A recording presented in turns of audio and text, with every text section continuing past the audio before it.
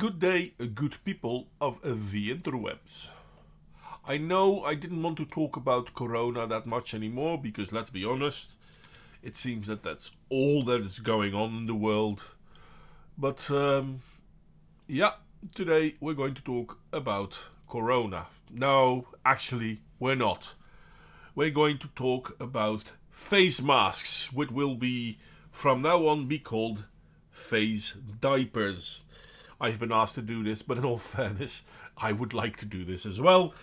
So that's how I'm going to call them.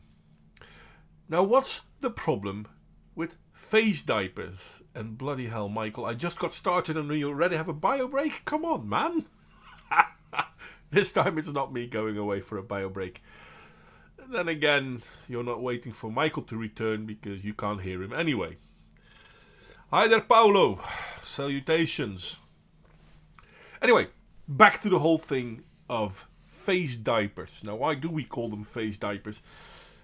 It seems that's the only thing they are.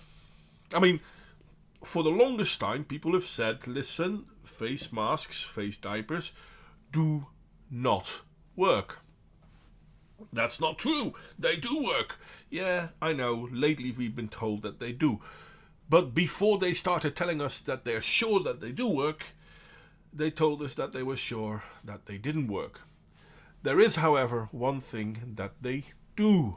Doo-doo. Yay, face diapers doo-doo. I know, I'm sorry, I shouldn't do that.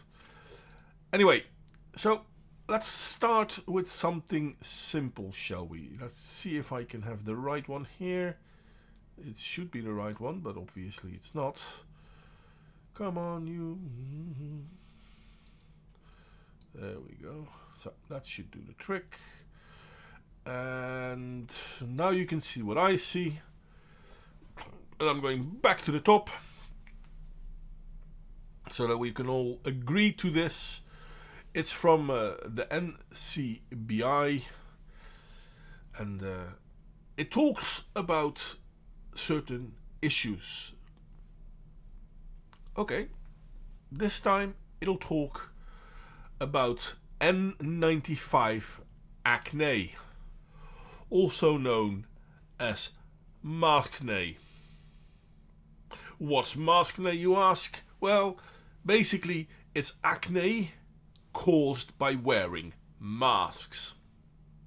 Now, in the example, and this is the abstract only because I'm not going to open the whole article for it. I could, you can too. Links will be provided. Actually, you know what? I'll provide a link now. Here is the link for the people in the chat. It will be placed eventually in the, how do you call that thing? The description of the video. Not just yet though, because now I'm talking. But for the people on Discord, on our Discord server, you've already seen it. To the rest of you, there it is. I'll just read the abstract, which is basically the short of it.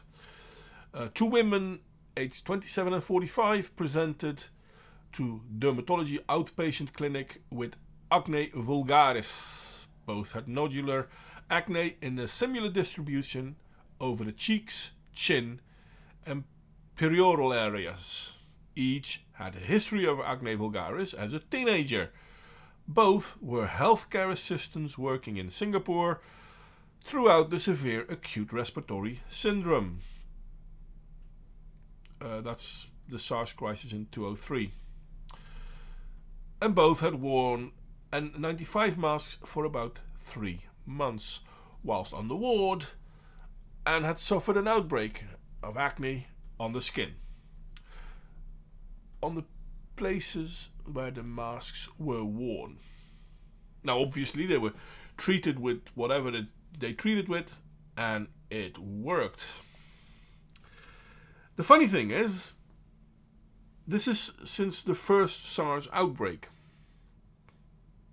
I mean, this article I'm showing you is published on 204. I can leave them both up like that. So this isn't new. But all of a sudden, this isn't true? masks don't cause Mascné. And yeah, it's not a term I made up. I mean, you can actually Google Mascné, and then you will find stuff like this. People, why are we wearing face diapers if this is the effect this has? Now, there will be people saying, yeah, well, you know what, better a little bit of acne than a deadly disease. And I have to admit, if my choices were acne or a deadly disease, then indeed I too would choose acne. Thing is, that's not the choice we have now, is it? I mean, it's acne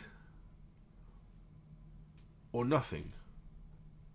How can you say that? Did you not know that corona, yada yada, blah blah blah? No, well, yeah, hang in there. I mean, you're correct. Corona may be deadly for about a percentage of our society. Now, don't get me wrong, I do believe it's a deadly disease and all that, because it is. The thing is, however, it's not as deadly as people claim it to be. It's mostly deadly for people beyond a certain age and with several health conditions. Now, I know that some of those health conditions, a non-functioning or a badly functioning immune system, or bad lungs, or overweight, obesity. Funny enough, all of those three things I have. Which means that I, by the way, am in a risk group. I have, what was it, less than 2% chance of dying. I have to look up the numbers again. I might have them close by, might not. I'll just see if I can find them real fast, because there are. It had been calculated, the amount or the chances people have of dying from the COVID. And I think I have it here. You know what? I'll show it to you as well. May as well. Well, that's all the stream thing is for. Come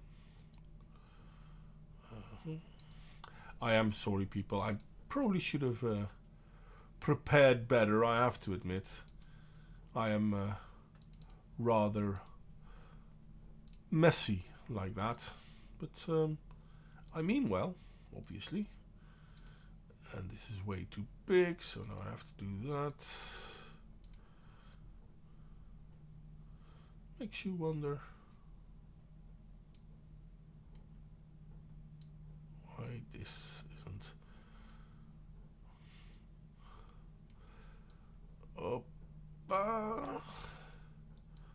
I'm sorry, good people. I should have done better than that. I should have prepared better. I hate it because I have to always do this shit. My bad. By the way, hi there, Toxic. And Utah isn't lifting the mask mandate. Yeah, well, come to the Netherlands. We have a mask mandate, a curfew, closed shops, and we have a prime minister who basically told people that he, as a government representative, cannot be held responsible because people didn't go out onto the street and riot. And yes, that's basically what he said. So I think at this point in time, the Dutch beat the Americans for stupidity. Anyway, back to the Mascné thingy and the disease thingy. Because is there a good reason for people to wear a face diaper? This is the thing. And this is for me. So I am between 40 and 49, and I do have one or greater underlying conditions, which gives me a little bit more than a 0.5, sorry, a little bit less than a 0.5% chance of dying. Now, don't get me wrong, I prefer not to die, but a 0.5% chance. I'm sorry, but that's almost nothing. Now, true, there are people playing the lottery with a smaller chance than that, but even if you're between 70 and 79, you still have a 5% chance, well, less than 5% chance of dying. And in all fairness, if you're between 70 and 79, you have that much of a chance of dying without corona too. So yeah, there is that. So, okay, face diapers are a thing, and if I'm to choose between Mascné and basically no chance of dying, my money would be on Mascné. Because why the hell would I want to die? Oh no, wait a second. I don't have a chance of dying. What the hell are we on about? Well, you have half a percent. And I'm like, the thing is, I don't have 0.5% of dying. That 0.5% is based on people in that category that actually died. But there are far more people in that category that didn't die. And the only ones that get counted are the ones that got sick. But a lot of people got sick and they didn't get counted because how many people haven't gone to the doctors lately because they know that when they go to the doctor, the first thing they ask is, well, have you been tested for corona? And then you have to get tested for corona and you have to wait another 2 days before the doctor actually will see you. Now, I'm not sure if this is happening everywhere in the world, but this is happening in the Netherlands. So a lot of people stopped going. They didn't bother. Because why? You know it's not that, and even if it were that, then there's nothing people claim they can do, so why bother? But based on the fact that people don't go to the doctor, they come up with these numbers. So there is something really sick out there. Anyway, let me check the text for a moment. Republic of Utah now. No, but Salt Lake is in blue, honestly. Though only a handful of cities actually follow the mask mandate, as it is unconstitutional. Well, there's too many states following the mask mandates, to be honest, toxic. And then again, the same is true in Europe. Most countries follow the mask mandate. Hiccup, sorry. The dating scene in America has just been given an extra level. The difficulty has been increased with the extra base of getting off the nose nappy, exceeding the difficulty of the former first base. That's true. I mean, there's a new first base. I mean, the first base now became getting the face diaper lifted. Nose nappy. Nose nappy is nicer. Fair enough. My father's retirement castle had the second vaccine shot on Monday. Since Tuesday, there's a total ban on visiting the people there. Friend living there says each hour a new ambulance speeds there. I have heard more of that. It seems that and this is happening in the Netherlands too, places where they did vaccinate the elderly, there is a big chance of them getting sick. Which to me seems weird because normally a vaccine is based on dead viruses, but the mRNA vaccines aren't based on the vaccines. So what is it they are getting sick of? It can't be corona because they've not been injected with corona. Now don't get me wrong, I do believe they're getting sick, but it can't be corona. The mRNA is based on an egg white protein. It's not based on the virus.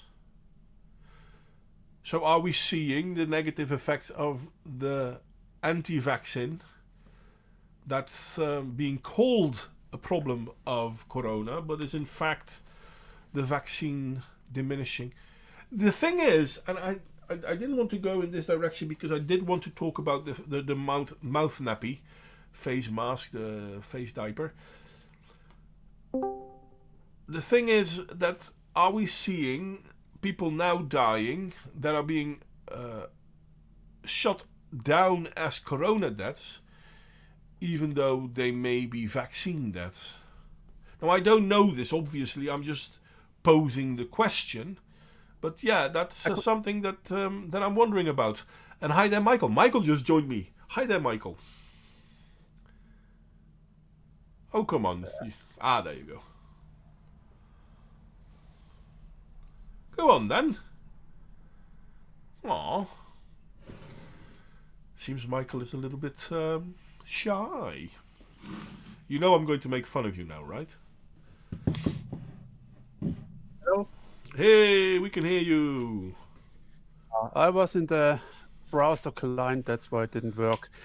I can answer the question why the people are dying of COVID or getting sick of COVID. The mRNA vaccination. It's plain simple if you think about it. The vaccination causes the body to produce what they found as RNA sequence of the virus. So the body will start building the antibody. So issue now is they still do keep wipe the mouth, nose, and so on. Michael, I'm going to call it quits for now because you're breaking up so badly, we can barely hear you. I however, do know that the mRNA vaccines are based on a protein spike, not on the virus itself. So the body might mass produce the spike, but it will not mass produce the virus. Then again, I mean, mind you, I'm not going to defend the vaccines because I've read articles, and some of these articles you actually sent to me, on how in the UK people gotten blinded and or indeed actually died because of the vaccine. So there's something seriously wrong with the vaccine. But I think what's wrong with the vaccine has nothing to do with corona and all to do with the vaccine. Yes, indeed. How are people getting sick? Now that's the question. And I do hope Michael gets back. Don't get me wrong, people, but he seems to have a slight problem. Okay, PCR testing for spikes. Body produces it. People being PCR positive. Well, no, fair enough. I mean, they might consider it corona because they find responses to the spikes on the protein. That might be true. But that is still not corona. It's still just the vaccine. There is no virus. And I seem to have a stable connection. I'm not quite sure, people. Am I breaking up? As far as I know, everything is going well on this side. Everything lights up green today. But I'm sorry, Michael. You're more than welcome to try it again.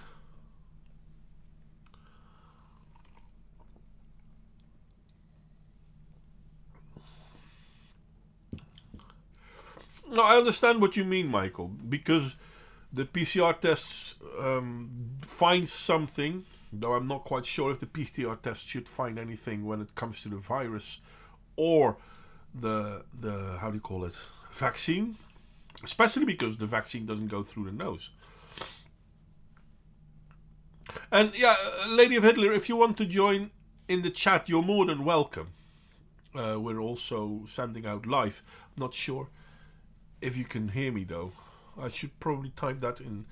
If someone could tell Lady of Hitler that she's also welcome to join me in the talkie bit.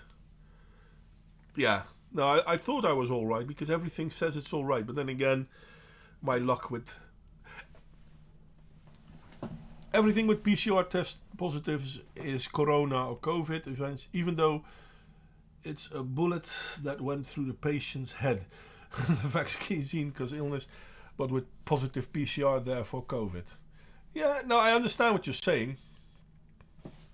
I still don't think it's COVID. I still think it's the vaccine. And here's the thing. I'm not an anti-vaxxer. But at the same time, I remember what happened when in 2008 we sped up the vaccine production for the Spanish flu that returned. And somehow people have forgotten that with those vaccines, people produced narcolepsy. It has been proven that that was the case. There's a reason why we normally test vaccines for a very long time. Now, don't get me wrong. When Trump said right to try, I was completely in favor of it. But there's a difference between right to try and forced to try. And what's going on with the vaccines now is that people are... We're not simply being asked to try. It is pretty much being forced to try. And I do have a problem with that. The vaccines just cause all sorts of illness, including thrombosis, which is true, which can cause similar symptoms as COVID-19 itself. I'm not quite sure if thrombosis can cause similar symptoms.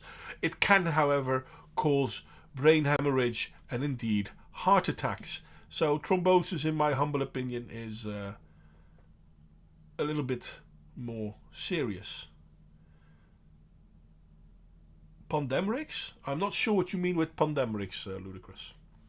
Anyway, I wanted to continue because I started this whole thing with me wanting to talk about how face diapers are indeed useless. And so far, people keep telling us, no, there is scientific proof that the face diapers are actually a very important thing. And then there is me saying, yeah, no, that's not true.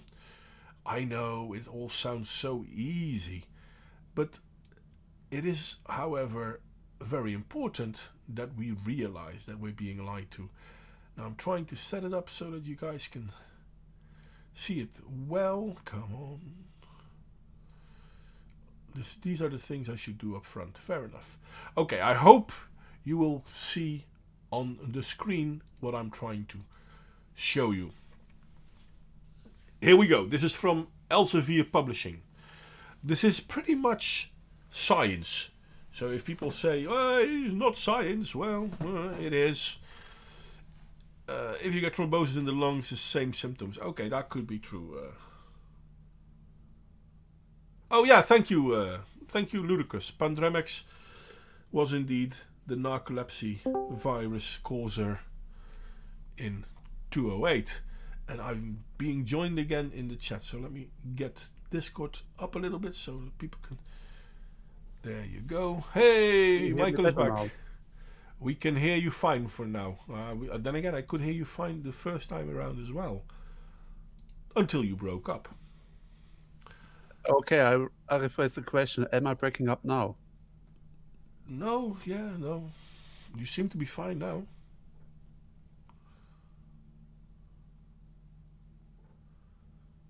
Can you hear me now? And you're gone again. It's gotta be. Well, there okay, you are again. Okay. There you are. And someone else joined. Who joined? Hey, Lady Hitler of Hell Kitchen.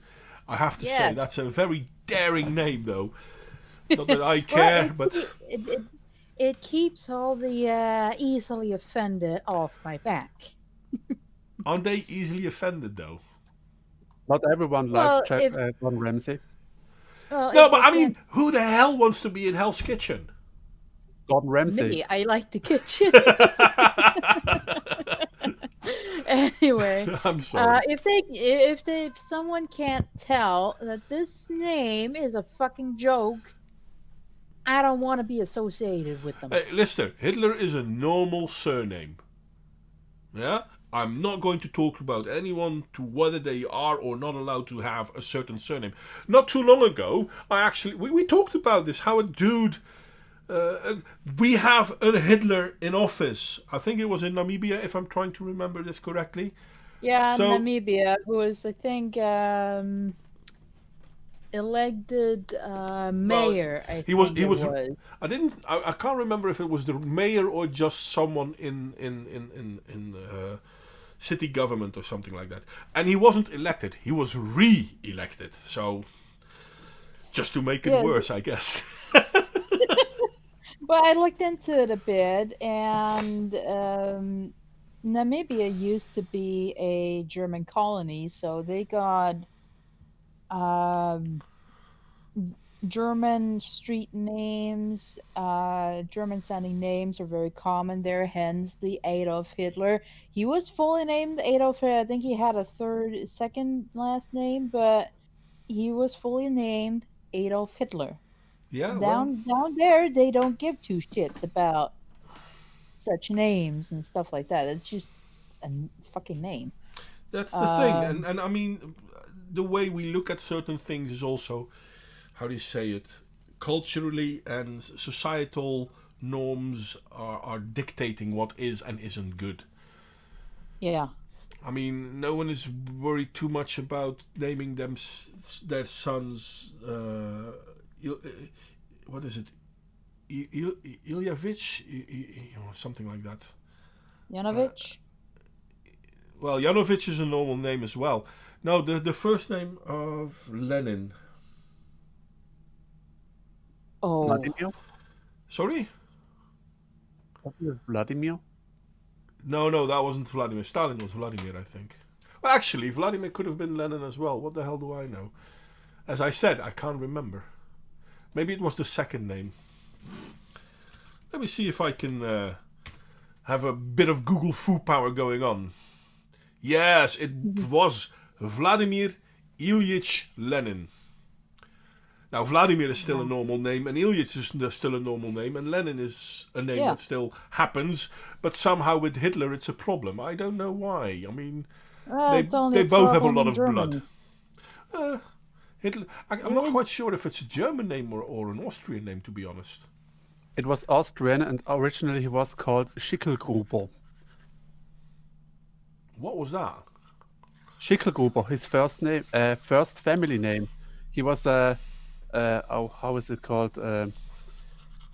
He was the child of a married father who wasn't married to his mother. What's it called again, please? A bastard. Yeah. Well, yeah, that he was anyway, but yeah. Well, he was a bastard and a bastard. Yeah. But yeah, no, I mean, honest, and I'm going back to what I wanted to talk about because, yeah, we can continue on your name. Who gives a fuck? And especially now that we're talking about something very important because there is science on masks. Finally. Well, it has been there for a very long time. Now, this starts... Yeah. I mean, I'm sorry, I can't show you guys on Discord. You have to follow the stream. But here it says about since January 2020, Elsevier has created a COVID-19 resource center with free information in English and Mandarin on the novel coronavirus. Which isn't novel anymore. Well, no. The COVID-19 resource... We found probes before that. We know of coronaviruses since the 50s, so... I meant COVID-19. SARS-CoV-2 has been found in Barcelona from 2013, I guess, in probes of the wastewater. Well, and that's another thing. We know that SARS-1, and this is SARS-CoV-1, sorry, and this is SARS-CoV-2. We know that there have been SARS-CoVs in between, but somehow they didn't matter, they didn't count. But what we know from SARS-CoV-1 is that it spread through the sewage, mostly through the sewage. And now we tell people to stay indoors. And there lies the problem. Anyway, Elsevier hereby grants permission to make all of its COVID-19 related research that is available on the research sensing, including the research content, immediately available in PubMed Central and other publicly funded repositories such as the WHO COVID data, blah, blah, blah, blah, blah, which means that I am allowed to use it as well. Why do I say that? Because why the hell not? Face masks or nose nappies or face diapers in the COVID-19 area, a health hypothesis. Fuck it, I'm not going to read it all. I'm sorry. Anyway, the hypothesis is this. On January 30th, the World Health Organization announced a global public health emergency of severe acute respiratory syndrome coronavirus 2, SARS-CoV-2, causing illnesses of the coronavirus disease 2-19, COVID-19. Same thing, whatever. As of October 1, 2020, worldwide 34 million cases were reported and 1 million people have died with virus diagnosis. Interestingly, 99 of the detected cases with SARS-CoV-2 are asymptomatic or have mild conditions, which contradicts with the virus name, severe acute respiratory syndrome. Because for more than 99% of the people getting it, it's not severe. No, it's just a bad fucking cold. Yep. Oh, listen, I had it, and for me, it was a huge deal. I really was. Now, my brother had the flu once, and because of that flu, he got committed to hospital, and he was in a coma for a few days, which is a big deal, let's be honest. Yeah. I was sick for 2 weeks. And okay, I felt really sick. Don't get me wrong, I felt really sick. Cold, sleepy, blah, blah. At no point in time, however, did I have the feeling that this would be my last day. It was a bloody nuisance. That's what it was. So, yeah.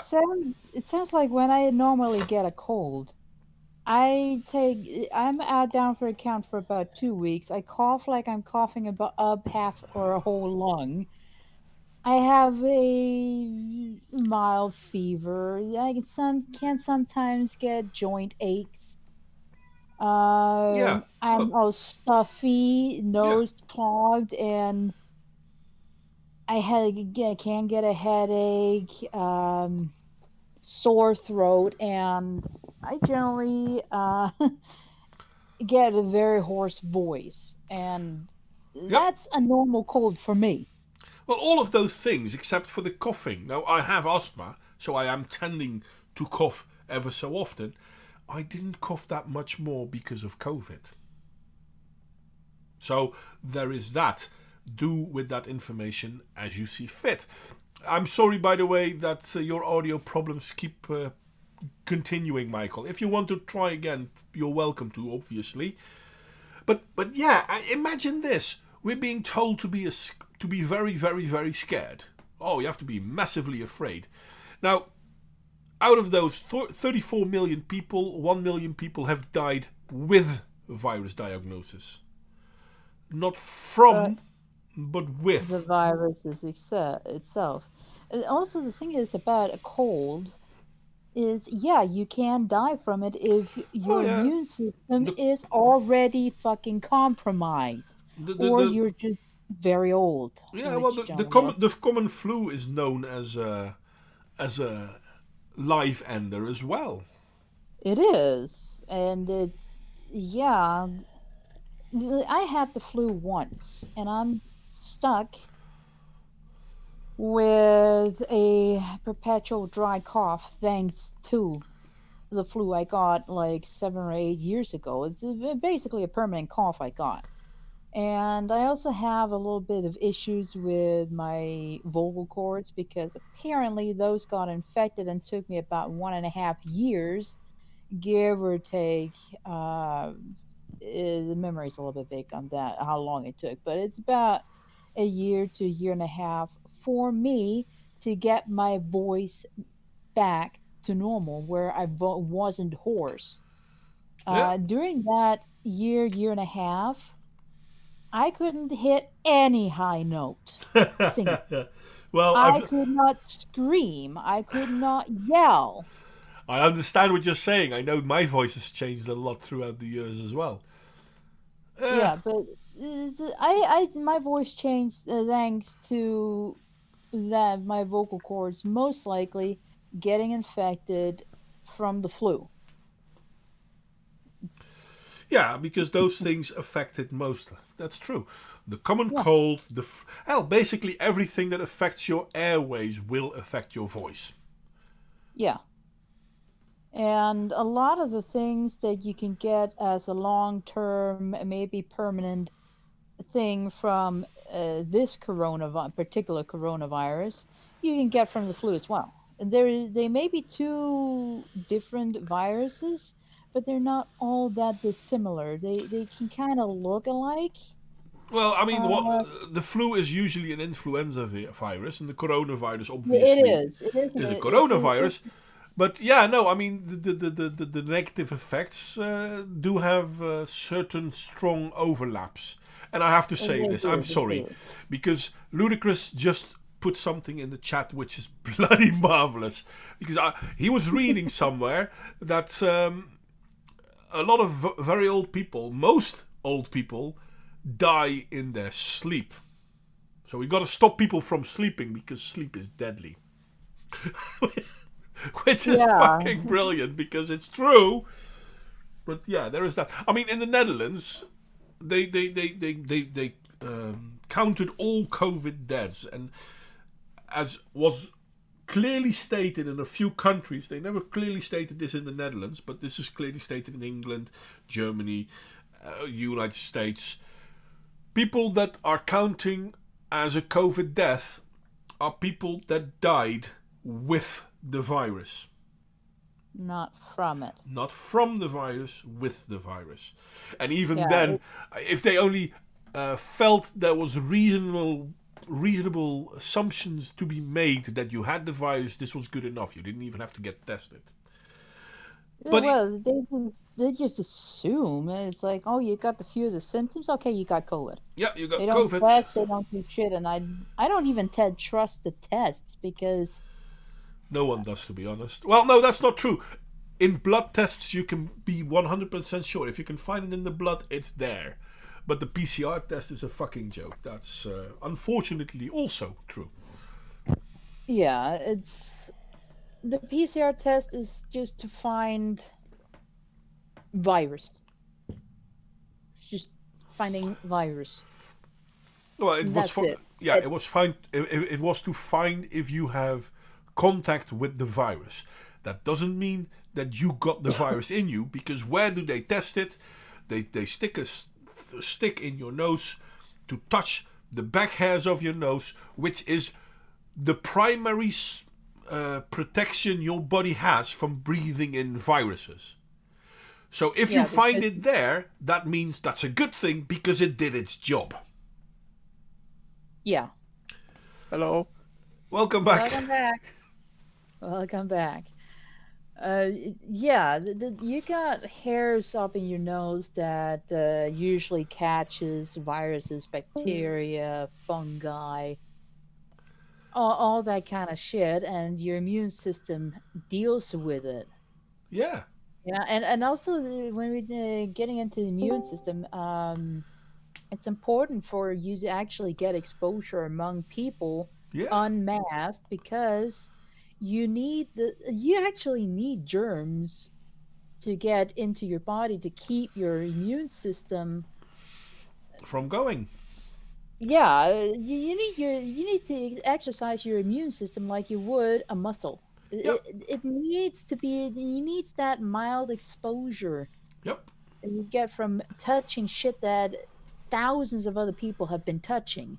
Mm-hmm. I mean, it's like, of course, don't stick your finger in dirt and then lick it. You know, that's just stupid. But you know, that mild exposure you get from touching, like groceries. You know, picking up a pack of packaged meat that someone else has been touching. Of course, it's cold, so there's probably not much on it. Or a bottle of salad dressing that everyone else have been touching.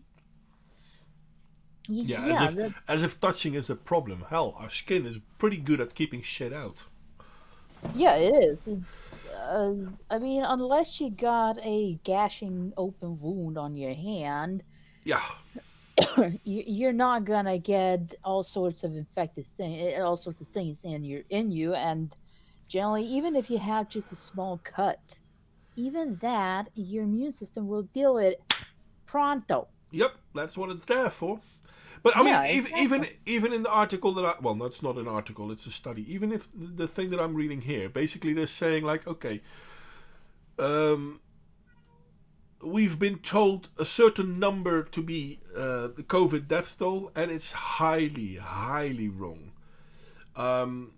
The overall clinical consequence of COVID-19 are similar to those of severe seasonal influenza, the article says, not the study says.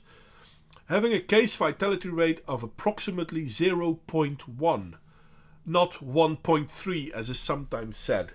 Even though nowadays they're like, it could be even less than 0.1. The thing is, we don't really know, because we only talk about the people that have been diagnosed, and the people that have been really sick, and the people that died. But it is commonly estimated that 99% of the detected cases with SARS-CoV-2 are asymptomatic or have simple and mild conditions, which kind of means that we don't really know how many people are not being diagnosed with asymptomatic or mild conditions. Well, asymptomatic is pretty much just you're healthy and you just happen to have the virus in your body. Yeah, and nothing else happens. Now, they found some of them because of mandatory testing, because if you go to the toilet, you need to test yourself, apparently. But, I mean, how many people didn't get tested but were asymptomatic? Or how many people didn't get tested and had mild symptoms but were like, yeah, I cough sometimes, so what? We don't know.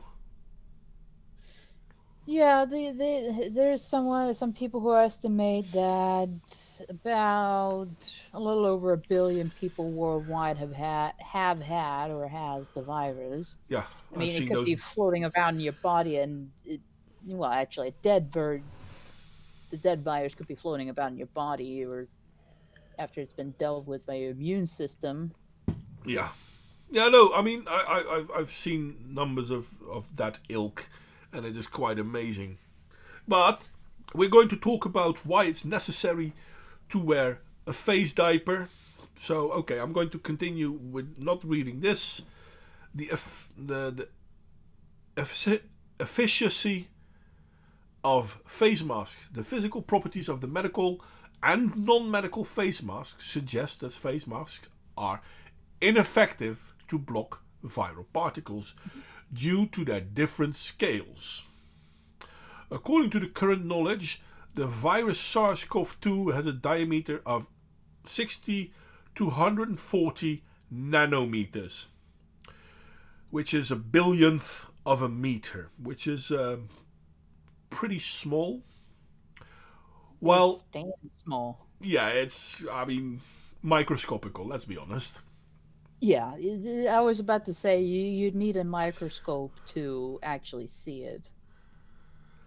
While medical and non-medical face masks thread diameter ranges from 55 micrometers to 440 micrometers, which is 1 millionth of a meter, which is about 1,000 times larger.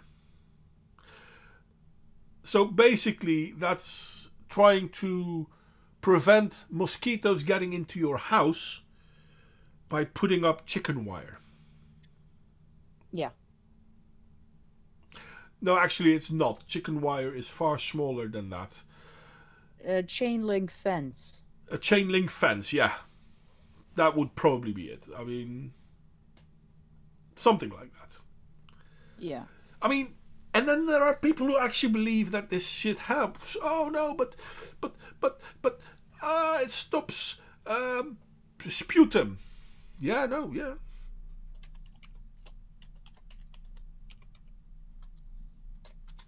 Yeah, it stops the large droplets, but the virus isn't just in the large droplets. Well, actually, the chance of the virus being in large droplets, yeah, that's all good and well, but that's not a problem because the worst thing those large droplets can do is land on your skin, and your skin can deal with it.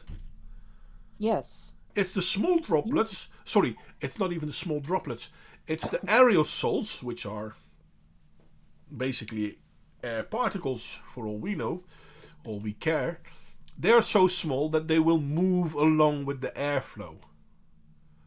Yeah, so essentially when you breathe out in your mask, you're breathing out a mist behind you. So essentially, if you got the virus, everyone who comes behind you, let's say in an aisle at a supermarket, they will get a face full of your exhaled mist that no one can see except for when it's damn fucking cold, and then get it in their face, and it can get in through your eyes. Yep. Yeah. I mean, due to the different sizes between SARS-CoV-2 and the diameter of face masks, the virus being 1,000 times smaller, SARS-CoV-2 can easily pass through face masks. This is just reading what they're saying. Well, we knew this. In addition, the efficiency filtration rate of face masks is poor, ranging from 0.7% in non-surgical cotton gauze woven masks to 26% in cotton sweater material.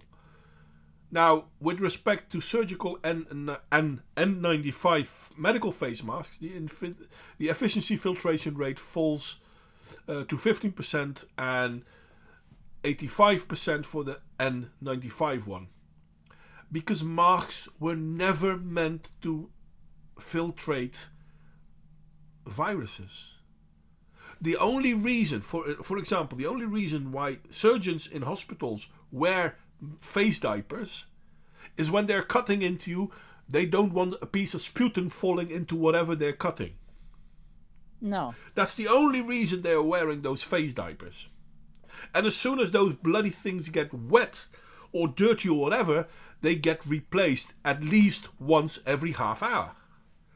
And now we have people wearing reusable face masks for whole days, scrunching them up, putting them back in the pocket, and then putting them back on their face again. Yeah. Actually, I've started using a scarf just below my nose, so it just goes over my mouth and leaves my nose free. It's just fuck you, I'm getting away with this. Yeah, I mean, seriously. And, well, having worked in healthcare myself, I know that if there is a risk of a dangerous virus, the first protection, obviously, is to wash your hands and whatnot. Yeah? Yeah. If it is So not truly... excessively. No, I mean, you don't want to destroy the skin. If you wash it too much, you destroy the skin. And it's the skin that protects you. That protects you, yeah. You just get rid of the surface shit. Yeah. So basically washing it a little with warm water or cold water or, well, basically water. With generally after you've been to the toilet, a mild soap. Yeah, just you water. don't even need the soap. People want to say you need the soap. Soap is nice, but not necessary. But anyway, what was I saying? Oh yeah. We know that masks don't work because if we work with people that have serious viruses that can get into the environment, into the air, you don't wear a face mask. You wear a fucking suit with its own oxygen, either with a hose outside so that the oxygen gets pushed in, or with a, how do you call those things? Those oxygen flasks to give you oxygen. But you do not breathe the same oxygen as the client is breathing because they have a deadly virus that is airborne. They don't go in with an N95. Oh, that would be absolutely stupid. And yet here we are. Yeah. It's like, this is not a dangerous virus. It's a fucking bad cold. Yeah, it kills people. Yeah, people die. Yes, healthy people can die from it, but that's an abysmally small percentage. It's like not even 1% of the people who've allegedly died from it. Yeah. Anyway, I'm going to continue with this small bit because I really want to get this. If YouTube is going to kick this video, it's going to kick it because of science and them not wanting to hear it. A meta-analysis among healthcare workers found that compared to no masks, surgical masks and N95 respirators were not effective against transmission of viral infection or influenza-like illness based on 6 RCTs. Using separate analysis of 23 observational studies, this meta-analysis found no protective effect of medical masks or N95 respirators against the SARS virus. A recent systematic review of 39 studies, including 33,000 participants in a community settings self-reporting illnesses found no difference between N95 respirators versus surgical masks, and no difference between surgical masks and no mask in the risk for developing influenza or influenza-like illnesses, suggesting their ineffectiveness of blocking viral transmission in a community setting. Kind of says it all, doesn't it? I mean, It does. you can wear a mask, or you can wear a different mask, and then wearing that mask and that different mask, well, they have the same level of protection. Or you can wear that different mask or no mask at all, which still have the same level of protection. How is this real? How do people fall for this? They're stupid. Yeah. Well, true. And I'm not and sure. I would also, Sorry, go on. I would also say they're pretty much conditioned / brainwashed into trusting the government and the media. Yeah, no, Unquestionably. I think therein lies the problem. It's not so much that we are conditioned. I think this is how humans are. We tend to believe, especially we tend to believe the ones whom we suspect to act in our best interest. Whether they are or not is a different story altogether. But as long as we believe that they're acting in our best interest, we are willing to believe them, it seems. It's kind of like the thing that we found in the 1960s, I think the Milgram experiment was, where where people were basically brought in from the street to help conduct the test, and they were shocking people to prove that they're good people. Most people continued with shocking, even though it went too far. This is just fast paraphrasing. Do you know the Milgram experiment? I do, and it was obviously they weren't actually shocking anyone, but True. it was still to see, how far could you make people go just because some authority figure told you, just keep shocking him. Yeah. It'll be all right. He's fine. He's fine. Don't worry. They didn't even use any coercion to make it happen. It's merely repeating like, no, it's good. Don't worry, it's good. Just ignore the screams. Yeah, it's not serious. He's just unhappy, which makes sense. I would be unhappy if I were shocked as well. Let's be honest. But the idea that people want to believe people who they deem authorities, that's basically how humans on average are. And I don't think we can blame each other for it. But I think we should blame the people who are abusing this. We know that this is the case, therefore our leaders should be trustworthy. Our media should be trustworthy. And they're not. And unfortunately they aren't. Oh, I got a message. What did I see? Okay, who is this? Casper wants to join too. Casper, this is somewhat of a serious one. So you are if you're willing to join, you are welcome, but this is rather a serious one. We can have some fun, but don't be drunk. Mm-hmm. And then we have to make fun of Casper all the time. But this is rather serious. Anyway, for the time being it is anyway. I can always have fun later. That is true. That is true. We can always have fun later. Anyway, I'm going straight to the conclusion. Again, I've posted one link. I'll post this link too. Just so that the people who want to say, oh, terrible, this is unfortunately scientifically proven.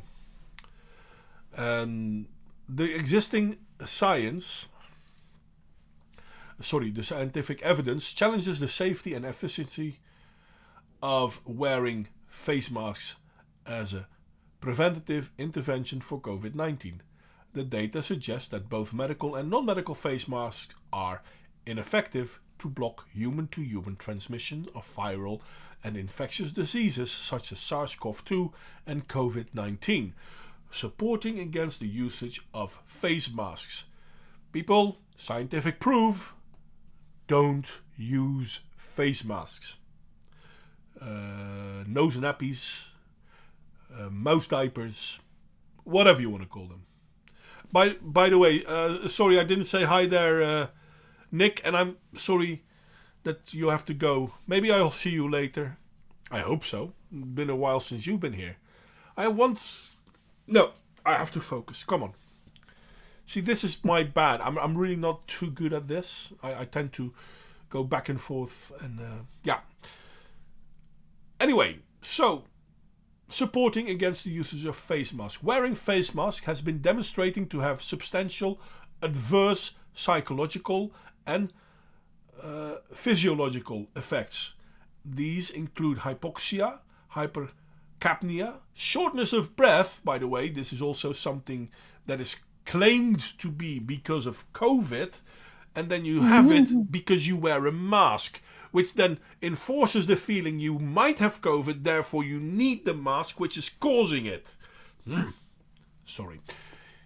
Increased acidity and toxicity, activation of fear and stress responses, rise in stress hormones, which, by the way, have been proven time and again to be a major causer of illnesses, immunosuppression, fatigue, headaches, decline in cognitive performance, which is probably why people still keep wearing those bloody face diapers, because, hey, you have to be able to think about it, a predisposition for viral and infectious illnesses. Now, this one I find really scary.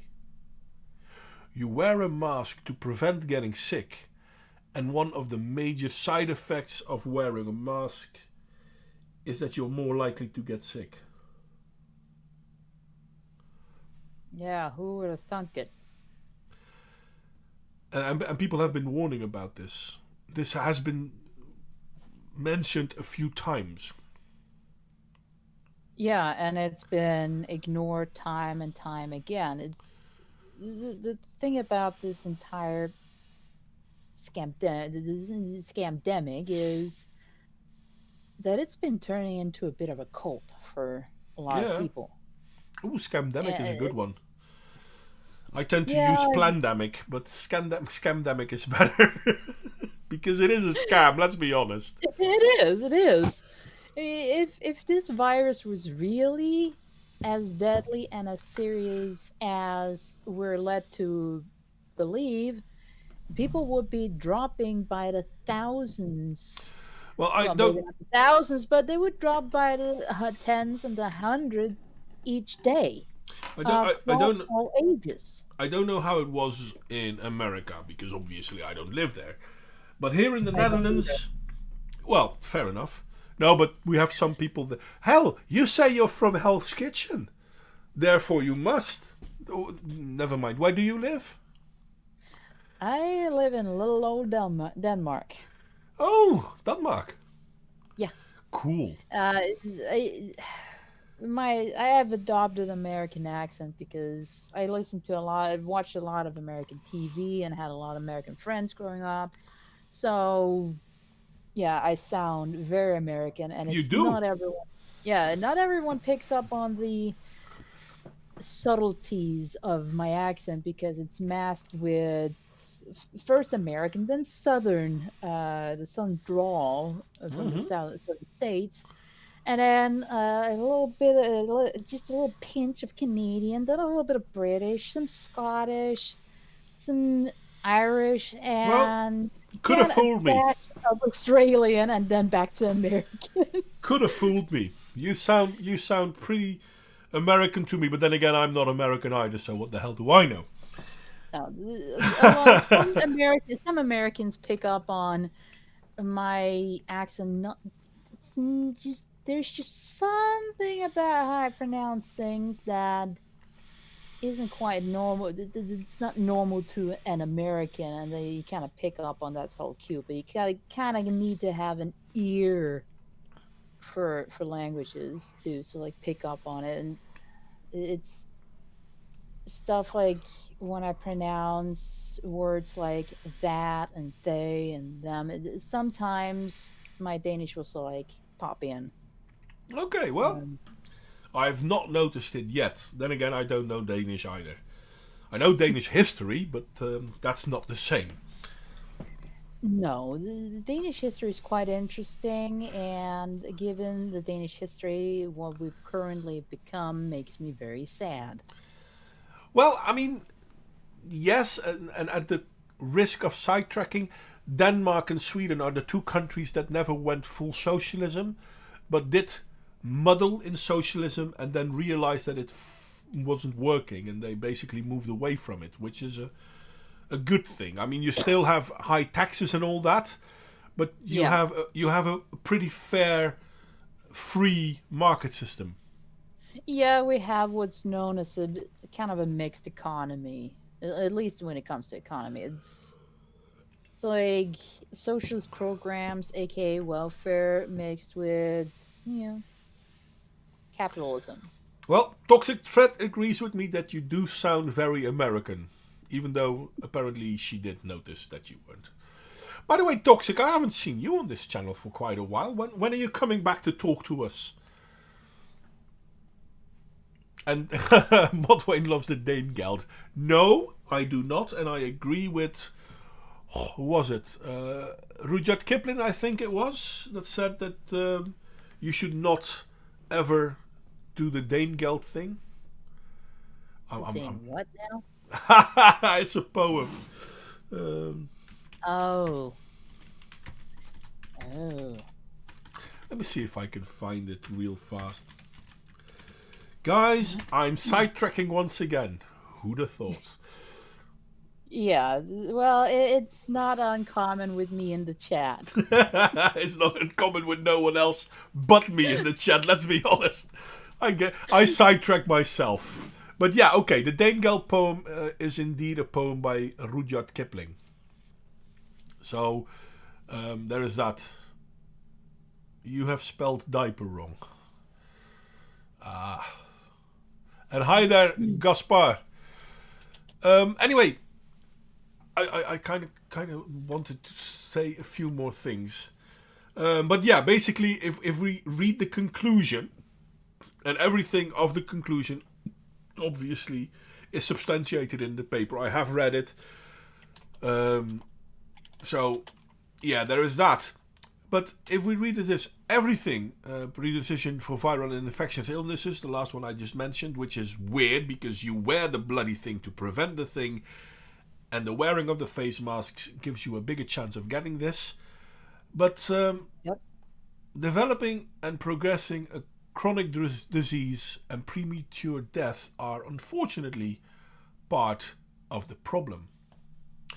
Governments, policymakers, and health organizations should utilize proper and scientific evidence-based approach with respect to wearing face diapers, when the latter is considered as preventative intervention for public health. And I can't help, because the governments of different countries that want to advocate wearing the face nappy, they basically are completely in favor of wearing it, and they claim that there is scientific proof that it's a good thing, whilst at the same time ignoring science. But if we say wearing a face nappy isn't a good thing, we're the one that are being claimed to ignore science. Now, obviously, the article here, it's not an article, it's a PDF. I mean, yeah, these are the references they refer to. It's bloody well documented, let's be honest. And I have it on that, so let me put it back on a normal address mode of, how do you call it? Web browser. You can see it is posted on a government site. I'll link it in the chat as well for people that want to see it. I'm not quite sure if you're watching the stream, by the way, Lady Hitler. I'm not sure if you're watching the stream, by the way. No, I didn't quite see a link to it. Oh, there it is. There it is. Sorry. So yeah, unfortunately, we used to do it in Hangout, and then we could share with each other to see what we are talking about. We can't really do that in Discord. But this article is a government article. And just like the article I showed you earlier is on the same website, it's both from the NCBI, talking about how Mascné is a thing from wearing masks too much. And this is something they knew more than 10 years ago. We already knew that viruses go through masks as well. But somehow we're never allowed to remember that. Physiological and psychological effects of wearing face masks and their potential health consequences. I'm sorry, but premature mortality is a health consequence of wearing a face mask too long without using the right protocol. But then again, everyone dies sooner or later, I guess. But how can we not know this? Well, ignoring actual science. And actually, the protocol comment kind of reminded me that I keep seeing people wearing these face diapers outside in open space, like especially when there's absolutely no one even remotely close to them. Or in their cars, when they're the only one in their own car. Yeah, it's like... Bloody hell.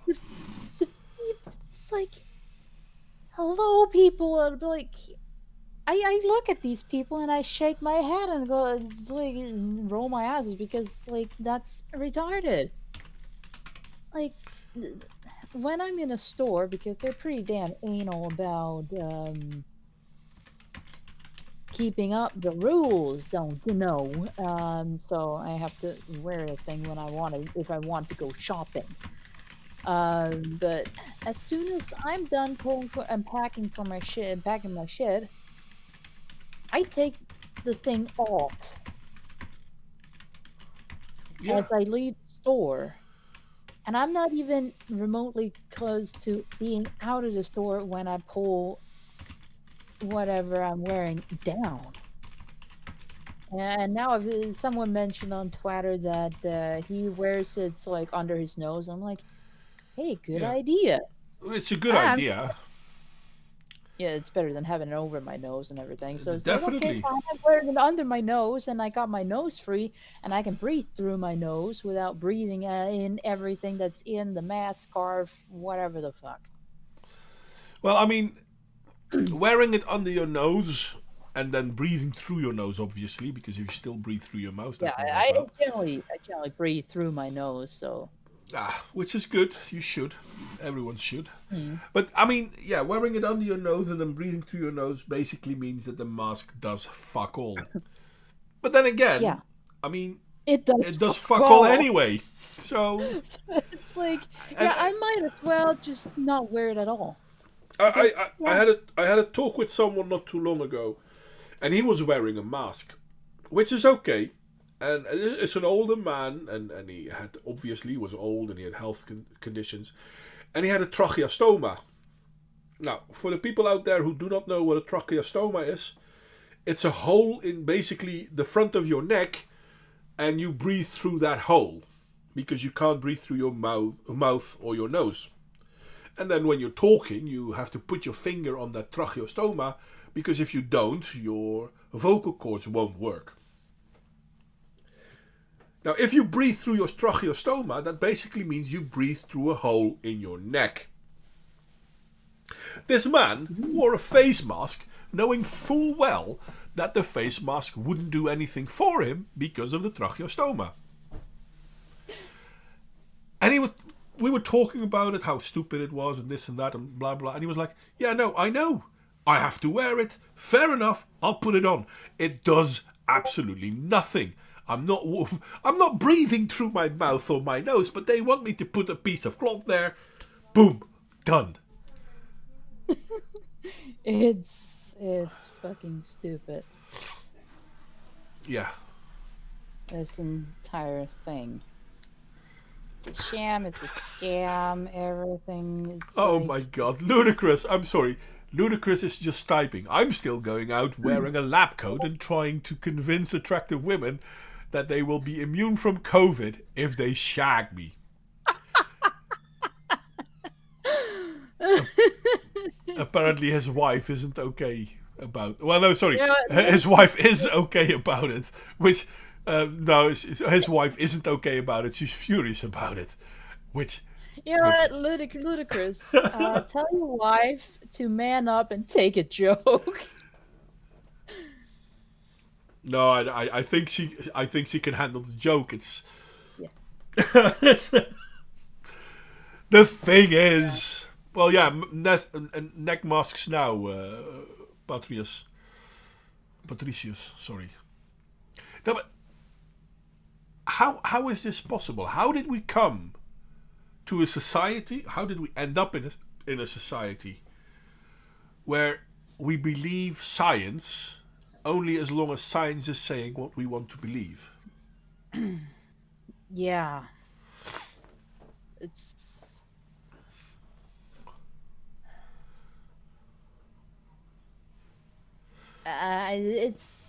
like too trusting of government and media, too trusting of the science, too trusting of the supposed experts they bring on, and etc. etc. Yeah, it's Paolo, I have gotten away with wearing what's it called? The plague doctor mask. a plague doctor mask. Yes, a plague doctor mask. I'm like, okay, fine. These bitches want to treat this like this is the plague. Fine, okay. Here, look at my face in a in a plague doctor mask, because that's how you fucktards are treating it. Okay, fine. It's like, yeah, I can't see very well, and the little glass eyes goggles fog up, and I can't wear my glasses, but yeah, it's still fun just walking around with a plague doctor on. Yeah, in the Netherlands, you're not allowed to do that. You're not allowed to wear a helmet. Which is weird, because, let's be honest, it would work. Hell, and this is earlier last year, I think in April, they were already talking about maybe making masks mandatory. And then there was this dude who was wearing a full face gas mask. But he wasn't allowed... No, actually, it still wouldn't work against viruses, by the way, because a virus is too small. Even a gas mask won't stop it. Yeah. But he wasn't allowed to do it because it looked threatening and scary and yada yada yada blah blah blah. And I'm like, okay, it will have more effect than an N95. It still has no effect because viruses are viruses. Gas particles tend to be bigger than that. But yeah, no, I mean, he wasn't allowed to do it because it looked threatening and scary.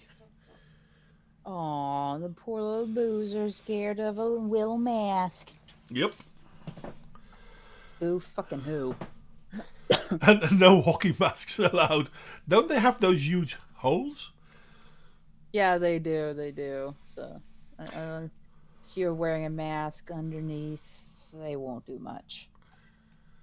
I can remember that when they started with forcing people to wear masks, they made masks from fishnet stockings, And at first they were allowed in Germany. I know this is true about Germany because I read the article about it. Fishnet stockings are, not a lot of protection. But yeah, it was good enough. You can't make this shit up.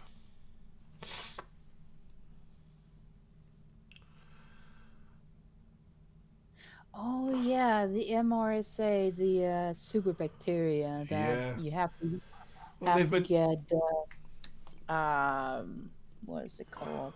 You have to get a very special cocktail of antibiotics to actually treat. Yeah. Uh, though I don't think a lot of people who they found it in knew they had it because hardly any symptoms. Yeah.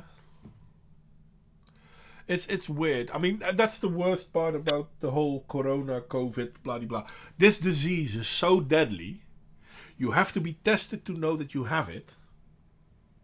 And then they come Yeah, with a vaccine that's so safe and so protective that you have to be forced to take it. yeah. Um, It's gotta be like me. it's like this quote unquote vaccine was developed so fast that we don't know what it does long term.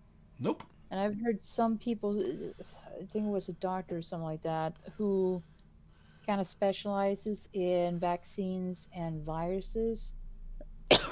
And she said that we'll most likely see a lot of deaths, a lot of autoimmune diseases develop within the next 4 to 14 months. Yeah. It's pretty stupid. It is.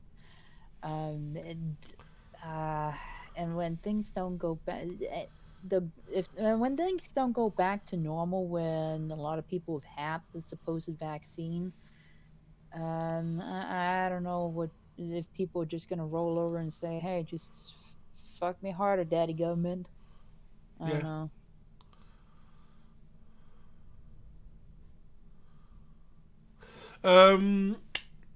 Modwayne, don't forget about the German doctor that made an antigen vaccine with 99% efficiency and now faces charges for doing so. I can't remember that one. I think you sent me the link on that one, Michael. That is true, but I can't remember it. And also, how did they develop an RNA vaccine? No isolated virus mean not sure what they're vaccinating against. This is partly true, but the vaccine is an RNA vaccine not because it's against the virus, but it's against the how do you call it, egg white thingy in the stalks on the virus. So it's not even against the virus. It's on something on the outer rim of the virus that helps the virus spread. So yeah, it is pretty weird though. Yeah, it is. And don't get me started on the vaccine pass. Well, that's another beautiful thing. I mean, I've seen videos from Israel because as Israel has the vaccine passport, which people were warning about that this was coming, and then they were saying, no, if you believe that the passport is coming, oh, you're just a scaremonger, and oh, you're just a conspiracy thinker. But now we have a vaccine passport coming. But I've seen videos from Israel where people go to checkpoints to prove that they indeed had taken the vaccine, yes or no. And if they didn't have taken the vaccine, they would get a yellow sticker placed on their clothing. Now, I don't know how much people still remember from the Second World War, but Israel basically became a nation because of it. And now they're doing to their own people what Hitler did as well. And this is something I said would happen a few months ago in the Netherlands. And people were saying, oh, you're being anti-Semitic. And I'm like, how is this anti-Semitic? I'm warning that the same thing that happened then is going to happen again. But Obviously, history repeats itself. History does repeat itself, and people are condemned to it because people don't seem to care. I don't know. And yes, Patricius, the vaccine pass was a conspiracy a few months ago. Until they started talking about it more seriously, and here we are. Yeah. Well, in the Netherlands, we have a doctor that is being basically, he hasn't been called out but they want to have him called out to face, more or less charges, because when people come to him for the vaccine, he wants them to sign a paper, basically saying that the people who receive the vaccine know what's in the vaccine and take full responsibility for the vaccine or any side effects they may have. And if they do not sign it, he will not vaccinate it. He's also not telling them to sign it. He's merely saying, listen, if I vaccinate you, and the Dutch government has said this, if you're being vaccinated in the Netherlands and you have side effects of the vaccine, the government can't be held responsible, even though they want you to take the vaccine and force you. The producers of the vaccine can't be held responsible because they've been given immunities because of that. Therefore, the people giving you the vaccine will be held responsible. A nurse giving you the vaccine, if you have a negative side effect, you can charge that nurse. So there's a doctor who knows this, because this is the law in the Netherlands, and most people, even most health officials, aren't truly aware of this. But there's this one doctor who's like, yeah, listen, wait a second. If something goes to shit, I can't point towards the government for forcing it, and I can't point towards the producers for making a shoddy product, but I am going to be held responsible. I'm not going to take that responsibility because I don't even want to give the bloody vaccine. But if they want it, I'm going to give it to them because I'm getting it. But I want you to sign that you took it. And if you didn't sign, I'm not going to give you the vaccine. And now people are falling over him because how dare he tell people that they have to basically sign away their responsibility. And he's not asking them to sign away their responsibility. He's basically telling them to take responsibility. But how dare he? This is how stupid it has gotten. It's the same thing. Well, but you're refusing a vaccine. I'm sorry, not wanting to take something doesn't automatically mean I refuse it. It merely means I don't want it. Yeah, because we don't know what will happen in the future. How does it affect your body? What does it do to your body?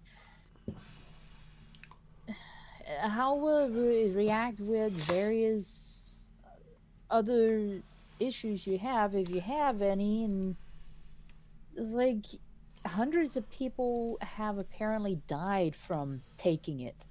Granted, they were already very old, and they would probably have died from the virus anyway if they got it. I've seen a small clip today, and I haven't confirmed if it's true, yes or no. But it's a Dutch veterinarian, pet doctor. I'm not sure if I pronounced it correct. And this pet doctor made a vaccine for coronaviruses in cats, because you have coronaviruses in other animals as well. It's not based on corona SARS-CoV-2, by the way. But anyway, there was a coronavirus. It could be deadly for cats. He made a vaccine for it. They tested it. And the cats that were given their vaccine had a lifespan on average that was 3 months shorter than the cats that did not get the vaccine.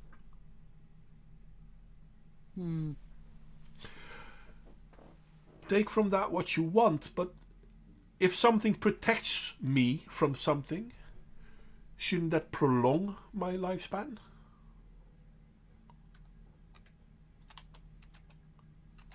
Yeah, it naturally should, but it doesn't. This doesn't. Imagine taking a vaccine and dying from it. How stupid would your family feel? Well, Gaspar, that might be why they keep telling us that there are new outbreaks of corona, and it's people not dying from the vaccine but dying from corona. No one can see it. They wear full body condoms. You can barely see the eyes on the vaccination teams. Well, that might be true in Switzerland, but here we go to doctors and nurses, and we do see them.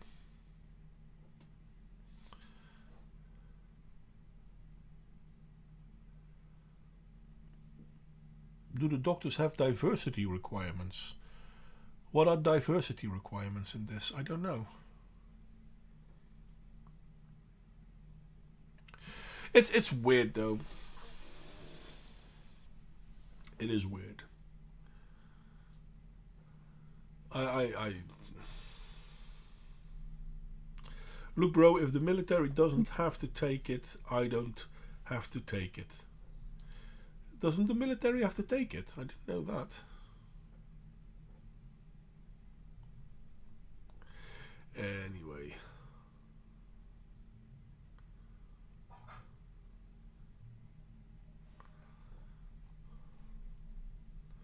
Anyone have anything interesting to say anymore? Because I'm all out of lines, I guess.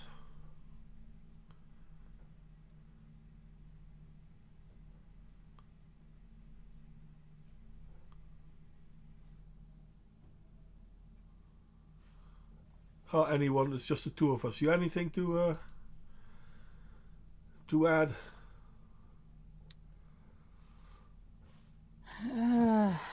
No, at the moment, no.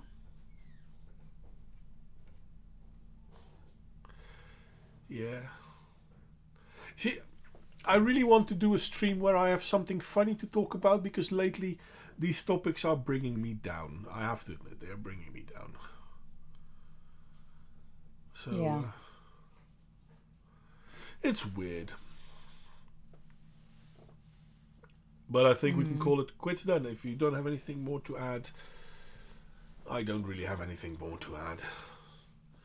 Michael, you want to try saying something again?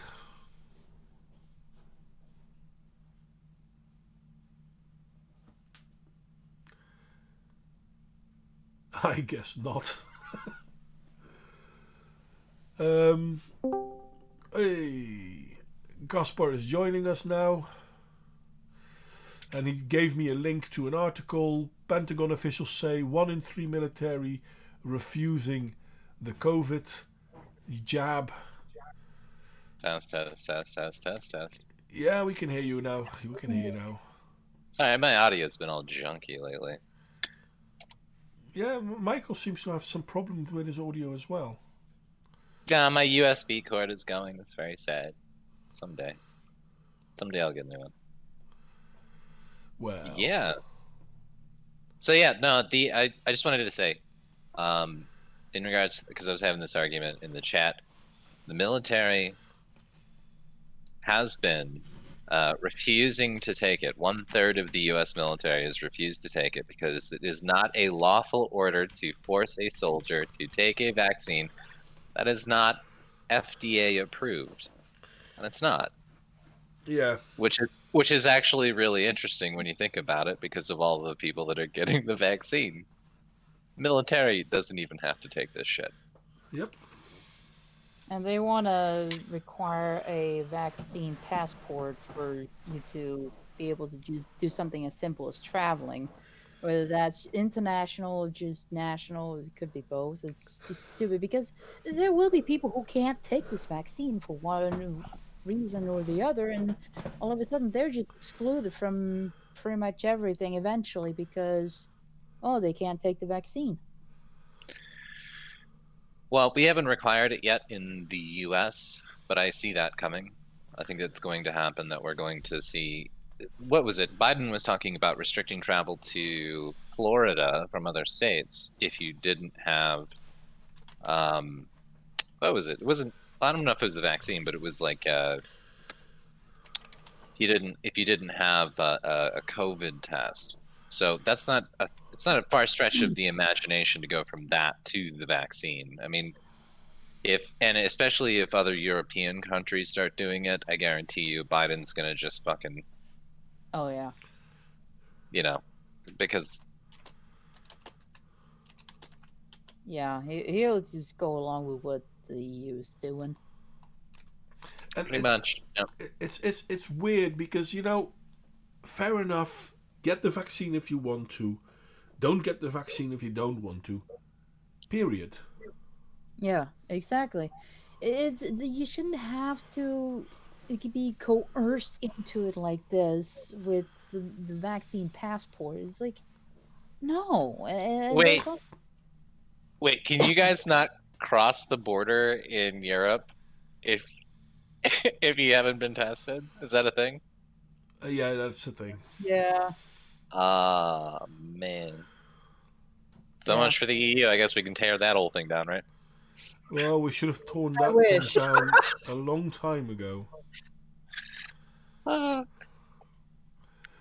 hey, Gaspar, I wouldn't laugh too much, mate. Have you seen the way the United States are going? Yeah, I know. Well, look, man. Right now, I'm basically laughing before the roller coaster goes over the fucking edge. I'm just watching you go over it first. So it's gonna happen to all of us. I'm not sure who's going to be first, whether it's going to be the EUSSR or the USASR. The USARS? I don't know, man. I don't like that. Well, you know what the USSR? Do you know what the USSR is? Was? I do. Okay. Well, that would be the Soviets, wouldn't it? Yes, and now we have the EUSSR, Mm-hmm. and we have the USASR. No. I understood I was complaining about the acronym. I just don't like the acronym, like the USARS. Yeah, well, you don't have to like the acronym. It's not the point of the acronym. The point is the acronym is bloody perfect because it fits, doesn't it? That's the issue. Well, we'll have plenty of time to argue about the acronym when we're all in Gulag. So That's the thing, isn't it? That's the thing,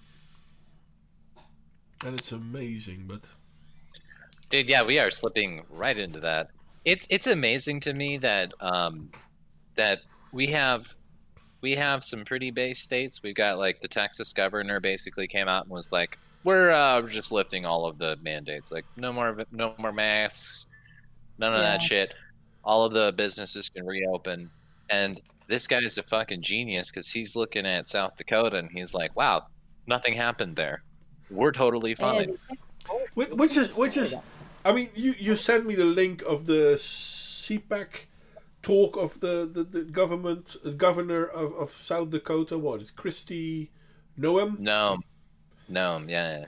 No, she's pretty awesome. Like, if you actually listen to that, it's like an 8-minute segment, but she goes over all of the numbers and she talks about like what the predictions were for like how many people were going to be in the hospital, and then she's like, it was something crazy, like 10,000 people were going to be in their hospitals at the peak, and then they didn't do shit. They didn't close anything down, and they had 900 people in the hospitals. Well, the same is true for nearly all countries. Hell, in the UK, they predicted that even if people would live with the restrictions like the masks and the social distancing, it would still cause 2 million deaths. Yeah, but that my didn't view happen. on it. Yeah, exactly. Well, that's my view on it. Is that we've seen the success story already in a couple of nations in Europe, and then we've also seen it here in in the U.S. Yeah, all you have to do is look at South Dakota. Yeah. It's done. We Well, can open now. We don't have to worry about this crap.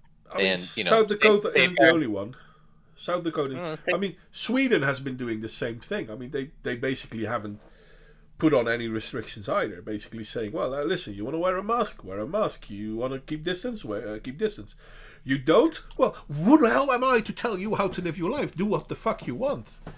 Oh, but you put your finger on it right there. See, now there are two options here. It's either personal responsibility, like you take your own risks, like we all do in life, or deity government can come in and fix that right up for you. And some people are apparently happier with the latter option there. Just having Andrew Cuomo come in and murder like 15,000 people. That's fine. And then that's basically tell people, well, I mean, yeah, but we're not responsible. I mean, this happened in New York. What's the name of Michigan? Did the same thing. I forgot her name. Whitmer. I mean, these people have so much blood on their hand, and they're telling you that you're a bastard for not wearing a mask, which I think we've proven now is basically a bad idea, wearing masks. Yeah. No, if I was Cuomo, the first thing I would have done after all this bullshit came out with his sex scandals and the 16,000 dead elderly people, I would have just lifted all the restrictions and been like, okay, we made a mistake. But he's not going to do that.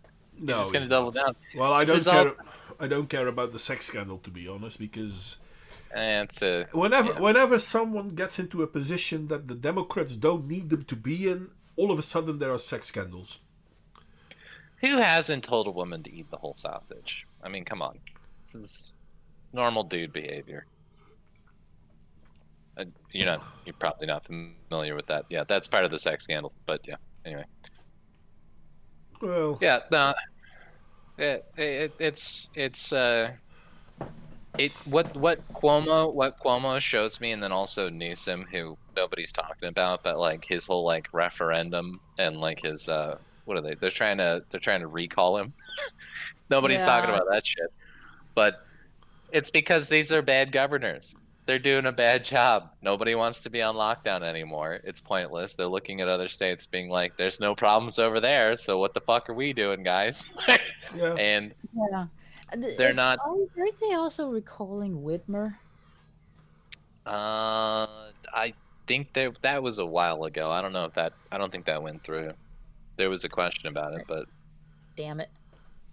Well, yeah, she's a fucking Nazi, bro. Like the way she's running that state. Even the politicians and the judges in her state basically told that what she was doing was unconstitutional, and she did it anyway. Yeah, and then the courts didn't do shit. So they let her. Who's running the state? Whitmer gets to do whatever she wants, I guess. So yeah, I mean, that. Yeah, but no, that's the thing that this has pointed out to me, is that just looking at all the bullshit that's going on with Cuomo, Whitmer, Newsom in California, this is all political. That's all it is. Well, they're not gonna lift shit. We're all gonna pretend that COVID's the big mass killing fucking virus because we have some Democrat governors who don't want to lose their governorships. That's what we're doing. And we're going to spend a shit ton of money. Do you know the SS Comfort or whatever, that stupid ship that fucking Trump parked off the coast of New York? They only took in 200 people. Yeah. The entire time that thing was fucking parked off the coast. And Cuomo could have moved all of those people that were sick with COVID onto the liner, and he didn't. He put them in the fucking homes. Well, actually, he put them in the homes, and then when the thingy was there, he basically prevented them from going from the homes to the how do you call it, the hospital ship. He basically prevented it. Yeah. No, and the Cuomo arc, I've been following the Cuomo arc pretty fucking closely because I think it's fucking great. They actually just recently, it was yesterday, they just had a release where they showed that top Cuomo aides actually altered the report. Now, this is different than just simply covering it up and just saying Yeah, it's one step further. we're not gonna show you.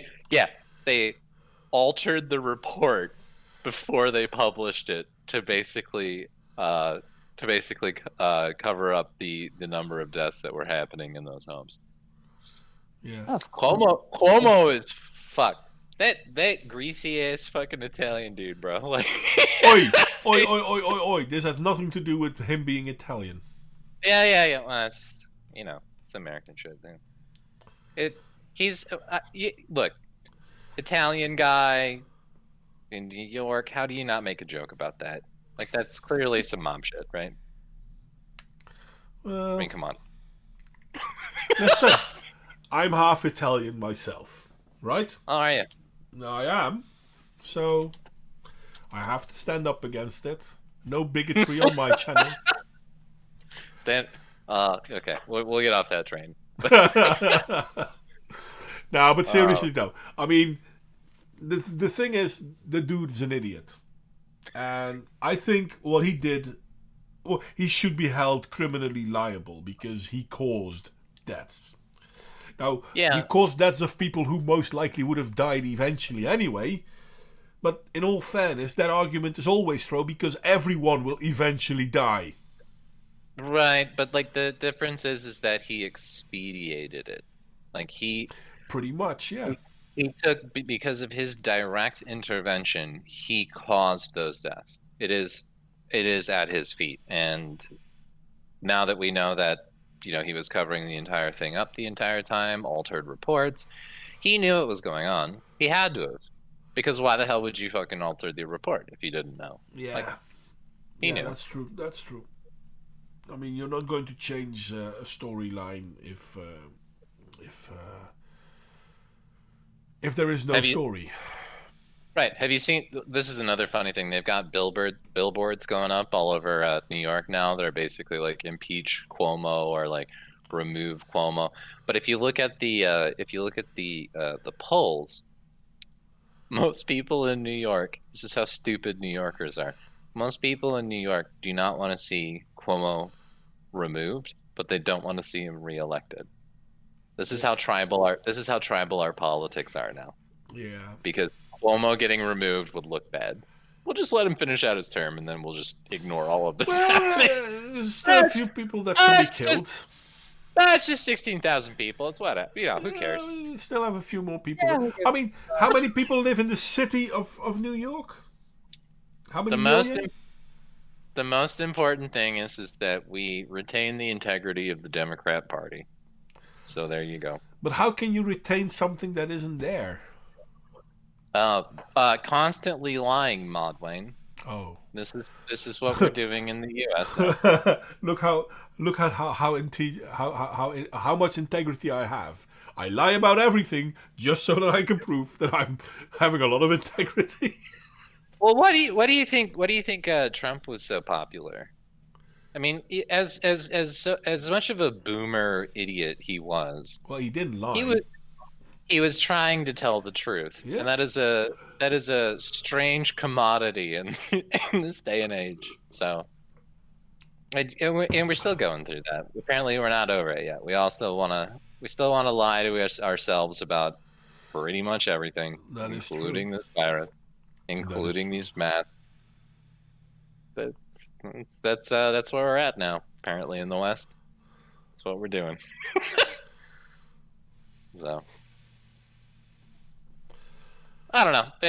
That'll hit the wall eventually, but I think what's gonna have to happen, and this is why I think that the masks. I really hope that the mask thing keeps going on, because people are gonna get so sick of it.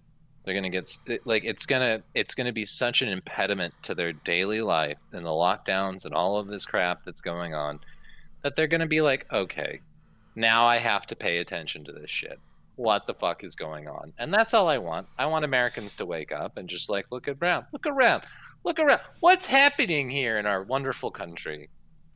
Is Nancy Pelosi the freedom fighter against Trump, or is she the Is she the benevolent dictator that's destroying your state, California? I don't know. I don't know. She's benevolent. I wouldn't call any of the politicians benevolent, to be honest. But the thing is, and I think Michael Keller made this point in the chat, and he's pretty bloody damn on point on that one. Remember the movie I Am Legend? People turned zombie after they were forced to take a virus shot against something. I am like, is that the Will cancer movie? treatment? Yeah, Cancer well- treatment. It was a cancer treatment. Yeah.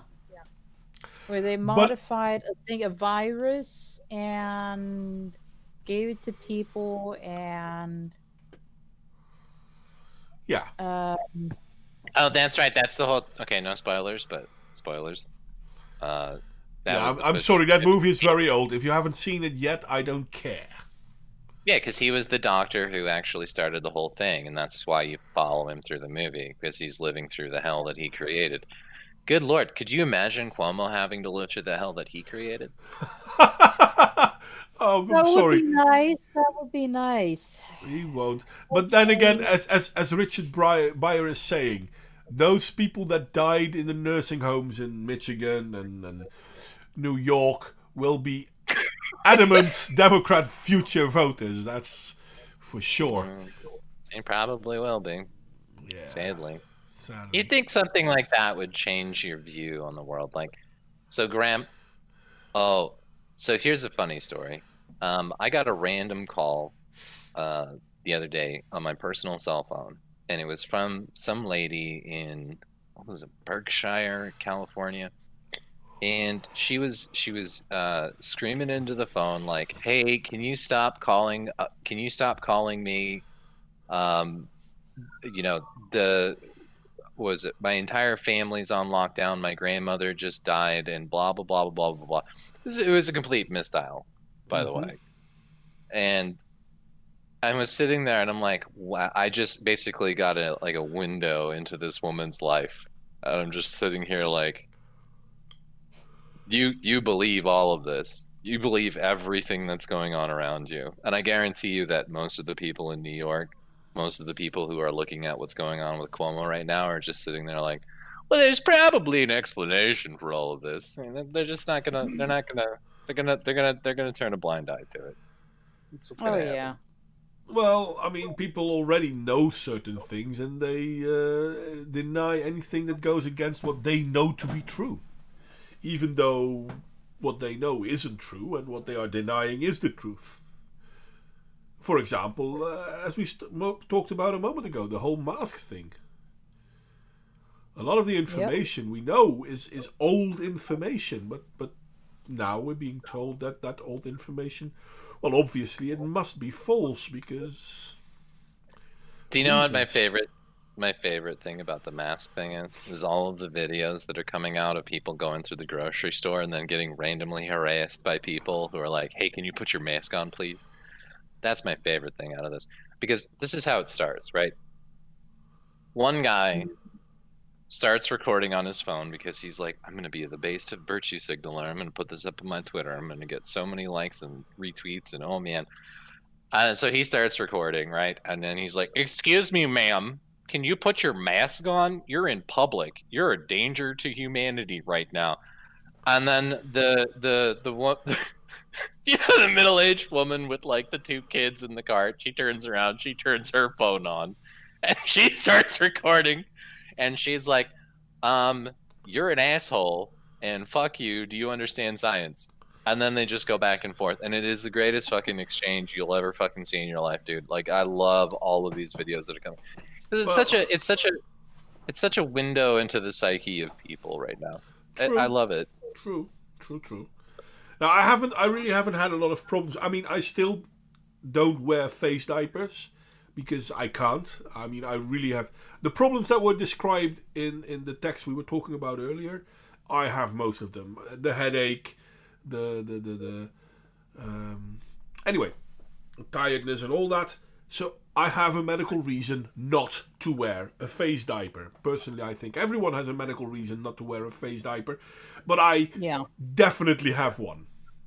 And in this country, by law, you have to wear a face diaper when you go to the shops. Well, the shops that are still open, because most of the shops are closed. Unless, of course, you have a good medical excuse. What's the law exactly? So what happens if you don't? You get fined. Oh, it's just how much is the fine? Do you know? €90. Well, €90 for me, 10,000 for the shop. Holy shit! Yeah. Yeah. But here's the funny thing.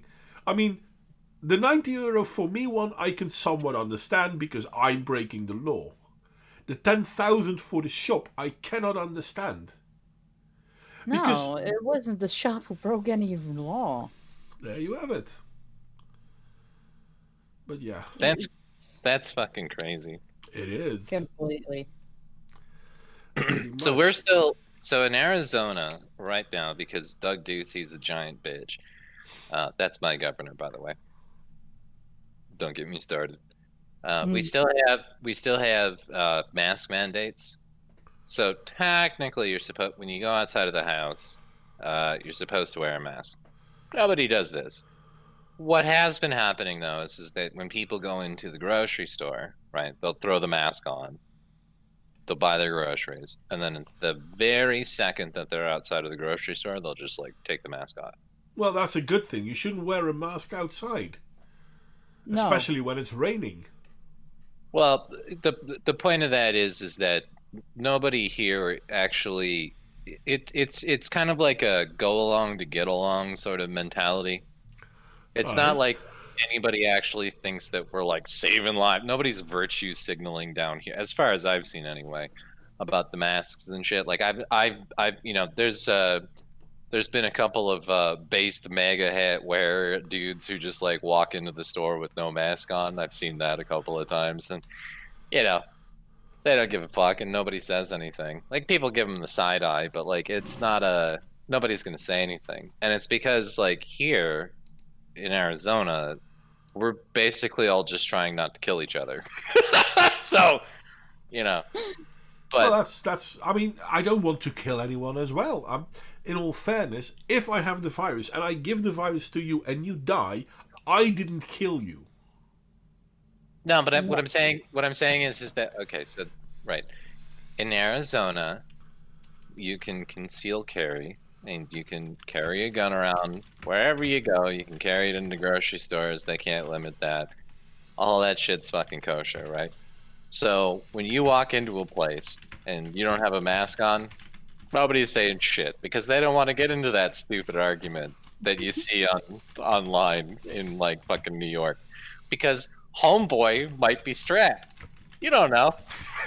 So we're very polite here. But the funny thing is that there's still like a passive effect there where people are still wearing masks when they go into public places, and it's just kind of like the polite thing to do. But nobody believes in it. I don't believe it because you know, people walking through the parking lot, they'll be like unpacking their groceries into the back of their cars and shit, and they'll be around their kids, and people will be walking past them, and they don't even flinch. They don't care. You know, they're not worried about this disease. It's just something that we're all kind of working through to get past, basically, until everybody calms the shit down. Yeah, the cultists, the government, and the media. Ugh. Yeah. Yeah, and I'm living in the valley too. Like this isn't where I live. It's not like Republican Central either. This is like I live in the Democrat fucking area, right? Like I'm in the center of the valley, and even people here just like it's just one of those things. Like we're just waiting for this whole thing to be over. This is why I think Doug Ducey needs to get off his dick and fucking do some shit and just be like, you know what, we don't care about this anymore. And all of Arizona will say, hooray. Nobody cared anyway, and everybody's okay. Our hospitals didn't even get filled up. We kept hearing about like how our hospitals were gonna get like fucking surged. In the Netherlands, we still get told how our hospitals need to be protected and they have it so crowded. Last year, the Netherlands closed 2 hospitals. But what We're- about the virus, bro? No. We are wearing face diapers to prevent the virus from spreading, which face diapers don't do, to prevent the hospitals from getting overcrowded. And to prevent the hospitals from overcrowding, 2 hospitals were closed because they were, how do you call that? No longer needed. Let's say it nicely. I'm Right, well, sorry. that- So what did we do? We did the job so good that we had to close 2 hospitals, but we have to continue doing it because otherwise the hospitals will be overcrowded. Yeah, you got it. You got it, Modwing. This is how you know the masks are working, is that your hospitals aren't overcrowded. That's all you need to know. Yeah, well, I mean, There you go. Just keep wearing those face diapers. in that case, it's a good thing that we realize that schools are very important, and therefore we stop them from overcrowding by closing more schools. Oh, that's a whole different. Oh man, have you seen? Oh, this is just an American thing, but like, hey, I don't know if you've seen it, but like the Zoom calls that have been leaked from the teachers who I've seen. are. Yeah, I've Oh, seen. so you have seen them. Yeah, I've seen them. And then Yeah. imagine that. I mean, you're a teacher. You're getting paid to do fuck all, and you're complaining about parents that Well, they then- want to have yeah. their kids go to school, and then all you have to say, well, they only want to have their kids go to school so they can do drugs. What the fuck are you on about? No, well, this is my favorite line from one of the leaked Zoom calls is that they want their babysitters back, and I'm like, bitch, you want your vacation to never end. That's what are we talking about here? They want their babysitters back so they can go to work, pay their fucking bills, pay their taxes, so that you get paid. Where the hell do you think the money's coming from? Yeah, What do you do? What are you doing? yeah. Man, fucking, I have been so red pilled on the teacher unions question through this entire thing. Like I've gotten like a blinding understanding of like just how crappy our education system is just by looking at these teachers through these like leaked Zoom calls. Yeah. These people are not. They shouldn't be doing anything.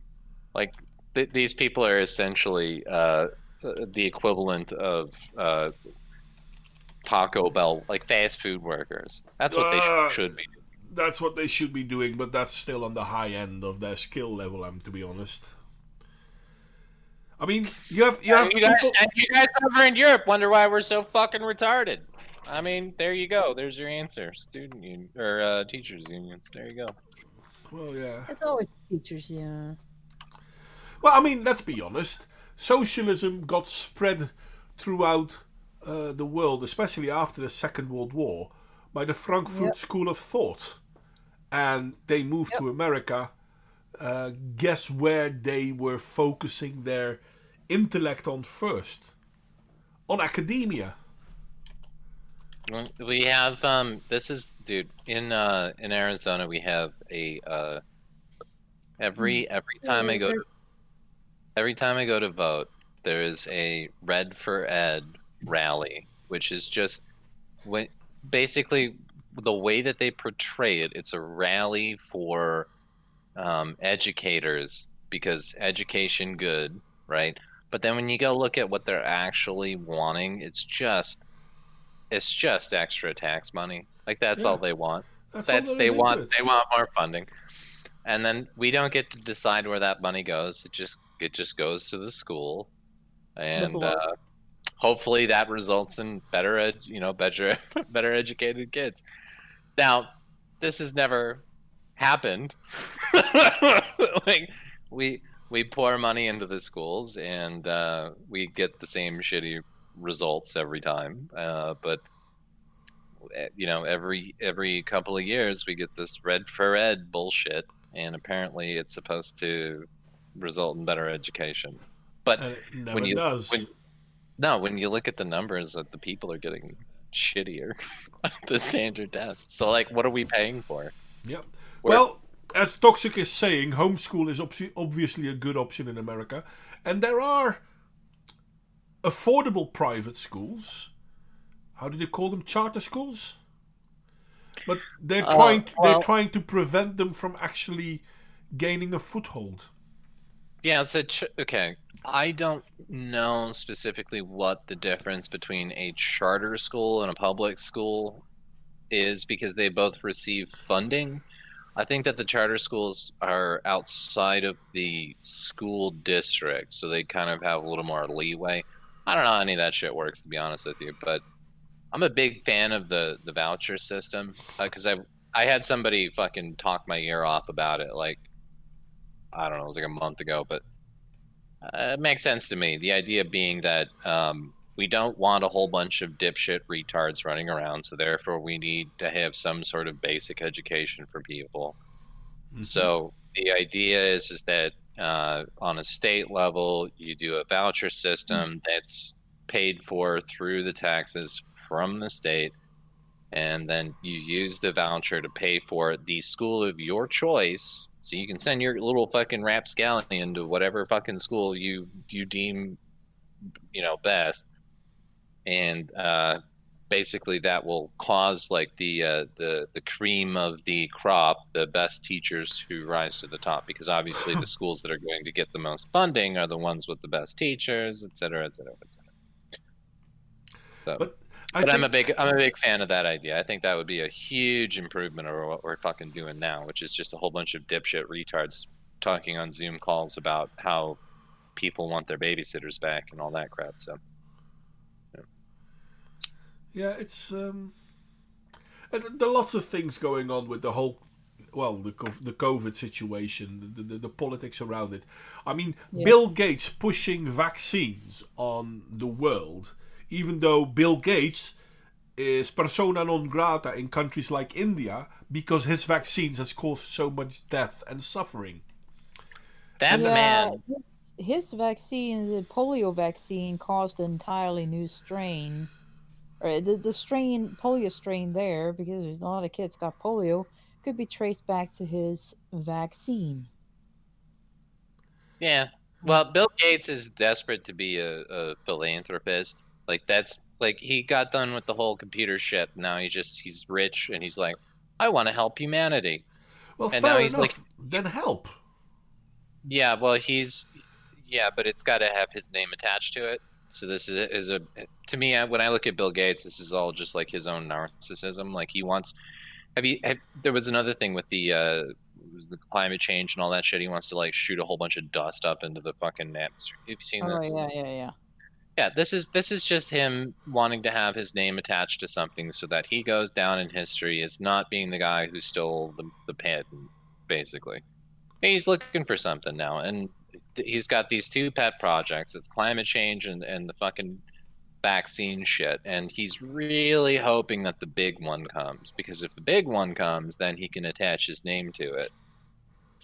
Well, and he can be like, I think Bill Gates is spreading himself too thin, and whoever is like behind him and all that, propping him up, if he does or says the wrong thing, they're not gonna hesitate to just take him out. Snip, snap, boom. Yeah, it depends on how high on the food chain he is, though. I don't know. He's he's like a left-wing Silicon Valley guy. Like, those guys are pretty untouchable. So. No, they're not. I mean, he might be because he's pretty high on the food chain, I think. But a lot of the Silicon Valley people, they're puppets. What's the name of the dude who owns Twitter? He can't. That would be Dorsey. Yeah. Jack Dorsey. Shareholder. He can't do anything. I mean, yeah, okay, sure. He can come over tough against Western people talking about certain things, but only against these people, because the ones that are protecting him will protect him.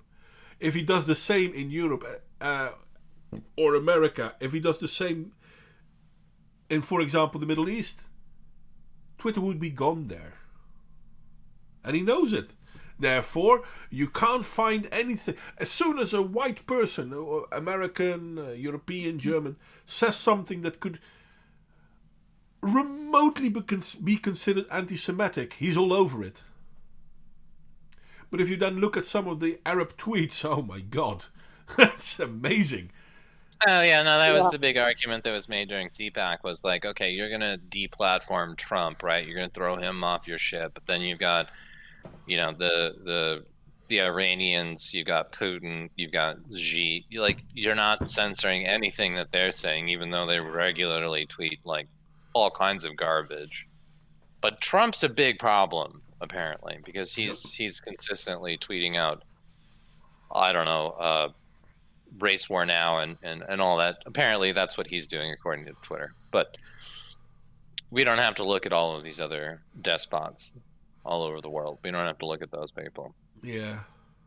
These are the moral police apparently now. So we have that to look forward to.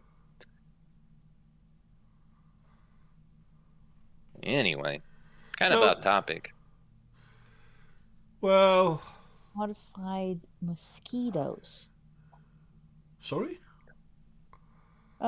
Michael just posted a Link. a link in Discord about Bill Gates wanting to release genetically modified mosquitoes to inject you with vaccines. Yeah, that sounds like my boy Gates. That sounds like it's not even remotely possible. Have you seen Bill Gates? Well, I know he's about as trustworthy as. I'm sorry, I went through you. What did you say, lady? I said that it doesn't even sound remotely possible. It's like.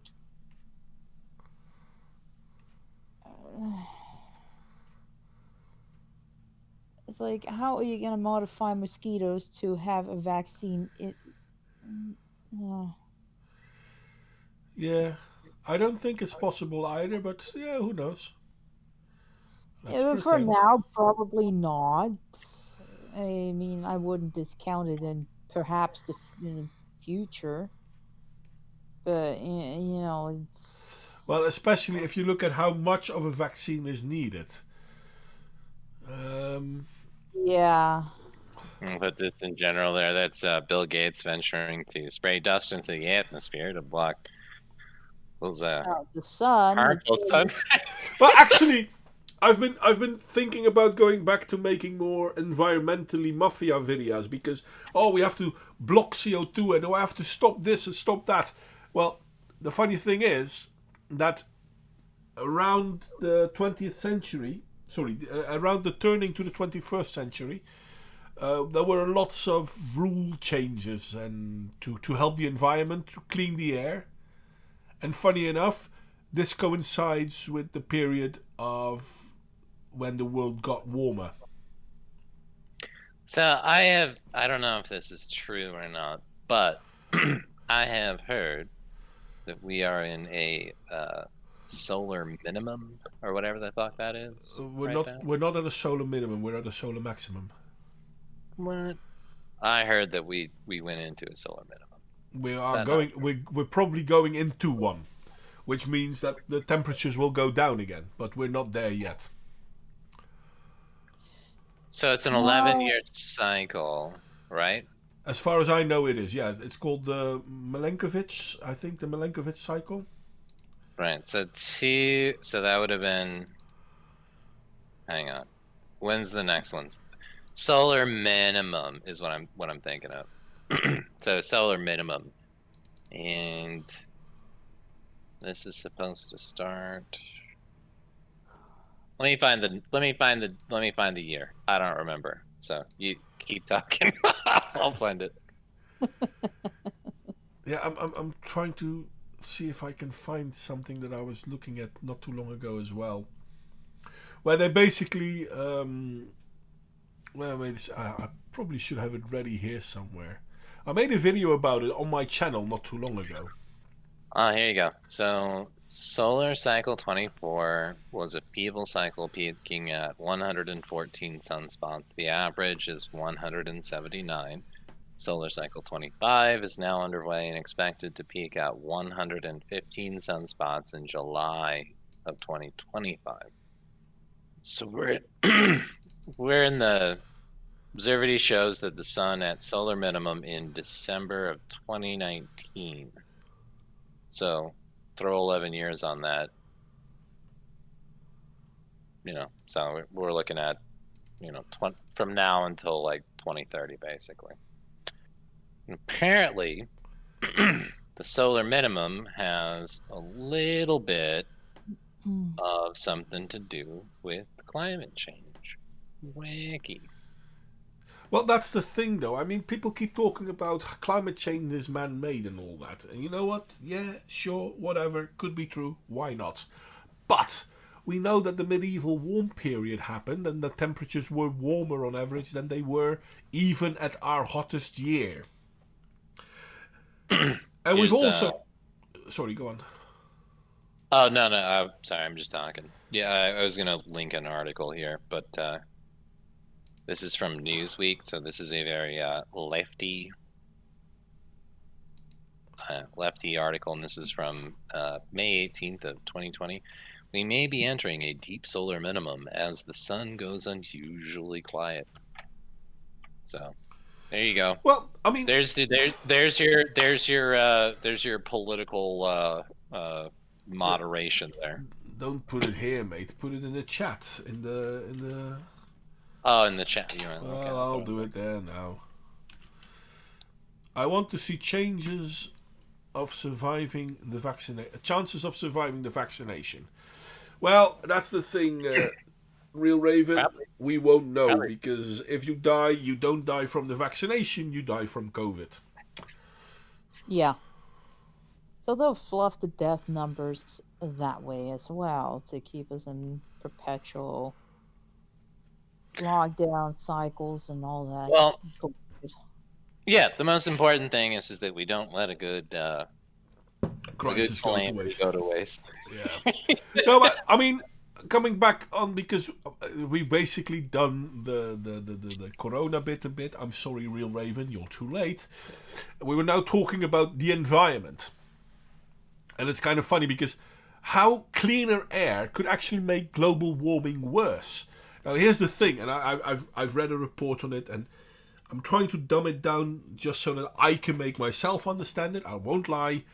But there are certain substances in the air, and they do things, right? And carbon is one of the things that hold on to infrared. So basically, they hold on to warmth. Now, the thing is, warmth comes from solar radiation towards the Earth, and it escapes from Earth into space. If we don't, we're a big heat sink, basically. If we don't have greenhouse gases around the world, the solar part will be warm, and the side where the sun is not will be well under 50 degrees. So, in all fairness, it's a good thing that we have greenhouse gases around our planet.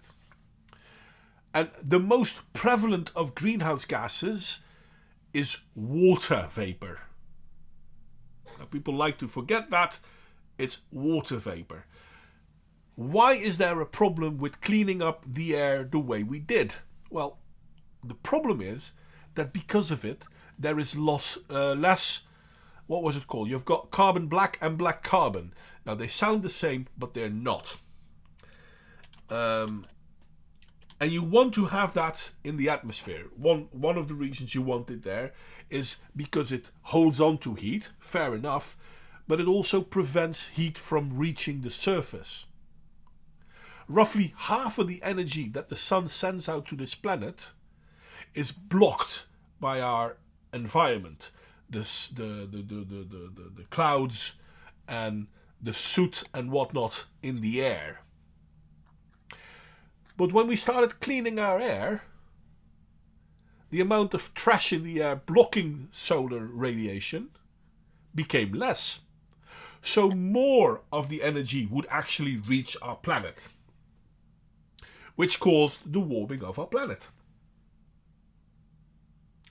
But more heat would leave the planet as well, which is why we saw a bigger change during daylight temperature and nighttime temperatures, because we had less, global warming gases keeping the warmth in, so to speak. So here's my whole issue with global warming, and I'm going to sound entirely retarded. Don't worry, you do that all the time. Oh yeah, well I'm really good at it. I'm sorry, I had to do that. Nah, it's fine. That's fair. That's I'm happy to admit that I'm a retard. But on that note, we have no way to measure our results. So like, even if we do something to like try and impact climate change, we have no way to measure whether we've actually accomplished anything. We don't know, because we can't even accurately predict the end of the world. We're basically as retarded as the Mayans at this point. Mm-hmm. And if we can't determine if what we're doing is actually having any impact on climate, we can measure like how much carbon we're putting out there, but that doesn't actually give us a result as far as like what's that doing to the global climate. We don't know. There's no way to measure that shit. So it's like, to me, it's just a big spook, like you can make the argument that the carbon emissions are bad for the atmosphere, and that's causing global climate change and mass disasters and whatnot. But if we change anything that we're doing now, how do we measure it? How do we know that we're actually accomplishing anything? We don't. We don't know what's actually causing this shit, because we're a bunch of dumb fucking monkeys floating around in a fucking ball of dirt around a giant exploding piece of shit nova in the middle of the fucking what would that be, the solar system? Yeah, there you go. Yeah. So I don't personally, I don't think that we should completely disrupt and interrupt our lives for something that we don't understand. Now, I will say that I would like the scientists to continue looking into this matter, but they're gonna have to come back with something better than carbon bad. Like that's just not enough for me. Yeah, they gotta come up with something other than carbon slash CO2 bad. Well, the worst part is CO2 isn't bad. It's bloody important. We were close to plant death. Plant death starts happening when the CO2 in the atmosphere reaches 180 parts per million and lower. We were at 240. We were pretty close to plant death. Biologists have been warning us for it in the past. This is, for example, also why when people are using greenhouses to plant stuff, to grow stuff, they try to get as much CO2 in those greenhouses as possible. Not because it keeps in the warmth, but because it's plant food. Yeah, we breathe it out, and the plants eat it, so quote unquote, and then releases oxygen, I think, among others, that we need in the atmosphere at a certain level, along with a plethora of other gases in order to actually breathe and be functioning. Yep. And we also need the we also still need the CO2 in there, if I recall correctly, as at a certain level as humans to survive, if I recall correctly. Yeah. And yeah, I mean, the thing is, we're being made afraid of the fact that the atmosphere around the planet has about 400 parts per million, which isn't really true. because sometimes it's around 400, sometimes it'll be a little bit higher, sometimes it'll be a little bit lower. I mean, hell, even the time of day can influence how much CO2 is in the air or your location. You will have more CO2 in autumn in the forest than on the beach. My view, this is another view of mine. I think that if you're entirely concerned about the atmosphere of this planet, you should definitely start contributing to Elon Musk's SpaceX endeavor, because the real easy way to solve this problem is we get off the fucking planet, bro. There you go, and then we don't have to worry about this shit. You know what? Why don't Bill Gates and all the other fucking retarded elites like him just build a space rocket and just fuck off the planet? That way they can have their little utopia away from the rest of us. Well, no, it's more about like diversifying where the human race is, because we're all stuck on this one rock. It would be probably better if we were stuck on multiple rocks, but like, I'm just, and to your point though, the reason that Bill Gates is not doing that is just because what I was saying earlier, that this is more about his narcissism and him leaving something behind because he's terrified of death, because he's a little bitch.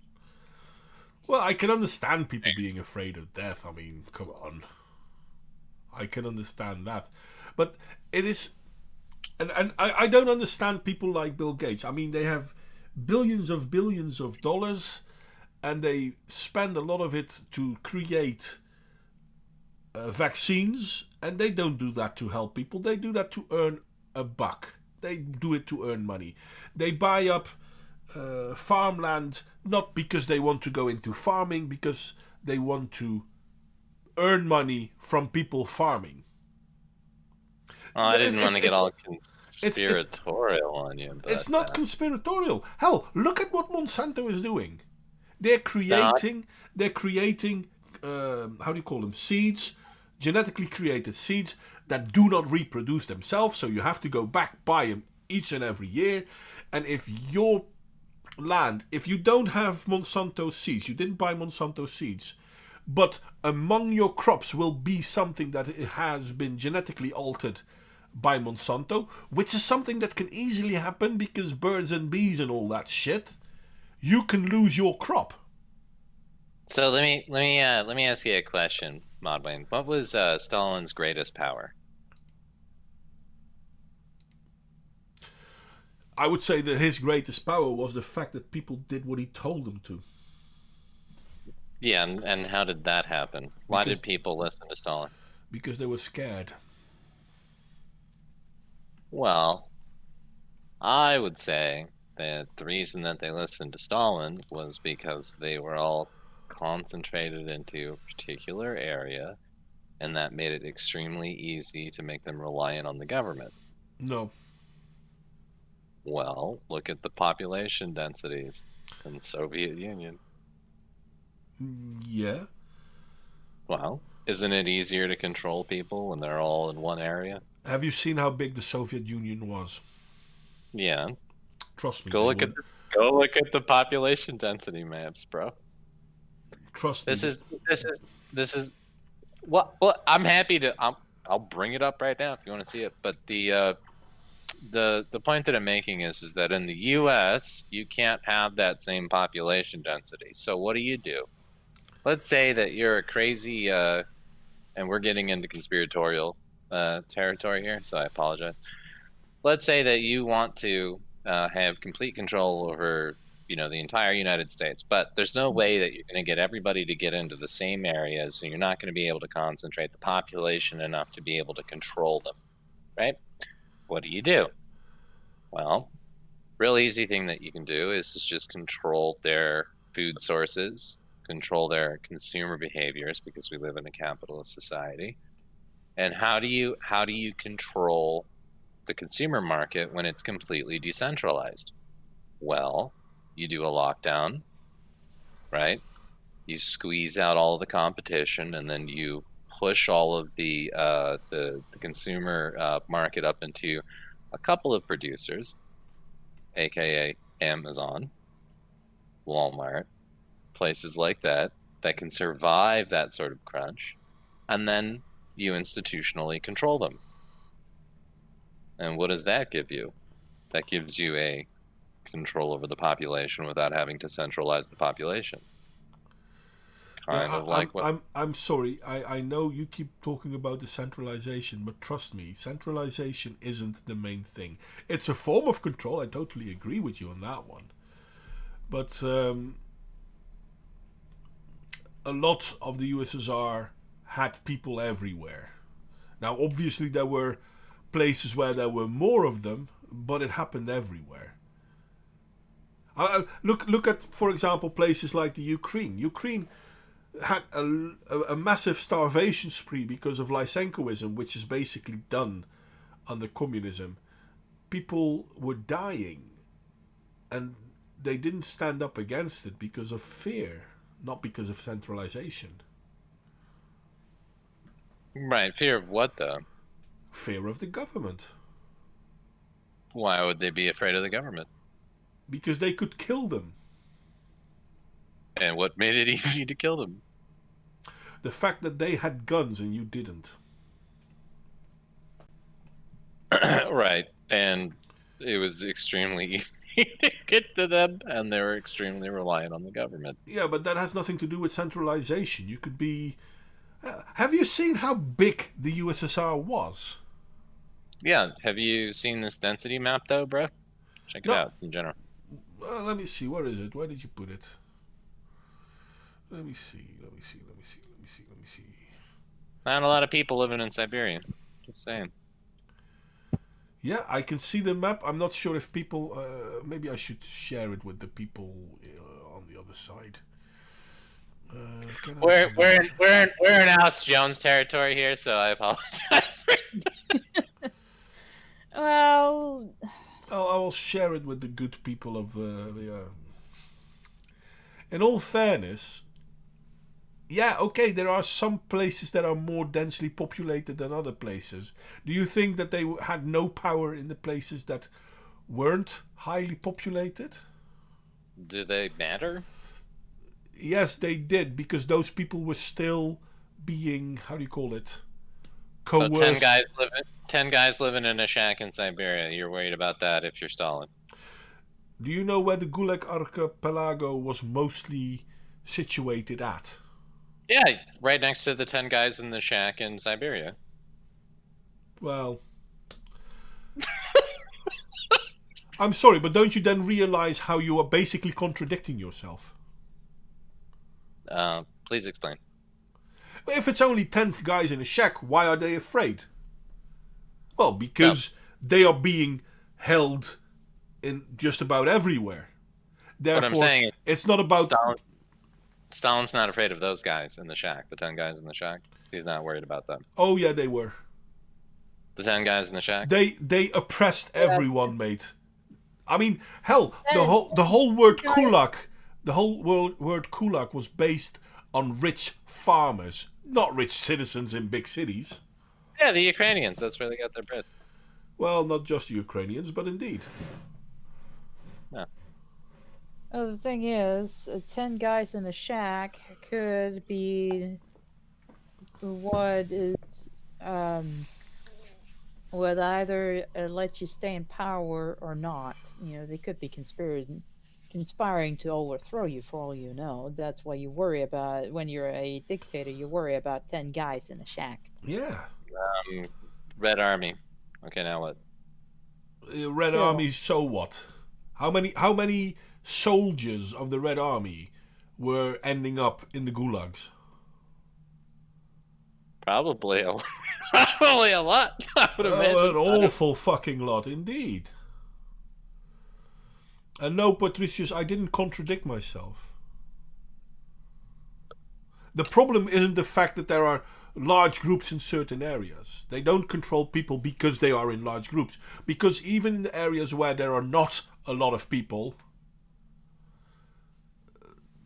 they would still control them a lot.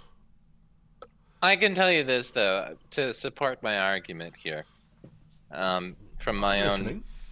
own standpoint, working in the field that I do. There are four major banks that control roughly like 60% of the assets in the United States. Okay. Four. Now this was not something that happened out of just the pure coincidence of capitalism. This was an invention of the government through multiple banking acts.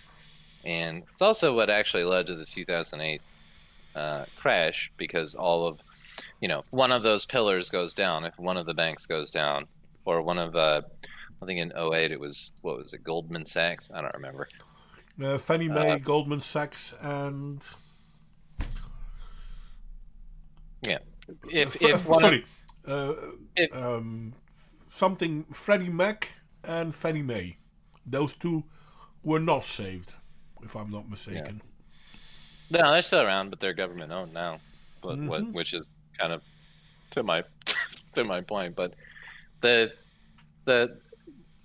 was if you want to be the super conspiratorial bro,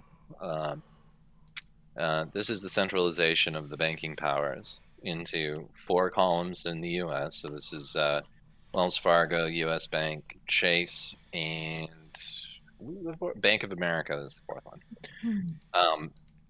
Majority of assets are held by those 4 banks, and the remainder of the banks are extremely reliant on the 4 major banks. Now, let's say that on a regulatory capture level, right? We've got I'm Captain Wow of the U.S. government, right? I've got the banks in my back pocket, but the people are still not listening to me, right? They've elected Donald Trump, and now he's running amok in the government. I got to get rid of that guy. Okay, so I rigged the election, right?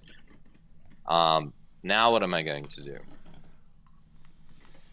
Well, now in order to get people in line, I'm going to have to go after their wallets in order to keep them from uprising, right? So I'm going to carry on with all of the nonsense. This is actually coming back to your original topic, to your mask mandates. I'm going to keep all of the lowly plebs out of work, and hopefully keep them waiting for their $1,400. That's totally coming, guys. It's totally coming. And then keep them on unemployment benefits. But we can probably squeeze that down from 400 to 300. Definitely happened just recently. Look it up. And we keep the plebs fed just well enough so that they don't fucking flip the shit out. And we keep stress testing this system just to see how much the people will put up with, right?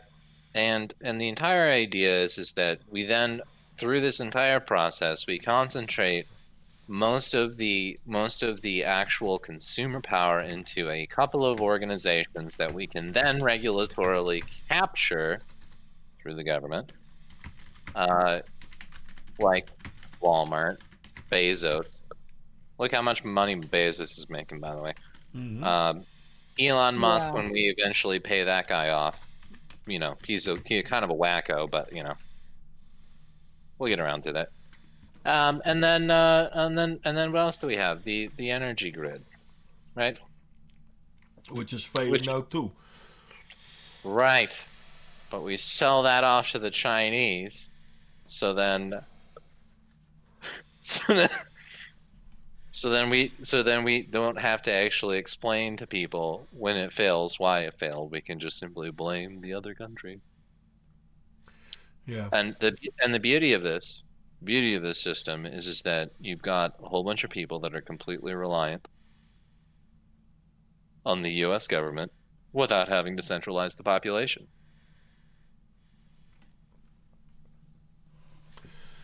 Yeah.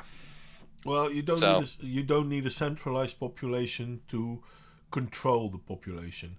Now, it's easier to use centralized banking to use that but that's not what Stalin did.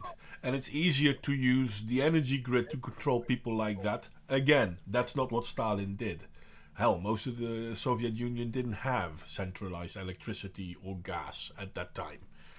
So, yes, it's easier for America to do that now, but that has nothing to do with how Stalin did it, because those are things Stalin couldn't do. Right. But if you put Stalin in charge of the U.S., what do you think he'd be doing? Just out of But curiosity. then, listen, it is still fear that he uses to control. Now, he has different pathways in using that fear, in bringing up fear, but it's not based on densely populated areas. Because even if the people are scattered all over the place, you can still control them by fear, which is what Stalin did. Yeah, but in 1926, when you're talking about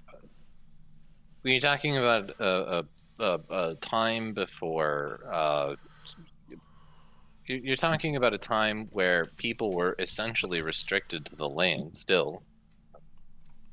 I mean, they could move technically, but it's not like today. Today, if you're going to be the captain oligarch or whatever, you have to be able to control people through their wallets because people move, right? We're not restricted in the same ways that people would have been restricted in the USSR back in the fucking 30s. So you're correct. And these are things that he could use. I'm not saying he couldn't use them, but it's not what he needed. He controlled people by fear. yeah, no, I agree. And that was not based on densely populated or not densely populated. Of course, he could use hell if we have someone like Stalin now or like Lenin now, yeah, sure. He could use the energy grid we have now. He could use central banking the way we have it now, because let's be honest, it was vastly different when there was central banking back then. Manuel, from this population grid, if all of these people were spread out over the entirety of Russia, right? Do you think Stalin would have an easier time or a harder time controlling these people? What do you think? I don't think it would be harder, to be honest.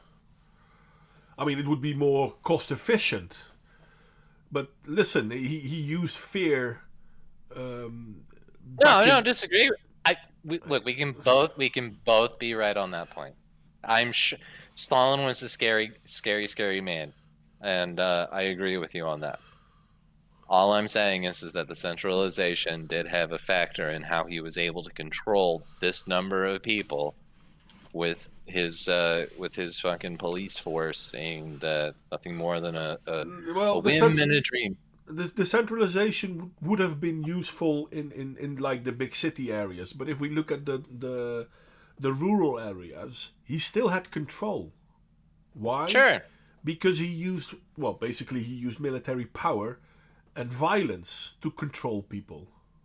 Yeah, Red Army beats 10 guys in a shack. We've been over this. Yeah, that's why he sent the Red Army to the 10 after the 10 guys in the shack. Ideas are dangerous.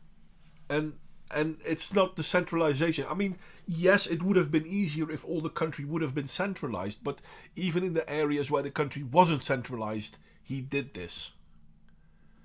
So it's not about centralization. It's about using fear. Now, you can use fear easier when there is a lot of centralization because it's easier to spread it around. But it begins with creating fear. It doesn't begin with centralization. Okay, well, I'm gonna have to disagree with you on that one, but I do think that fear is a useful tactic, and I do think that Stalin was a very spooky man. Oh, he was a very creepy man, definitely, and governments have caused more deaths than any disease I can mention, other than the Black Death. Yeah. What was his kill count? Like 90 million? I don't even remember. From the 30s through to when he died. The Black Death had 3 rounds. It went through Europe and killed less and less people each time, and I think it correlates with better hygiene and immunity. And there's Yeah. some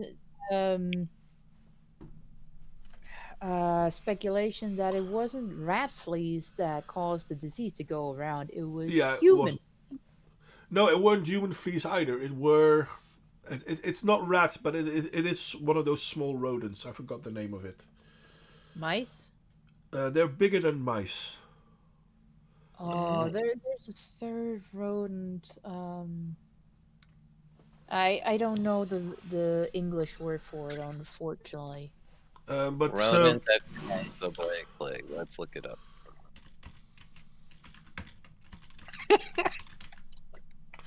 But yeah, I think the first time the plague happened, it killed about 75% of Europe. Ground squirrels and chipmunks, wood rats, marmots. Obviously, I'm really good at this. Uh, One sec. Oh, bloody hell.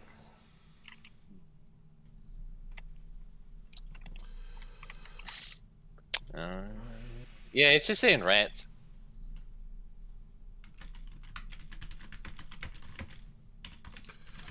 Yeah, no, it's we usually say rats, but it was something else. It was another animal, but it's also a small rodent, so it's easy mistake. No, it wasn't weasels. Weasels are too big. Oh, I can't remember. I want to say marmot, but I'm pretty sure it wasn't them either. I don't even know what a marmot is. So I think a marmot is pretty large. Yeah, they're too big as well.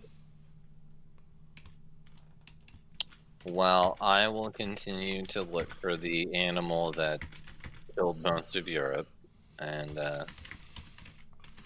But it was the fleas of these animals that caused it.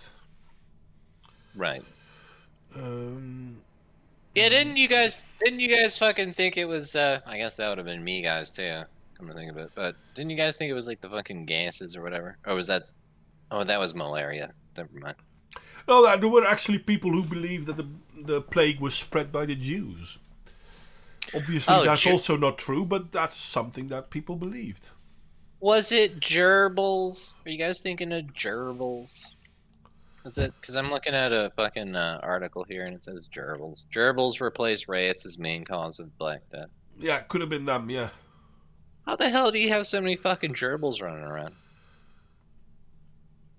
What do you mean? These things are like... Do you know how many? Do you know how many rats and mice live close to humans? Yeah, no, rats are badass. Like, they'll fuck you up. But like a fucking gerbil, dude. Like a jerk. Yeah. How do they even live?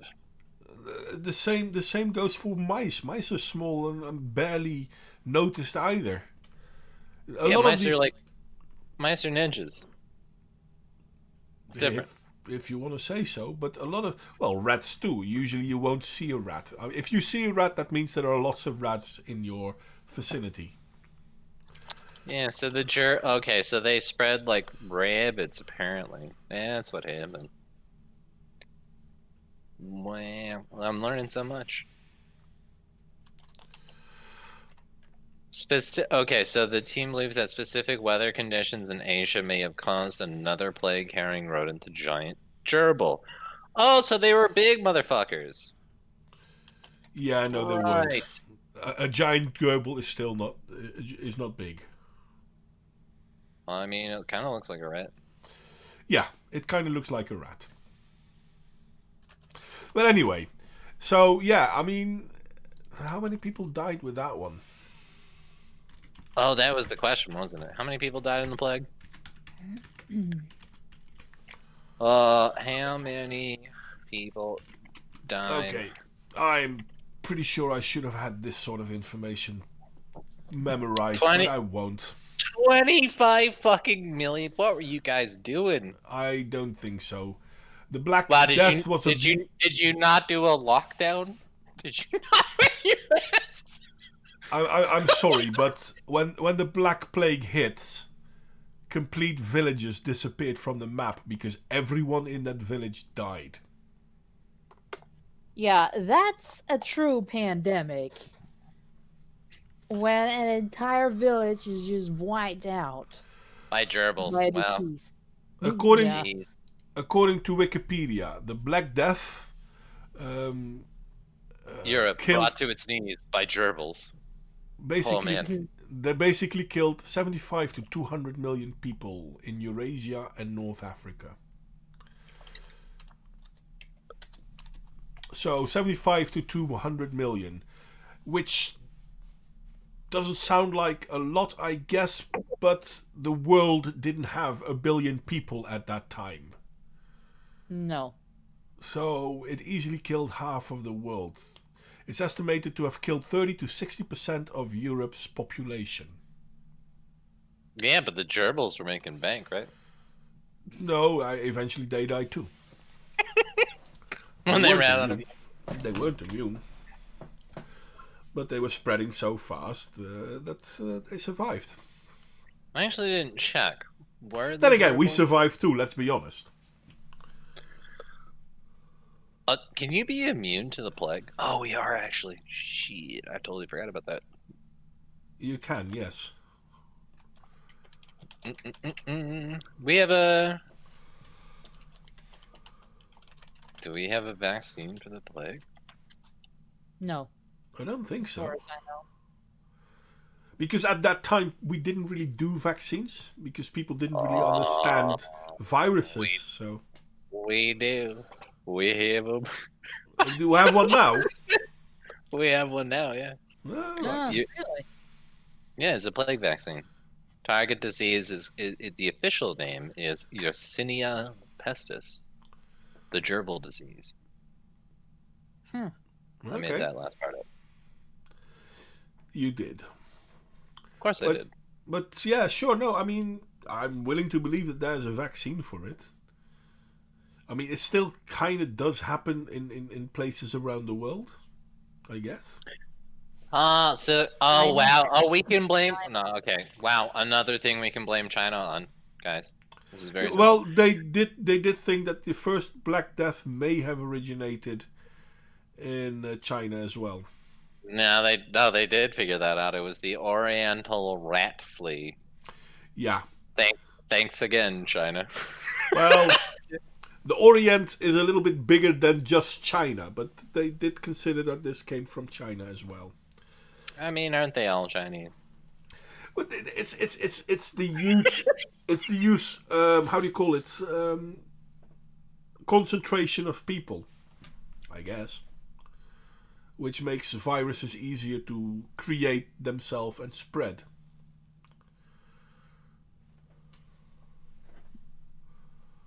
Research suggested that the first injected humans in Europe and Asia in the late Neolithic, early Bronze Age.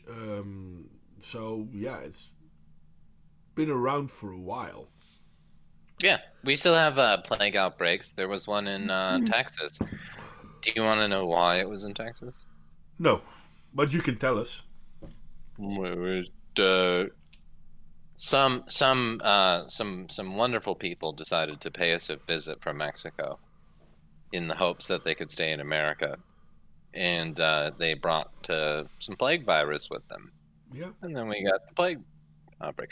By the way, I have to say this. I really find it funny that we're so worried about fucking lockdowns and bullshit, but then we're swinging the borders open and letting all these migrants through.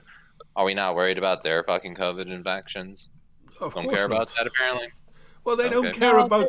Listen, the lockdowns and the wearing of masks, etc., etc., etc., have nothing to do with preventing a disease. It's using fear to control you. Yep. Just like Stalin. Basically, yes. Well, we're on the same page then. Wait, On who's that- Stalin though in these cases? Sorry. Kamala Harris?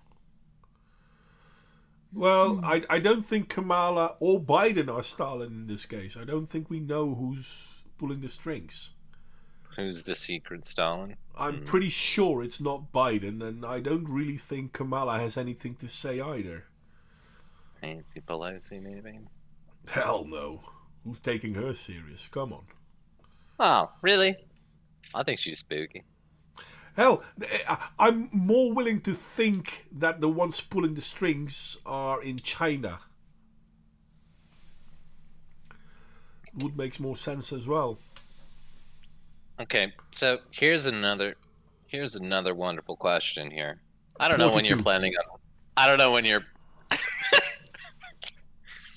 Well, I do love dolphins, but Thanks for the fish. Sorry, go on. So I was thinking about this because I have a buddy who is Jewish, and he is a neoconservative, and he's been explaining to me neoconservatism and all of its roots and glory and whatever, and like why we were doing all of that in the first place. And you know,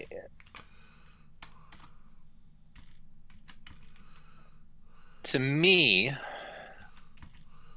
if we really want to deal with the Chinese, we would need to have somebody in office who is actually willing to use military and trade power against the Chinese. And Well, you had one. Well, Trump wasn't willing to use well, he might have defensively, but he wasn't willing to actually like be Mr. Big Dick in the fucking in the Pacific. Well, that's a good thing. You don't want to start wars. No, well, but this is part of the neoconservative agenda, right? Is the idea is that you start a war in an area to prevent a potentially larger war in the future, right? That's not how it works. I mean, preemptive strikes were a big thing on the Bush, I agree, but it's not a good thing.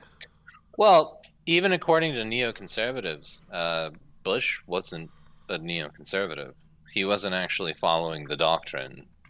He would be more your internationalist, your globalist type, which is the establishment of Washington. He wasn't. He wore the flag, but he wasn't actually the neoconservative that people had him pegged for. Well, no, you could be right on that. That's not the point I'm making. Well, the point I was making, or was trying to make, is that there is no excuse for preemptive strikes. What? Okay, define preemptive though. Well, well, think of it this way. So let's say Iran is developing a nuclear weapon, or North Korea, right? And they're going to, and we know this from intelligence, they're going to drop that nuclear weapon on, I don't know, Israel or Japan. Well, I mean, let's look at Israel. Let's look at Japan. Both of these have highly sophisticated Iron Dome rocket systems to prevent shit like that from happening. To prevent a nuclear strike? Yeah. Though? Yeah. If you can shoot a nuclear bomb if you can shoot a rocket out of the sky before it explodes, it won't explode. Well, so from what I know is that as soon as the nuclear weapon hits terminal velocity, like as soon as it's like flying as fast as it's gonna fucking fly, there's no shooting that shit out of the air. So the only way to stop that from happening is you gotta fucking strike that shit immediately prior to it launching. I wasn't aware of that, but I don't think that's true, because we do know that we have rockets that can go faster than rockets, so to speak. Well, you can ask Will about it, because apparently that's where I got that information from. So if Will's retarded, well, then my information's retarded. But I remember him talking about that. But yeah, no, I have when listening to the neoconservative argument, I agree with it on principle. The problem is that it's runaway, right? So the neoconservative issue is that then you get people like George Bush who are going to be like, oh well, there's the giant nuclear threat in Iraq, and we got to go in there and blah blah blah. Oh, by the way, it was just chemical weapons, but we're already here now, so then we got to stay here while my friends all rake up a whole bunch of money in defense contracts. Right. So that's kind of the problem with neoconservatism. It's runaway. The principle's good. The idea is basically to eliminate threats before they become a problem. But then you also have assholes to think about. So, yeah. But the thing is, yes, there will always be assholes. That's true. But when it comes to weapon systems, they will always be. How can you say that? There will always be developments to prevent them from happening, and we know, for example, on ballistic missiles, especially nuclear ballistic missiles. I mean, if you make how do you call it, a conventional missile, so basically based on rocket propulsion or whatever. No. The conventional part is the exploding part. So if you create the missile that has TNT or stuff like that, if you shoot that one out of the air, it might still explode. But we know that if you shoot a nuclear missile out of the air, it will not explode.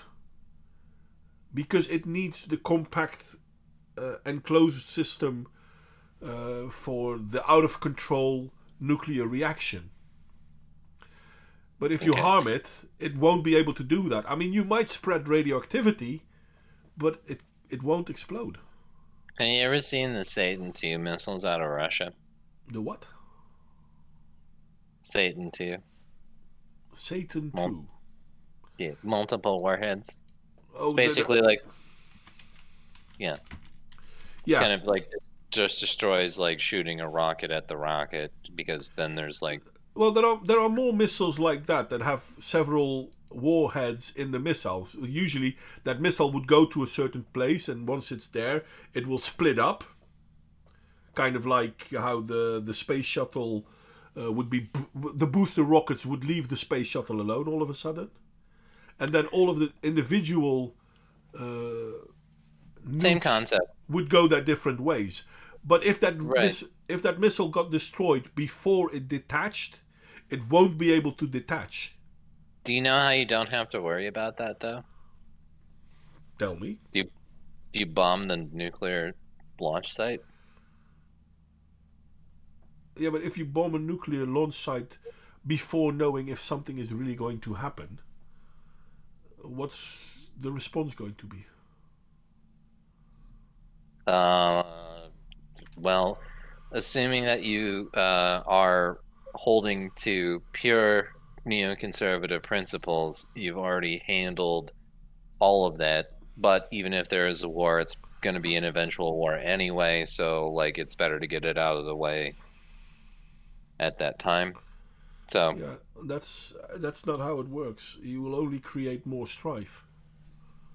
Well, I don't know. Actually, I think there's a decent argument to be made here, because when you look at our approach to China originally, our approach to China was that we could liberalize the Chinese by opening markets, and then that would then necessarily liberalize the Chinese. That didn't happen. Well, of course not. They just took advantage of us and made us look like retards. That's one of the things that happened, but yeah. So now we're in a situation where they're going to be in, well, I don't know, it was 2040. I forget what the estimate was. They're going to be in a higher position than we are, and then what do we do? Do we just do we take that second role? Do we take that second role, and then we usurp our power to a despotic nation such as China? Or do we fucking deal with it now and nuke G in his fucking where he sleeps? I don't know. What's the right answer? This is why I like Donald Trump more. He decided not to use rockets to deal with things that might have been something the previous and the current administration would use rockets for. Basically, right, but basically by saying, but wait a second, then we would kill people. Right, but that's kind of the problem, though, with our system. Through democracy, we have a new leader every 4 years. China doesn't have that problem. China doesn't have to worry about having a new leader every 4 years. Every 4 The years problem in the is- U.S., The problem isn't that you have a new leader every 4 years. The problem is that you have leaders that either want to preemptively strike and therefore make them basically the bully of the world and think that's We can't- acceptable. we can't maintain a consistent policy against the Chinese because we have two parties in this country that are going to treat the Chinese completely differently than the Alliance Party. So, like, Trump goes into power, he's going to be a fucking hard ass against the Chinese, and then we've got No. Biden who's going to suck them off. So, like, basically, that's not true. all the Chinese have to do Is wait. That is true. But it's not that you have two parties. Hell, the Republicans were perfectly fine with China as well. So basically, the established political elite in America has been bought and paid by China. That's Do you think the problem. Do you think we can resuscitate Edmund Burke? I have no idea who that is. The Edmund Burke, like the originator of conservatism. Maybe. I mean, it's probably a good time. I would prefer to see a world that would return to a more stoic point of view. I don't think that's going to happen, buddy. I think Yeah, I'm afraid that won't happen either. But I think that's what we need. I think what's happening right now is we're picking a direction in the West. We're deciding whether we're going to go. No. We're not. We're being guided to a direction. Most people don't even realize this. No. Well, globalization is going to happen one way or the other, but it depends on how we go about it, as to whether we retain our nationalism and then have basically interdicting trade policy between each nation, or we do the dumbass EU idea, which is basically to harmonize with one another, and that's a really fucking retarded idea because China's gonna fucking eat our fucking lunch if we do that. Listen, China has been eating your lunch for quite a while now. I mean, your politicians have been bought and paid for. Why do you think they wanted to get rid of Trump? He was the one person they didn't buy off. Why do you think Trump was so popular amongst a lot of people? Because they had the feeling the dude was actually there for America. Yeah. Well, he was a nationalist. He was. Wow. No, Not listen, I've said this many a time before. I'm perfectly happy to accept nationalism as a positive influence. My problem becomes when nationalism turns into ethno-nationalism. That is a bridge too far for me. But nationalism itself isn't a bad thing. The problem with globalism is that globalism will only work if you have a communist-like government. Okay, let me introduce an idea to you. Okay. So you and your Dutch buddies are all hanging around, right? Doing the Dutch thing, right? Yeah. Hanging out in the Netherlands. Hmm? And suddenly there's 12 million Chinese people in your country. How did you suddenly get here? Well, I don't know. They're just there. Now these 12 million Chinese people, right? They're going to have equal access to all of your institutions, right? They'll be able to vote themselves in because they're clearly the majority. Because I don't remember the number of people in the Netherlands, but I'm pretty sure it's higher than or lower than 12 million. Higher or lower? Right. Yes, it is going to be higher or lower than 12 million. That is true. Well, it's one of the two. Obviously, it's going to be higher or lower. Duh. Right. But Sorry. okay, here's the point, right? What control do you have over your future when you have 12 million Chinese people in your country? And the problem Because is, they're obviously going to have different ideas about the future of the Netherlands well, I'm than not sure maybe if you would. that's. I'm not so sure that that's obvious. Now that's the one thing. I mean, I'm not in favor of multiculturalism, but I have no problem with multi-ethnicities. This is what I But don't understand about your argument. yeah, You're going to because make the argument that multiculturalism is bad, yeah, it right? is. This is bad, but where? Okay, so who are your people exactly then? How do you define your group? Is I it just def- people that? Go on. Is it just? Well, no. Is it just people that necessarily believe in your ideals? Are you like a civ now? Is that the idea?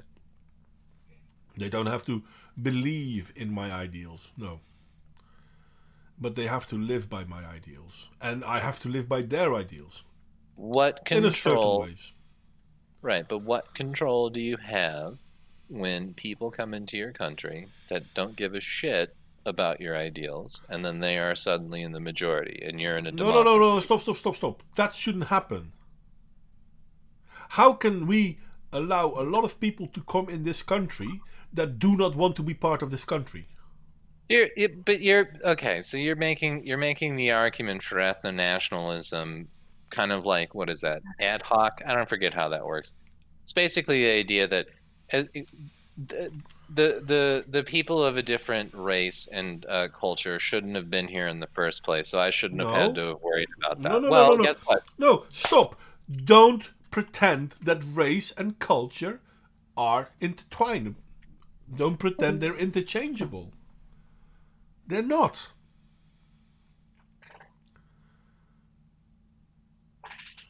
Ethnicity and culture are linked, but they're not interchangeable. So you can have people that come from whichever country you want to come live in a new country where they will take, how do you call it? Where they will try to live in line with the new country, with the new culture. Those people are welcome for all I care.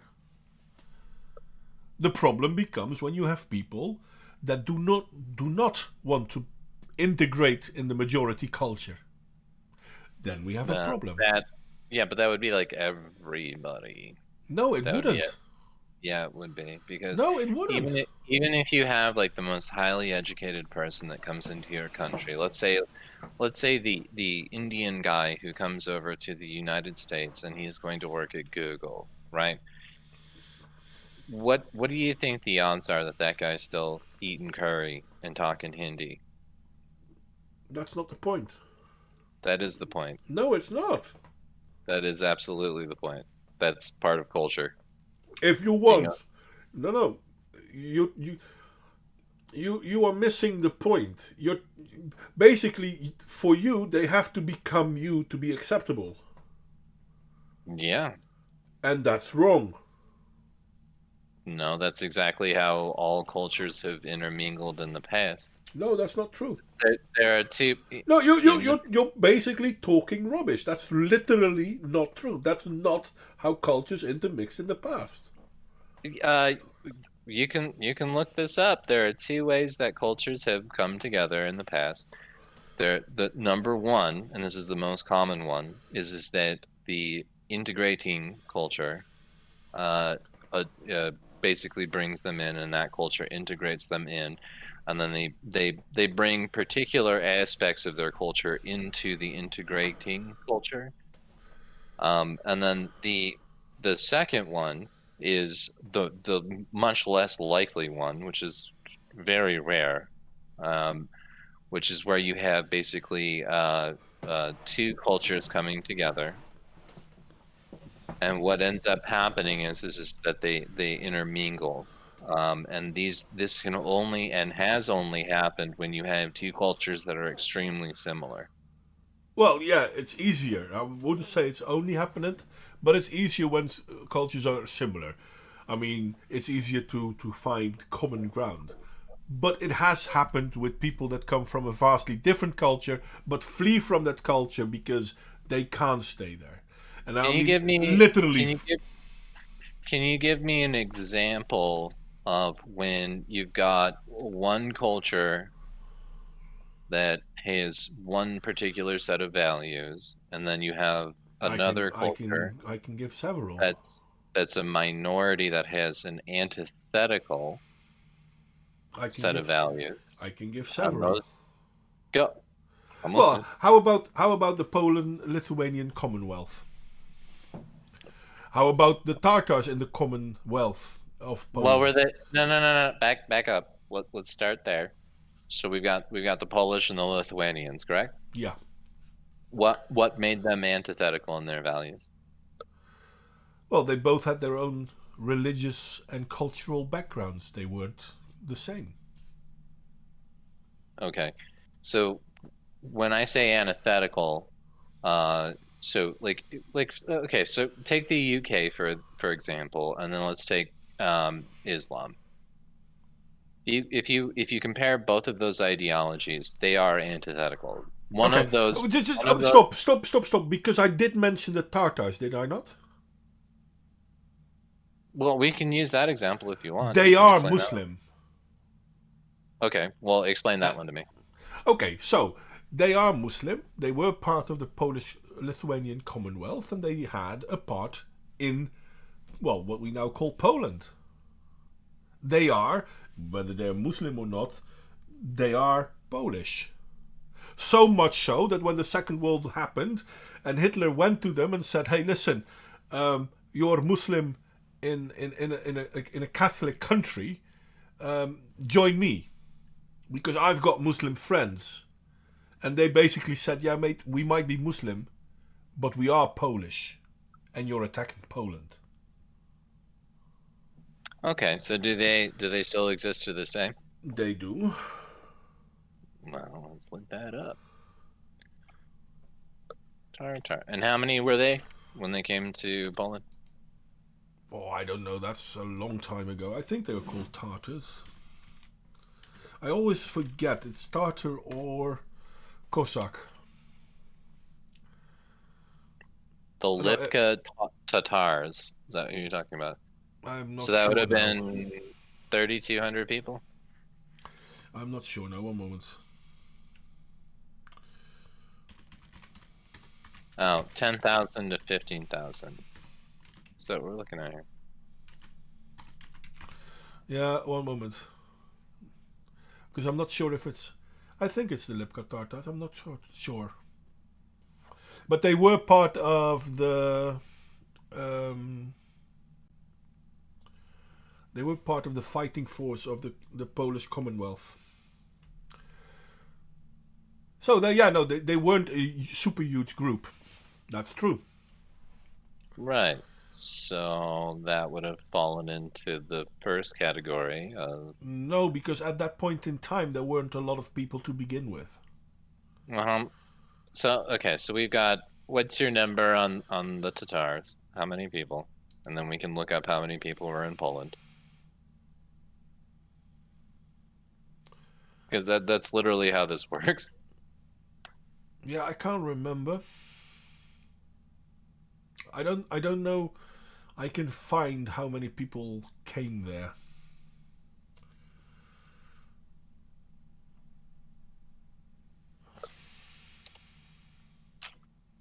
So this would have been... So what year was this? 1900s? No. Well, the 1900s, obviously, when Hitler went there, but they've been part of the Lithuanian-Polish Commonwealth since, I think, the 14th century, maybe even before that.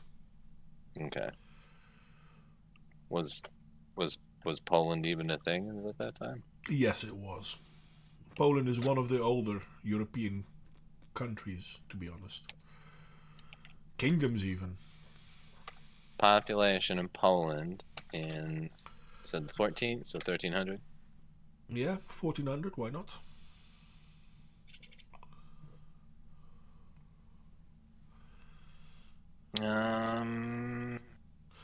According to some estimates, by 1590, there were about 200,000 of them in the Poland-Lithuanian Commonwealth. Right, so we're mixing 3,000 into 200,000. Sorry?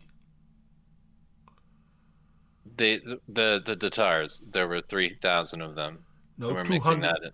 200. There were, according to some estimates, there were about 200,000 Tatars living in the Polish-Lithuanian Commonwealth in 1519.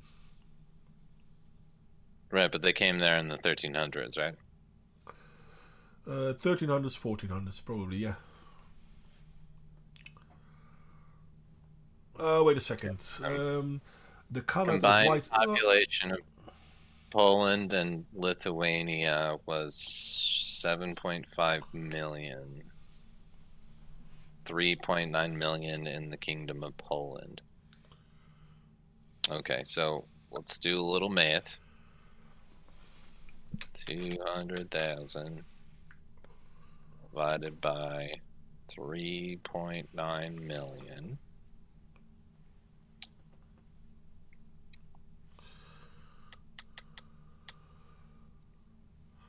So we're talking 5%.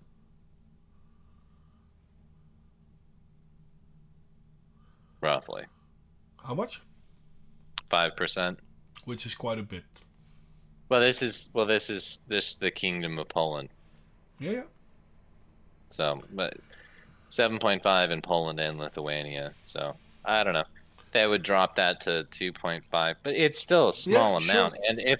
And if they here's the thing though, even if that is the case, they were still localized, right? They were still living on a piece of land where the Tatars and the Polish indistinguishable now? No, I think they still both have their own identifiable markers.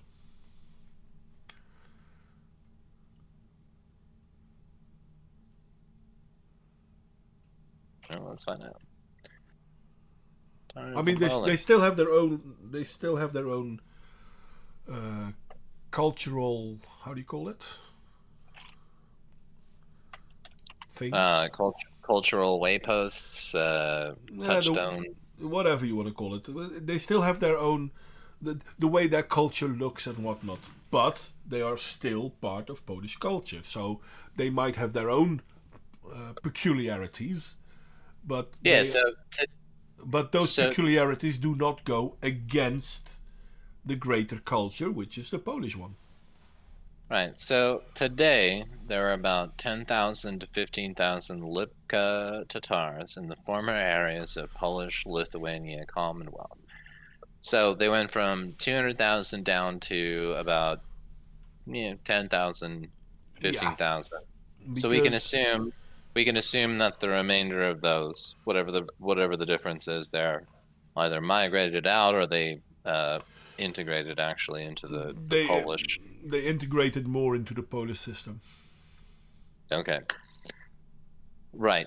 So this is what I'm talking about when I'm talking about a larger community taking in a group of people who have a similar enough ideology to then integrate them into the larger population. Right? Now, if you can show me where their ideology was antithetical to Polish identity. I'm sorry. Do you know Islam? I do know. Yeah, I'm aware. Do I seriously have to tell you why their culture may be antithetical to start with?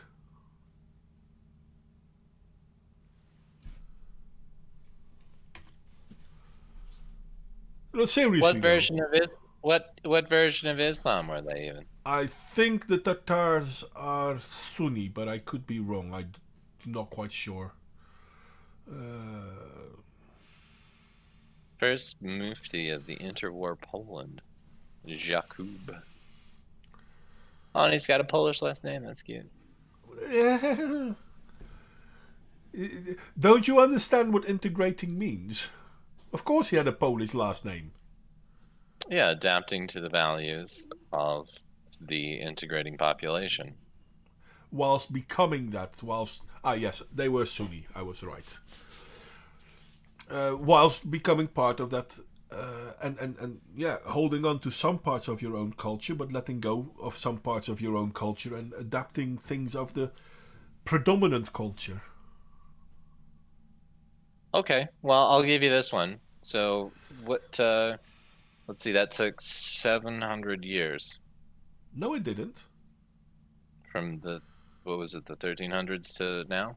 Well, yeah, if you want to see it like that, but that's not true, because they already helped fight with the Polish army to protect, the Polish-Lithuanian army, to protect the Polish-Lithuanian Commonwealth. Most famously in the Battle of Grunwald, where the Polish defeated the Teutonic Knights, which... no, this is great then. I mean, you can invite all the Muslims into your country, and then 700 years from now, everybody... Bloody hell, you're an idiot, aren't you? Seriously, you really are an idiot. That's not what I said. You asked if it were possible to do so. And yes, the Polish Tatars have proven that it can be done. Does it mean, therefore, that all Muslims can do it? What the hell are you on about? Damn, mate. I mean, seriously, you've got a very black and white mindset, don't you? I'm just looking at how this has happened in the past. Well, it did happen in the past. Does that then automatically mean it will happen in the future? No. You have to work for it. And both groups have to be able to how do you call that?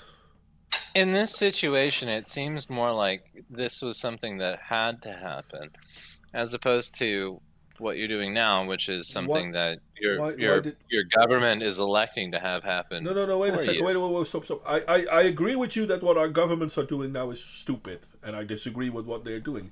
But I'm not sure how this is something that had to happen. Why did this have to happen? With the Tatars? Yeah. I mean, the Polish army, the Polish-Lithuanian Commonwealth, could easily have destroyed them. They did not.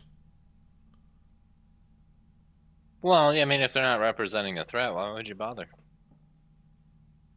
And I think therein lies the real problem. Let's see. So they had cons back then. That's so cute. They had what?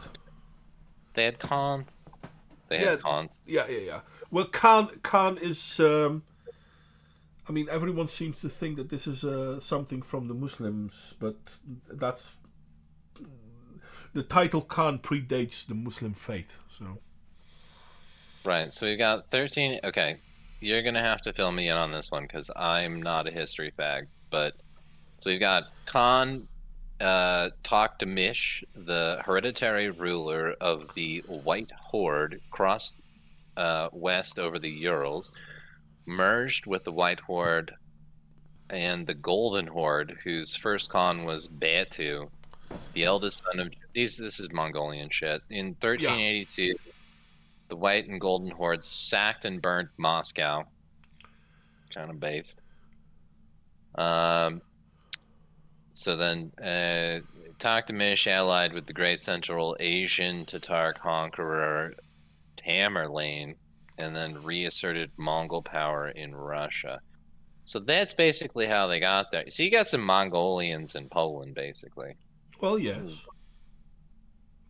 So how did they become Muslims? Well, they became Muslims well before that. Yeah, they were the Mongols were Muslim. Well, not all of them, but most of them. Well, that's news to me. All right, so let's scoot on over here to 15th of July, 1410. Battle of Grunwald took place between the Kingdom of Poland and the Grand Duchy of Lithuania, blah, blah, blah. Teutonic Knights, yada yada yada. Okay, here we go. Here's the Lipkas. So the Teutonic Knights Grand Maester Ulrich von Jungingen, sorry for the mispronunciation there, responded by ordering his own heavy cavalry to pursue the Lipkas away from the field of battle. So they were... So the Teutonic Knights were... I don't even know who they were. The Teutonic Knights, well, the Teutonic Knights were the Teutonic Knights.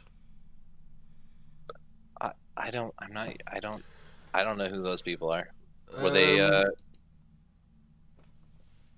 Were they what? They were a Christian order, but they were a German Christian order, the Teutonic Order. Okay. Well, I feel like there's going to be a lot more going on here in this little snippet than I'm going to understand. But so the Lipkas actually got involved in this battle, basically, and then they were chased off. The resulting destruction of the Teutonic Knights' line of battle was a major factor in the subsequent defeat. The incident forms Alexander Ford 1610 film. Okay. All I want to know... Hey, Paolo, you're making a lot of noise again, mate. Sounding kind of crispy there, buddy.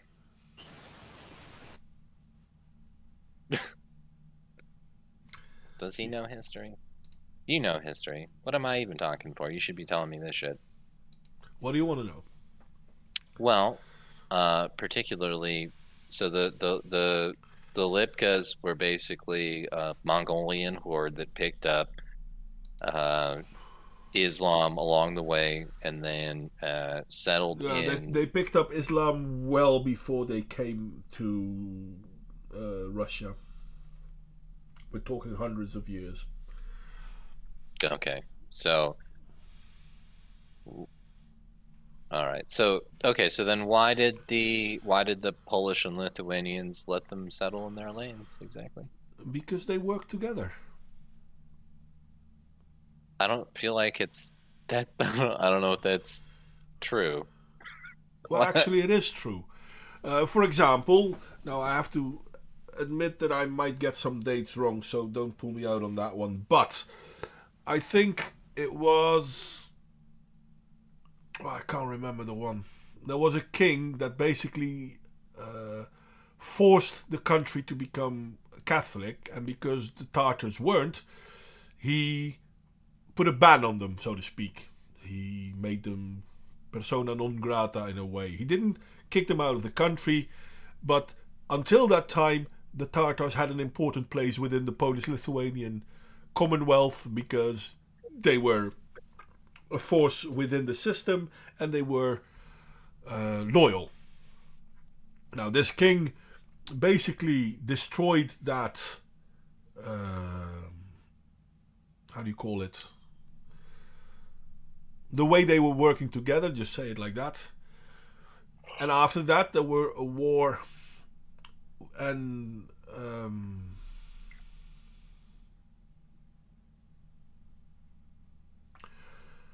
I really have to think how to pronounce that.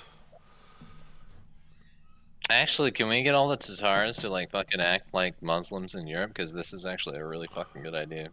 Actually, yes. If the Muslims in Europe would act like the Tartars do in Poland, I don't think there would really be a problem. I think we're onto something here, boys. But then again, this is how do you integrate into your society. Now, there are plenty of Muslims in Europe that aren't a problem. Funny enough, we always talk about the ones that are a problem, and then we're not allowed to talk about the ones that are a problem because there are ones that aren't a problem. The thing is, we should talk about the ones that are a problem because they are a problem, but then not pretend that all Muslims are a problem. Yeah, but this doesn't really actually go against anything I was saying, though. Really. Like, the idea of bringing two antithetical cultures together it is going to spark issues, which it clearly has. And if you've got 700 years to deal with that, then apparently it won't be a problem eventually. Listen, there wasn't a problem for 700 years. Okay, I think in the when was it? 16th century, end of the 16th century, one of the Polish kings became super Catholic and demanded the whole country to become Catholic. And the Tatars were Muslim. They did not want to become Catholic, and that's when a schism happened. But that schism didn't happen because they weren't part of the government or part of the society. That schism happened because the king decided they were no longer part of the government because of religion.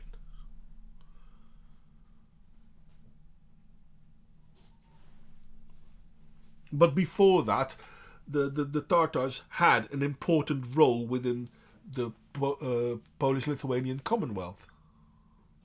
I'm seeing a battle of the 1600s. Seeing so 400 Poles repelled 40,000 Tatar invaders. Yeah, there was still skirmishing, buddy. There were. I'm not saying it was perfect. No one ever was perfect. Hell, you have countries completely out of the same ethnicity and the same nationality, and they still have infighting. Okay. Am I wrong? Well, yeah. Like in the U.S., if you look at all of the, you can go down the list. There's like a very fantastic Wikipedia article about all the race riots in the United States, and you will see a theme there.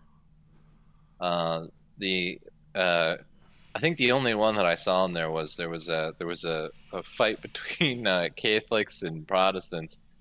There was a riot there, but it was like between like a very small number of people. But the majority of them were between people who were of antithetical belief systems and different races. So I don't know. My position is why do it? I mean, you're gonna cause a whole bunch of strife for people through. I mean, even in this example, 700 years. I mean, why do it? Like, what's the? I mean, I'm sure there's like an immediate benefit, but like, frankly, Well, like seriously, I'm sure there is an immediate benefit, but why do it? yeah. How does Why that do it? sentence make sense? Well, no, I'm sure there's an immediate benefit, but like, Then that's the reason to do it, because there's an immediate benefit. Yeah, and I'm saying that the immediate benefit isn't worth all of the fucking problems that come from it. It depends. I mean, listen. Why? Like, if the big issue in Europe is your low birth rates and your declining economic position, which is what's happening, and why you're bringing in all of those young migrants. No, that's not what's happening. That's the excuse the left is pushing to allow it to happen. That's not the same thing. So why do you think all the migrants are coming? Because the left want them in. And I know left is a very wrong term because I can't find a better one, but we are being told that we need to do this. Just the same happens in America. Right. Why? So because we have movements telling us that this is the way forward. Why this is the way forward, no one can explain. All right, but okay. So what's the benefit? You're saying that the reason that they're coming is just because the left, however you want to categorize the left, is saying that this is necessary, and the left's argument is that we need working class people. Then that is what's happening, correct? No, I don't know what you're saying. Can you repeat that? The reason that you're bringing immigrants into your countries all over Europe is because of a declining birth rate and the fact that you don't have enough young people to actually fill out all of the working class jobs that you're going to need to have filled to prop up your declining market in Yeah, Europe. that's not it. That's the excuse that people use, but that's not it. Right. Well, you said that, but then you said that it was the excuse that the left was giving, but then you Yeah. went on to say that the reason that the left is doing it is because of that exact same reason. No, that's So why what? the left is pushing forward that excuse, but that's not true. I mean, So why are the migrants coming across your border? because the left allowed them to. Because the left, the politician, the political left, hell, most of the politicians in Europe are left. Who am I kidding? The political left allows this to happen. Whether the people of the countries want this to happen or not, the political left allows this to happen. And then they sell it by saying, oh, well, but we don't have enough people in this country. Birth rate isn't high enough. We need more workers, even though unemployment is still pretty high, gone through the roof in the last year. So the left uses these arguments, but these arguments are only arguments because the left use them. Okay, so we'll just accept that this is happening spontaneously, I guess, because No, it's not spontaneous. Again, it's being cultivated. And why is it being cultivated? I have no idea. But it's not because of the reasons that we just mentioned, because those are excuses given, but they're not real. I've offered you my rationale, and I can say the exact same thing is happening in the U.S., that we have a declining birth rate, and the reason that we're bringing in a whole bunch of Mexicans, and the majority of the Mexicans and South Americans that we're bringing in that's an excuse. Our young working age people is because we do not have a working class, because the boomers fucked it all up. Yeah, but that's not it. That's really not it. It's really not it. Look at Japan. Japan has had low birth rates for longer than any of our other countries, and they still manage. Yeah, and they don't have a response to the problem. But yeah, and I would agree. I think that the Japanese are doing the right thing by not bringing. Look at Hungary. Hungary has the same problem as every other country in Europe. You know how they are dealing with the low birth rate? By introducing programs that sponsor child, people to have kids. I agree. I think that we should all do that instead of inviting half the third world into our countries. I agree. So again, inviting people because of that is an excuse. The reason given is an excuse. Okay. Well, you need to give me an explanation as opposed to not having working class people. You need to give me a reason why the left would bring in a whole bunch of migrants. Because the migrants work for less. That's obvious. Oh, okay. So it's a demographic change. No, it's not even a global thing. We did that in France in the 1950s. The Portuguese arrived in France and started working for less money. But why do it to such a degree that would cause such a hassle? Okay, you know who benefits for people working for less money? Because a group of people does benefit from it. Yeah, but to such a degree, because here's the thing, dude. Like do you know who benefits from it? In the U.S., we've had unregulated immigration for farm workers. We call them in Arizona. We call them braceros. These are people that come across the border. You could try and answering the question I gave, though. Let's be honest. Who benefits? I'm explaining why your question is stupid. There's only a certain amount of work available currently. The only reason that you would bring in such a large mass of people is if you have an idea that you're going to need a large labor force in the future. And wrong. You're wrong. You know what? So you can manage the salaries and keep them at a lower level by making workers compete by lowering their pay standards. The only people who benefit from having a big workforce when there is not a lot of work are the people who employ workers. For the people that are picking fruit and doing low wage work. Yes. Listen, It's simple, Casper, simple. You work at a bank, right? You get a certain pay. If the bank could hire 4 people for the same price they can hire you, whilst they will do the same work as you would do individually. So for the same price as one of you, they can hire 4 people, basically doing 4 times as much work. What do you think they would go for? Would they hire you, or would they hire the cheaper option?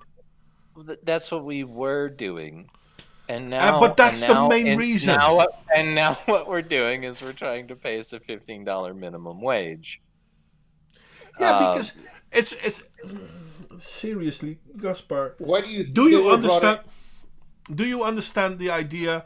I understand the idea, yes, and I understand this is what we have been doing. I understand it fully because that's what we have been doing, and we don't need to have a huge ass influx of migrants to fill the needs. Do you realize what they did?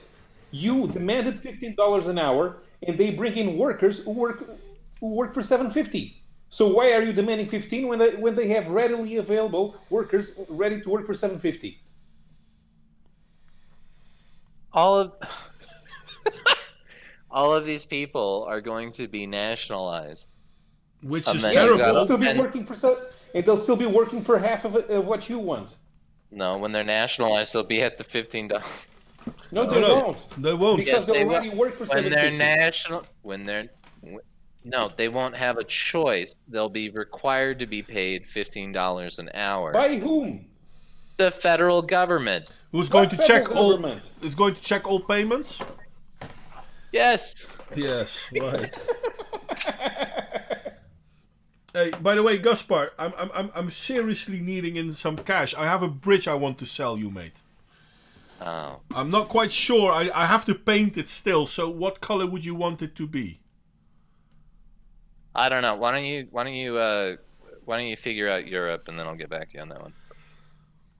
But seriously, though, the only reason why they opened the borders to get in more people is because this is... Hell, even Bernie Sanders said it. This is a Koch plan. Because we want to have a lot of cheap labor. Right, yeah, right before he got on board with the plan. Yeah, which when he became a millionaire. Funny how that goes. It's almost as if he'd been bribed. I wouldn't say that out loud, obviously. I didn't think Bernie Sanders would be bribable. But it seems that I might be wrong on that one.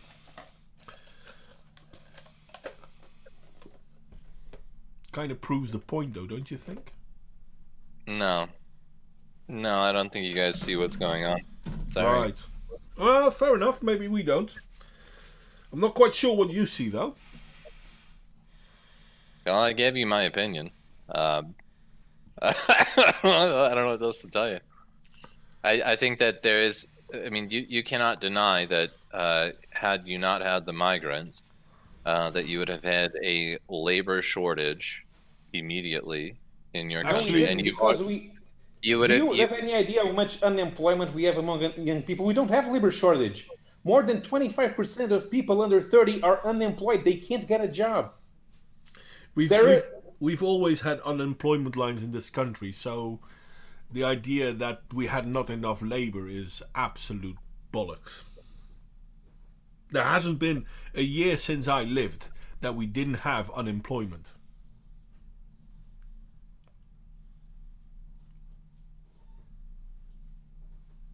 That's a fair point, actually. And I'm pretty sure this is true in the United States as well. Well...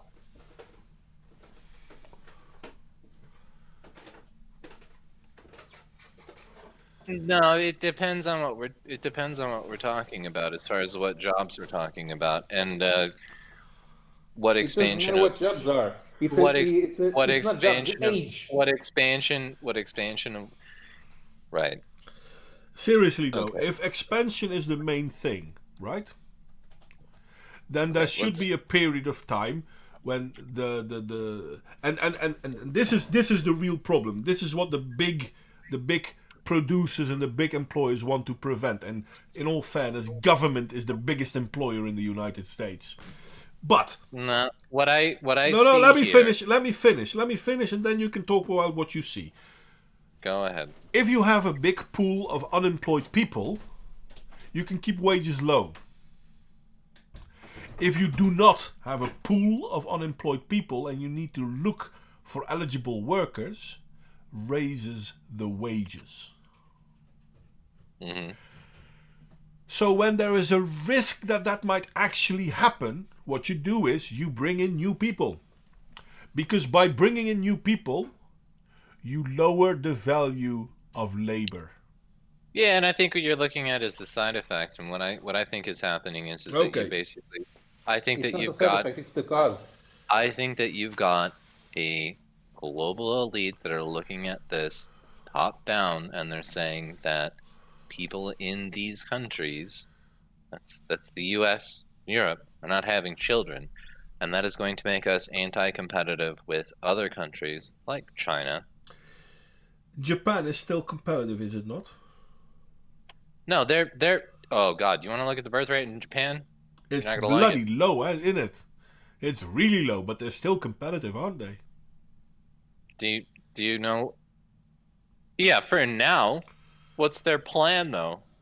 What planet? The rates have been going down since the 1960s at least. Yeah. And they're still competitive.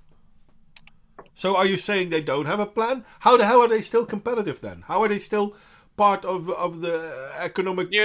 You're looking at a dying man and you're like, well, how's he still alive then? Well, he's still alive now. Give it Yeah, time. well, he's doing more than just being alive. He's still producing more. And no, seriously, give it time. Hell, do you realize how stupid that sounds? Basically, you're saying, well, they can't save themselves. Well, if they can't save themselves, then you have no argument to stop immigration. I do. No, because you need it to save yourself. My argument to stop immigration is that we need to look at, number one, we need to look at ourselves and what we've done to ourselves in all of our Europe and then also the United States, and understand why our birth rates are so low. I have many theories as to why that is. I don't think it's just simply wealth. I think there's a lot of shit that goes into that. And I think we need to correct that problem, and then we don't have to worry about bringing in a whole bunch of migrants. But that's what we're doing because we have a whole bunch of fucking assholes at the top who are making a lot of money and are making these decisions for us because apparently we can't make them for ourselves. And why are they making those decisions for you? Because declining birth rates.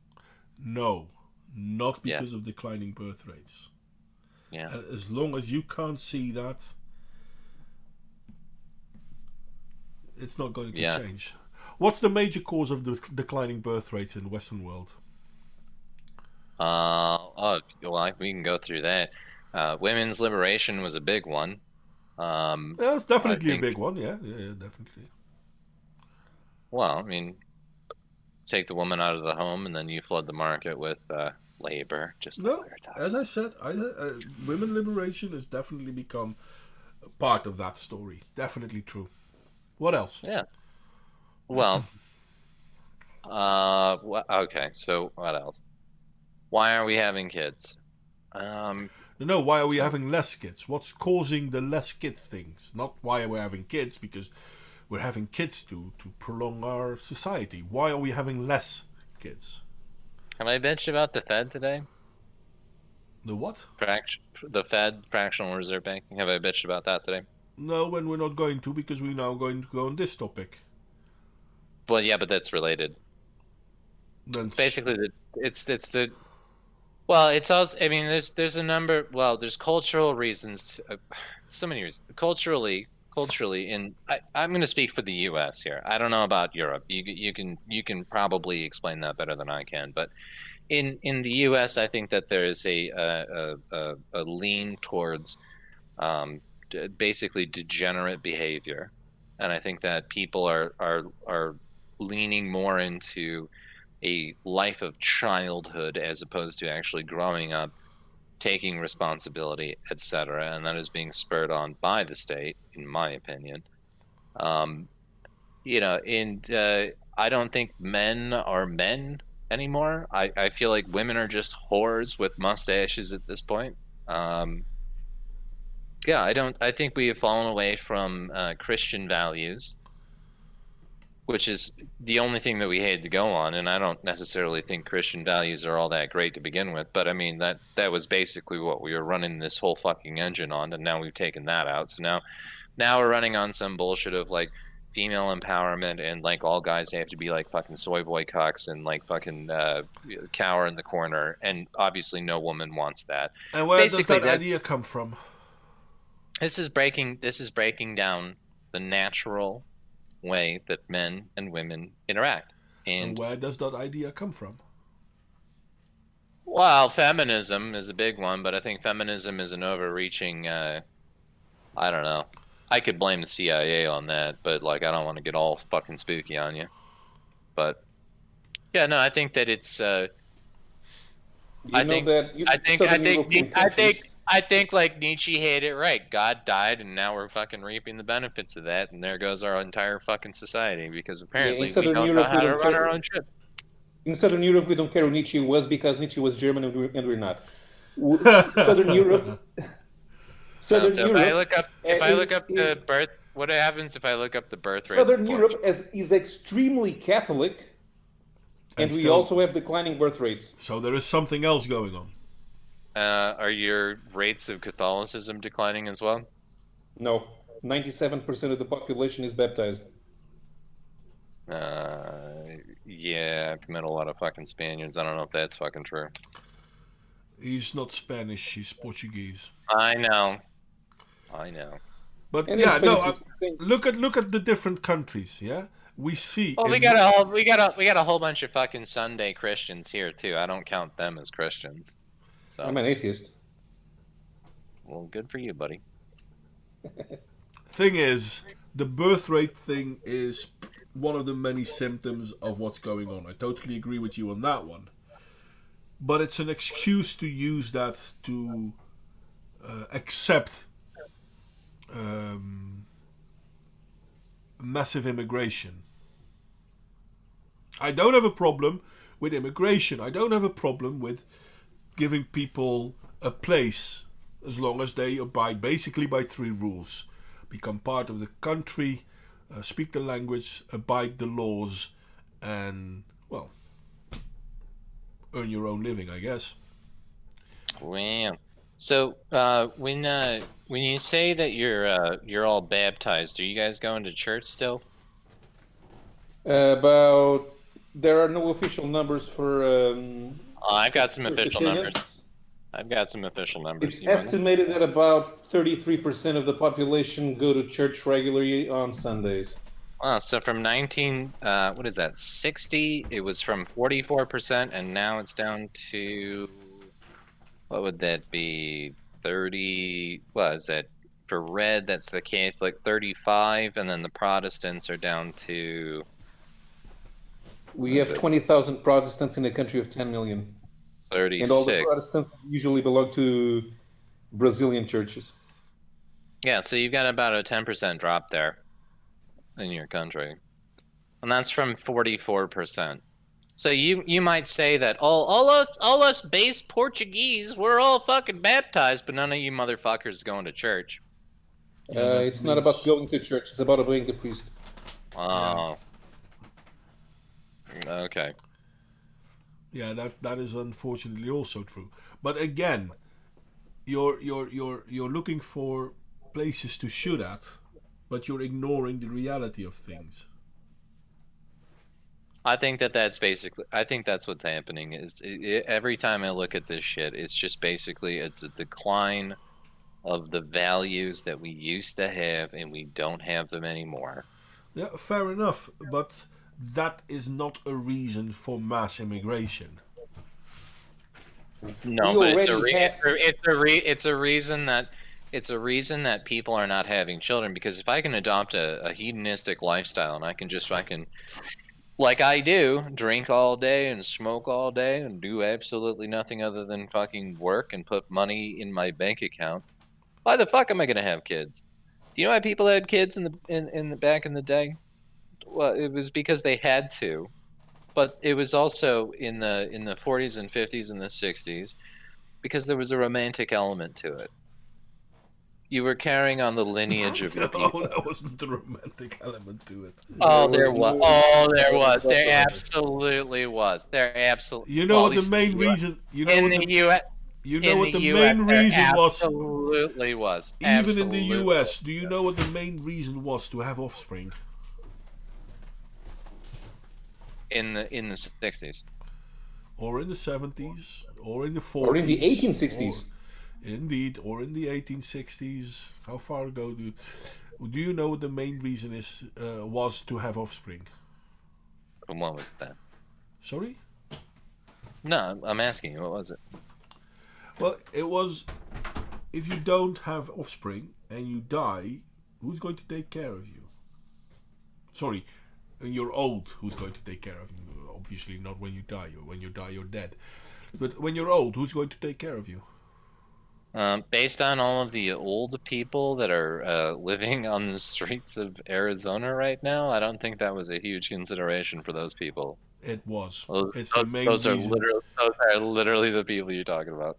It's the main reason why we had children, to take care of ourselves in our old days. So when you were so you think that not 50 years ago, the reason that Sally got porked by Billy was because Billy had that thought in his head. He's like, you know what? When I'm 80 years old or 70 or whatever, I'm gonna need this little fucker that I'm gonna pop into Sally here to take care of. That's what was going through his head. It was definitely part of the story, yes. No, I don't think so. Okay. I think you're rationalizing. I think you're forgetting the reality of things, but that's okay. I don't think people were thinking about that. I think people were thinking, I really like this chick, and if I happen to put a baby, if I happen to put a baby in this chick, then I will do everything that I can to make that child happy, and that was a romantic thing. Yeah. It was a part of. That's why they had what 3 to 5 children per family. Well, if we're looking at, it depends on what we're looking at. If we're looking at the U.S., yeah, I think that people had multiple children eventually because of practicality, because they had to have farmhands and shit like that. But Eventually, No, that already happened. But I think so it wasn't romantic. No, I think that the initial spot, the first child was absolutely like a romantic conception. Like, why else would you dive into that pond? Because if you didn't, your line would end with you. You see, you only got married. You were only allowed to take your line. Wait, hang on. Back up a sec. Your line would end. Okay, so even in that conception, your line would end with you. So why do you care about your line? Oh my God, you really don't understand evolutionary psychology, do you? Or evolution in itself. I think it is romanticism in the mind of the individual. So why do you have a problem with migrants coming to your country, if not to protect your culture? That's exactly why I have a problem with migrants coming to my country. I think But if protecting your culture is so important to you, then this is the reason why you have children, to protect your culture. Agreed. So how is that romantic? Because it has to do with your lineage and your people and your legacy. And how is that romantic? How is that romantic? Because that was your argument. Because what romanticism is about. It's about your story. It's your story. It's your legacy as a people. It's like what your people have done. That's not romantic. That's practical. No, it is romanticism. Romanticism as a concept was restricted to the upper classes. Yeah, yeah. But it is still a romanticized idea. Like, if we want to look at this entirely practically, we're gonna drop into pure pragmatism, and nobody's gonna have kids because it would just be too taxing on the individual to do it. But having an idea of having children and what those children could become and carrying on your legacy into the future is absolutely a romantic idea. It is. It is. It is a romanticized idea because you don't know what's going to happen. Maybe you have these kids and they get hit by a bus the next day. You That's don't why know. they had 5 kids, so so that at least one of them could survive. Because over half of them were going to die in their first year. Ta-da. So that's in your mind. Okay, so we're just monkeys popping out kids then in your mind. We are monkeys popping We out were kids. monkeys popping out kids. We still are, Well, I'm but still we're very not. much a monkey. Yeah, we still are. Well, not monkey. We're apes. Well, that's really sad to me. You think that? What? You don't think See, you're an ape? you're the one who has a romantic idea about himself. Yeah. How can you say you're not an ape? No, I just think it's sad that that's what you brought your life to, is just that you're just a bunch of dumb monkeys popping out children. Again, ape, What's wrong? not monkey. But how is that not true? It may be true on a practical level, but like, what are you living for? On what then? level isn't it true? What are you living for? Currently, I'm living to give my wife and my child a decent situation as well. Why? Because I want to give my son a good chance. Why? I don't know why. It's pragmatism. Well, just okay, because you're a function. Okay, well, that's what you want to be. What do you think the reason is then? Romanticism. I've already gone over this. What's romantic about it? Well, it's because you've got a child which bears your genetic lineage, and it also bears your cultural lineage, your race, your identity. And this child is going to grow up and make something of, I'm assuming, a he himself, and you're going to be able to be proud of that, and you're going to That be sounds able to very say functional. it is very functional, but it's also very romantic. How is it romantic? I understand the function. I don't see the romantic. Well, again, if that's what you can look at the world mechanically if you want, and I'm happy that you can do that. But I think that most people, when they do things, they actually do care about what comes next. I think that they do care about what they're doing. We're not just all cogs in the machine. But if that's Who what said you that? guys are, that's fine. No, who said that? I don't see myself as a cog in a machine. Why do you say that? Well, if it's pure pragmatism, if it is just simply what even works, if it's pure pragmatism, how does that make me a cog in a machine? Especially when pragmatism is individualistic.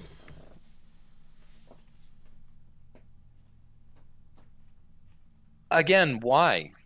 Why? Like, what? what? Yeah, but no, you're not sorry. answering. You're not answering. Why would you? What is your motivation? What drives you? What gives I you told passion? you what drives gives me. you? I told you what drives me. It gives me Oh, passion. that you like being a function. Okay. What do you think your life is then? I can tell you exactly what I'm doing. Okay, go on then. What are you doing?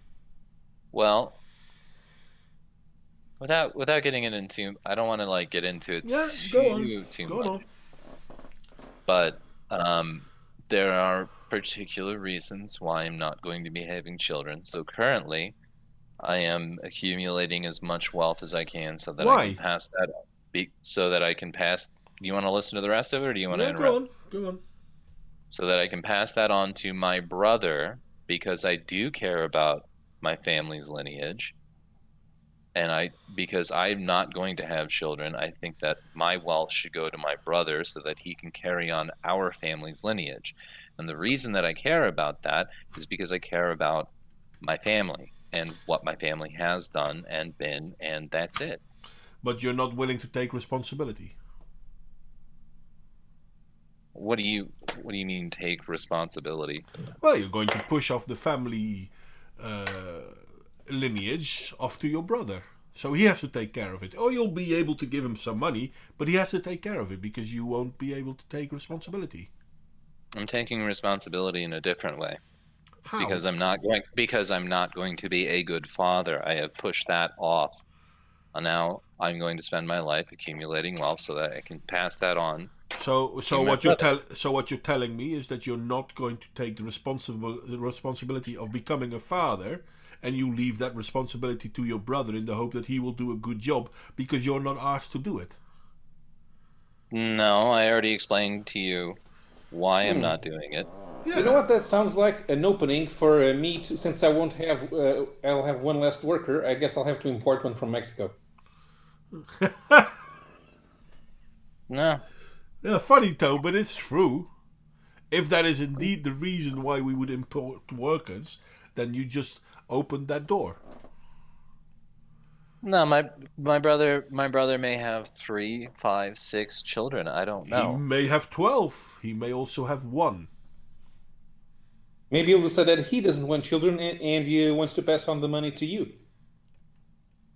No, I know he's going to have children. He's currently married. How many children does he have? They're having children now. He's my younger brother. How many children do they have? Currently, None.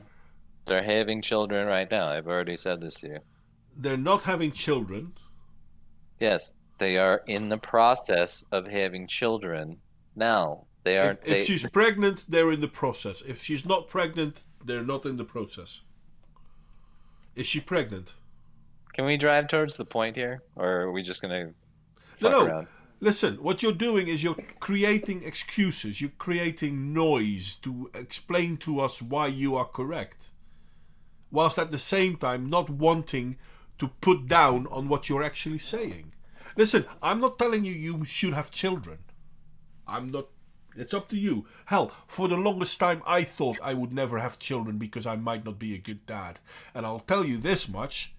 I regret having those thoughts. And I'm not sure why I had those thoughts, but it had definitely to do with my upbringing and with my education. Now, my mother wanted me to be a father, so it's not her part that caused me not to want children. So I can only look at the education I had that caused me to not want to have children. Mm-hmm. It's that my wife wanted it. And trust you me, for a long time I was saying no. And I regret that every single day.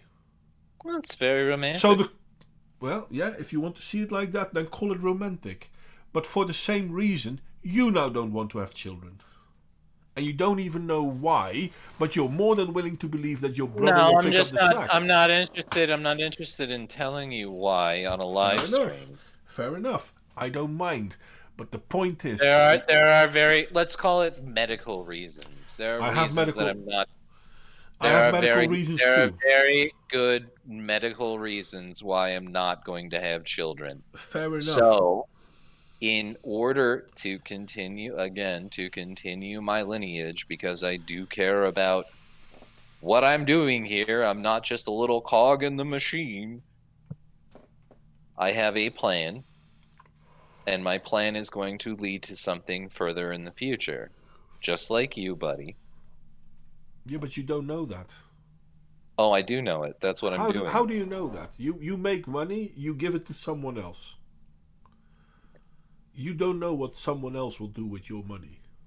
Well, you don't know I don't. I know my brother. He's a pretty responsible guy. Yeah, he probably is. Oh. That's not the point I'm making.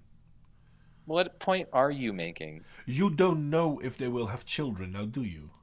And I'm not even talking about whether they want to or not. Maybe they want to. That still doesn't guarantee it, does it? We're all over the place, bro. I don't know. Look, what you're doing is you're creating noise. You're creating excuses to say, well, I can't for this, that, or the other reason. But I have a contingency plan. Do you want to go? We can go through it again if you want to. It's very simple, But Modwayne. Gaspar, I've this is told what you're you doing. There This is are what you're medical doing. reasons that I'm not going to be a father. I right? understand that. Okay. That's not the point I'm Do you- making. Do you want to loop around again? How many times do we have to go through this? This is stupid. Fair enough, What are you talking about? But then you're part of the reason why we have a low birth rate, aren't you? No. Oh, okay. No. Okay. No. Oh my god.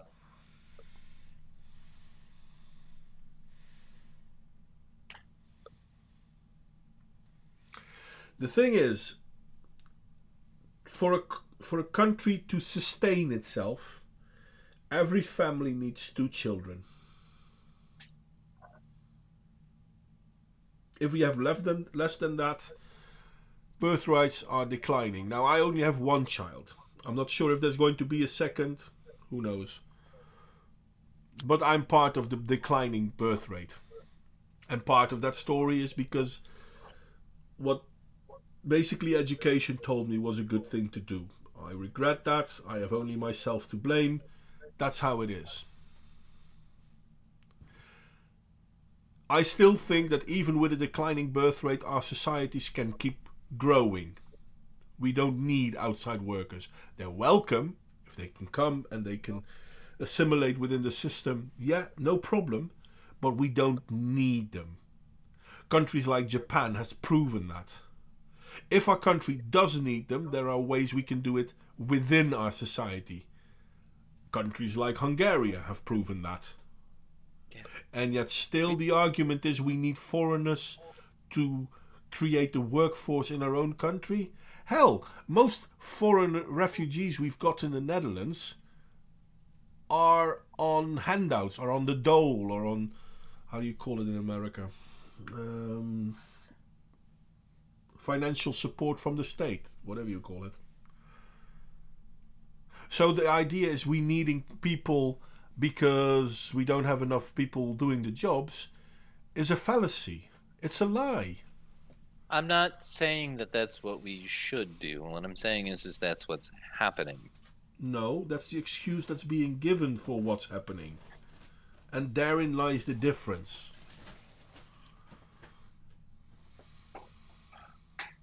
Okay. And that difference is quite big. And as long as we keep believing the lie, as a people, we will not stand up. So we agree. I want to go down a list here. We agree that there are low birth rates all over Europe and in the US, correct? In most of the Western world, yes. Okay.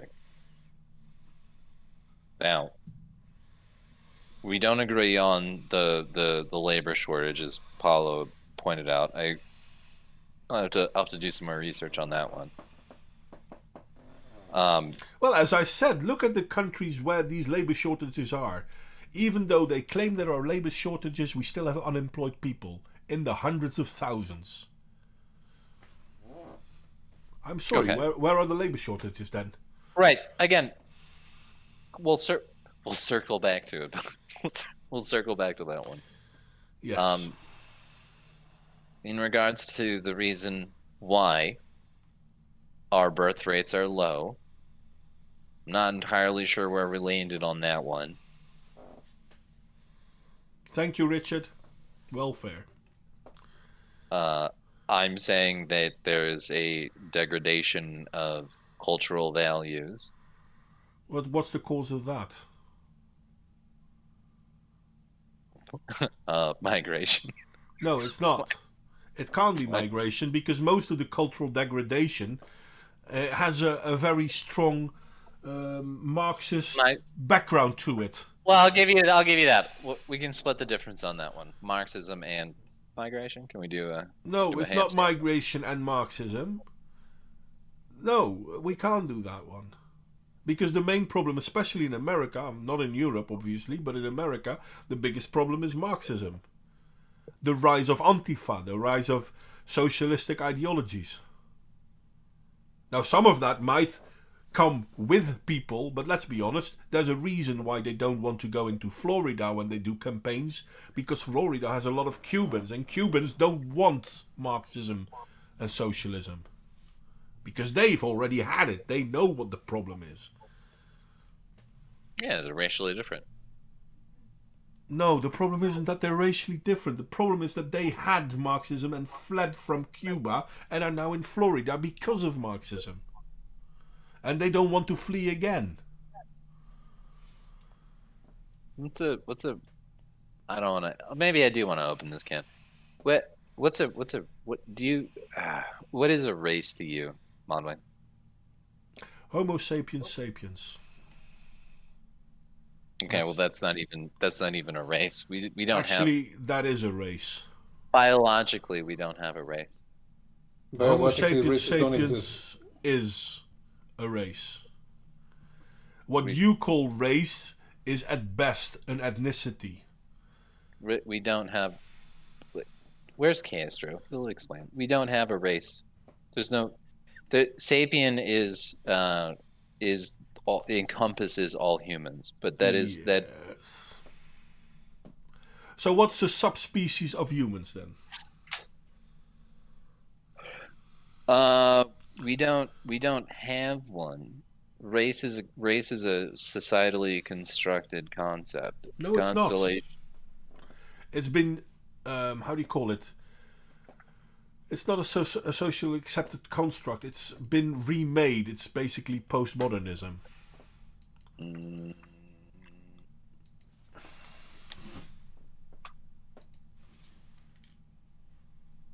Do you want me to read you the definition? Yeah, sure, go on.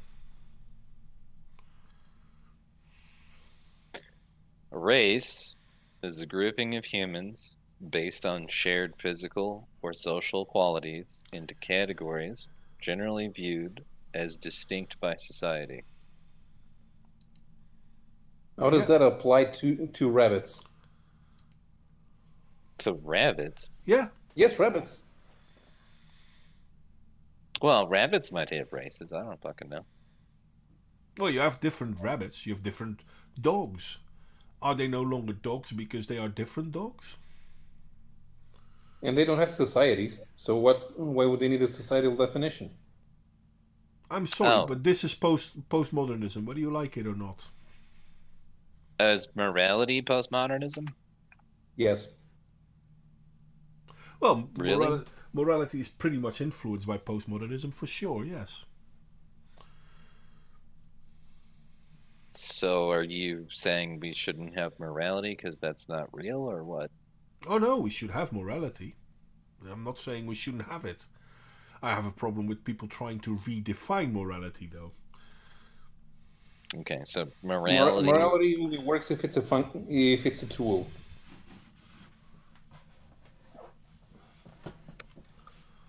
Okay. All right. So here's my definition of race.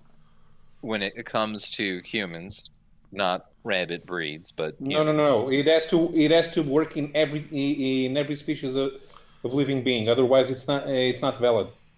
Oh, so okay. Well, congratulations, you're a vegan, because apparently human morality, which is a social construct, has to apply to all animals. Apparently. No, because I told you morality is a tool. Race is a tool. No, it's not. It's a concept. So is morality, apparently. No, it's not. Well, what is it then? Morality is, how do you call it? Morality is subjective to society, in a way, and therefore it Right. changes with society. Now, Just there is a postmodern way to look at race, which is the same, but that's because it's postmodernist. Or you can look at it biologically. Then it doesn't change, and then the postmodern way doesn't fit. Okay. So a race is a grouping of humans based on shared physical and social qualities is not a race, but an ethnicity. But postmodernism says it's a race. Okay, white boy. Uh, You don't know my God, skin color. I could convince you oxygen doesn't exist. I You really can could. try. Yeah, sure. You could try. I doubt you'd succeed. Just like I won't buy into the other postmodernist crap. And Well, yes, I guess. postmodernism is Well, crap. this is great because we can dispense with morality because this is just a conception of That's humanity. fair. No, And if we can't apply morality to rabbits, then I mean, what's the point of it even? No. Other species do have a form of morality. It's just that we can't put it to words because those other species don't have words. Right. But we can recognize for certain things that we would consider morality. Yes. Okay, so morality exists now.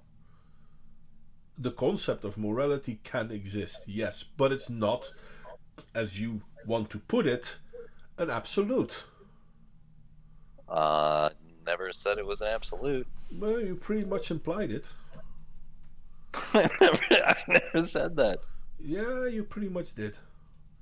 Just like No, you pretty much I'm implied. saying that I will say that morality must exist because we are humans and It humans has have, nothing to do with us being humans. Well, then tell It me has- all about the morality of rabbits then. It has to do with being group animals. You did this Okay. for me, therefore I will do that for you.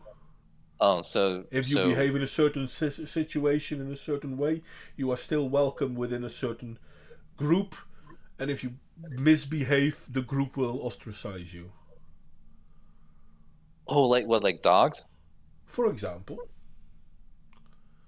any group animal will do this, so yeah, dogs too. So, okay, Again, so well, evolutionary psychology, mate, seriously. okay. Do you want to? I'd love to go into the morality of dogs then. Sure, go on. Okay. So dogs do a lot of different things, like eating their young. Some do, yeah, making- some do. True. killing their own pack. Some do, yes. So would you say that when a dog flips out and fucking kills one of its own pack, they're acting in a moral fashion, or like Yes. what are the moral functions of a dog? Can you explain that to me? I doubt I can, but not so much because I can't, but because you're not willing to listen. No, But I I'm can listening try. right now. Go ahead. I can try. The moral conditions of a pack. Dogs within a pack will try to protect everyone within that pack.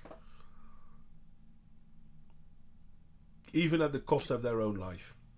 And they all understand this morality. The bigger the dog, the more likely it is to take a more defending role. Yes, they all understand this morality.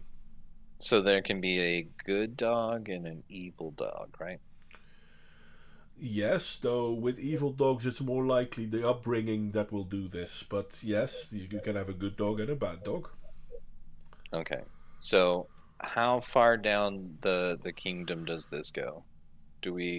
As far as we know, this goes back all the way down to do ants have morality? probably yes. It's difficult to see with ants though, because we still don't really know how they communicate with each other. But we do know that they do communicate with each other, and we do know that some ants will sacrifice themselves for the greater good of the rest. Okay, so I'll accept this idea. Should we adhere to the morality of dogs or ants? No. Okay, so you agree that there is a separate morality for dogs and humans and ants? I agree that there is separate morality for humans and humans. Right. So there is a separate morality for humans. And humans. No two groups of humans will have the same morality. Well, some of the things will be the same, but some of them won't.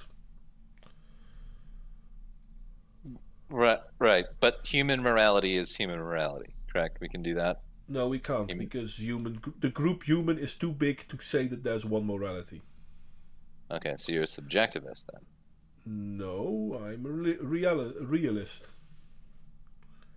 Do you believe in universal morality for humans, or do you believe No. that it's okay? So all okay. So I'm a cannibal in the woods, right? And Yeah. I'm eating a human being, and Yeah. you happen upon me, Yeah. and you're gonna be like, "Hey, bro, that's cool. Enjoy No. your morality, bro." No, I'm not going to do that. Does that make me right or wrong? Well, if you're going to take your morality and say that your morality is better than my morality, even though I'm fucking eating the human being on the ground there, then clearly you're making a judgment on my morality. You're saying my morality is wrong because if you interfere, But am I correct in that? Do I know what the situation is? Do I know why? Now, if you live in America and you do this, it's easy because then I can condemn you and I have reason to condemn you and people will agree with me. But if we would talk about, let's say, 900 years ago in America when there wasn't a lot of food and there wasn't a lot of sustainability for societies and this is happening, do I still have the same right to have that moral? well, I don't know. There you have it. Well, well, I mean, if we can maybe we can play this a little closer to home. What did Hitler do wrong? Was he a bad dude? Was he a big Depending on bad? how you look at it, I think he was a Big bad dude, but I But think he why? was a He was terrible just dude. but he was just expressing his own morality, really, when you think No, he about it. wasn't. That's not true. Hitler had a Why? lot of contradicting things within his morality, Such as. such as. Oh, and even if he did, does that give you the right to come in and say your morality is better? Did I say my Yes. morality is better? Well, if you're But going to it does- interfere. Well, from my point of view, it does give me the right to interfere because, from my point of view, my morality is always better than everybody else's. Therefore, I have the right to defend myself by imposing my morality beyond the borders of my being. You're a universalist then.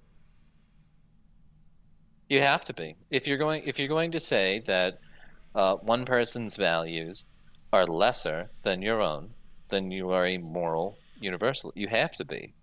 So are I your always thought of values? myself as an individualist. Yeah, that's what I would say. But back to that example, Gaspar.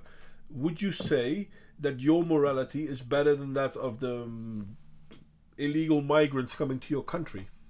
Absolutely, 100%, all Based day. on what? Because I believe that the American values are better, and I think that the people that are fleeing these And how did you call it when Pablo was basically saying the same thing? that he's a universe. I'm not. I never made a statement about my values. So but yeah, you are a I'm universalist. Yeah, Okay. yeah, No, fair absolutely. enough. Fair enough. I don't think that there is such a thing as subjective morality. I do think that You don't think that's subjective morality? Okay. no, I think that there is a Now particular. imagine this. And let's keep it in America. Why not? Are you allowed to kill someone? No, You're not allowed Well, to yeah. kill. you're allowed to kill somebody, but it is an immoral act. Yeah. Is killing someone an immoral act? Yes. Okay. So now you come home and you see your brother being knifed by some indistinguishable dude. Is it moral to kill the one attacking your brother? It is an immoral act to take another life, but it is a moral act to save my brother. So again, because now you're basically saying yes, no. I'm giving you a giving you a definition of two acts. Yeah. No, you're going to give two answers to one question, which is fine. I don't mind. But is it a moral act for you to kill the attacker of your brother in the way that you defend your brother? I already answered this question. It's No, an you immoral didn't. act. You gave It's an two im- answers. It's an immoral act to take another person's life, So you shouldn't.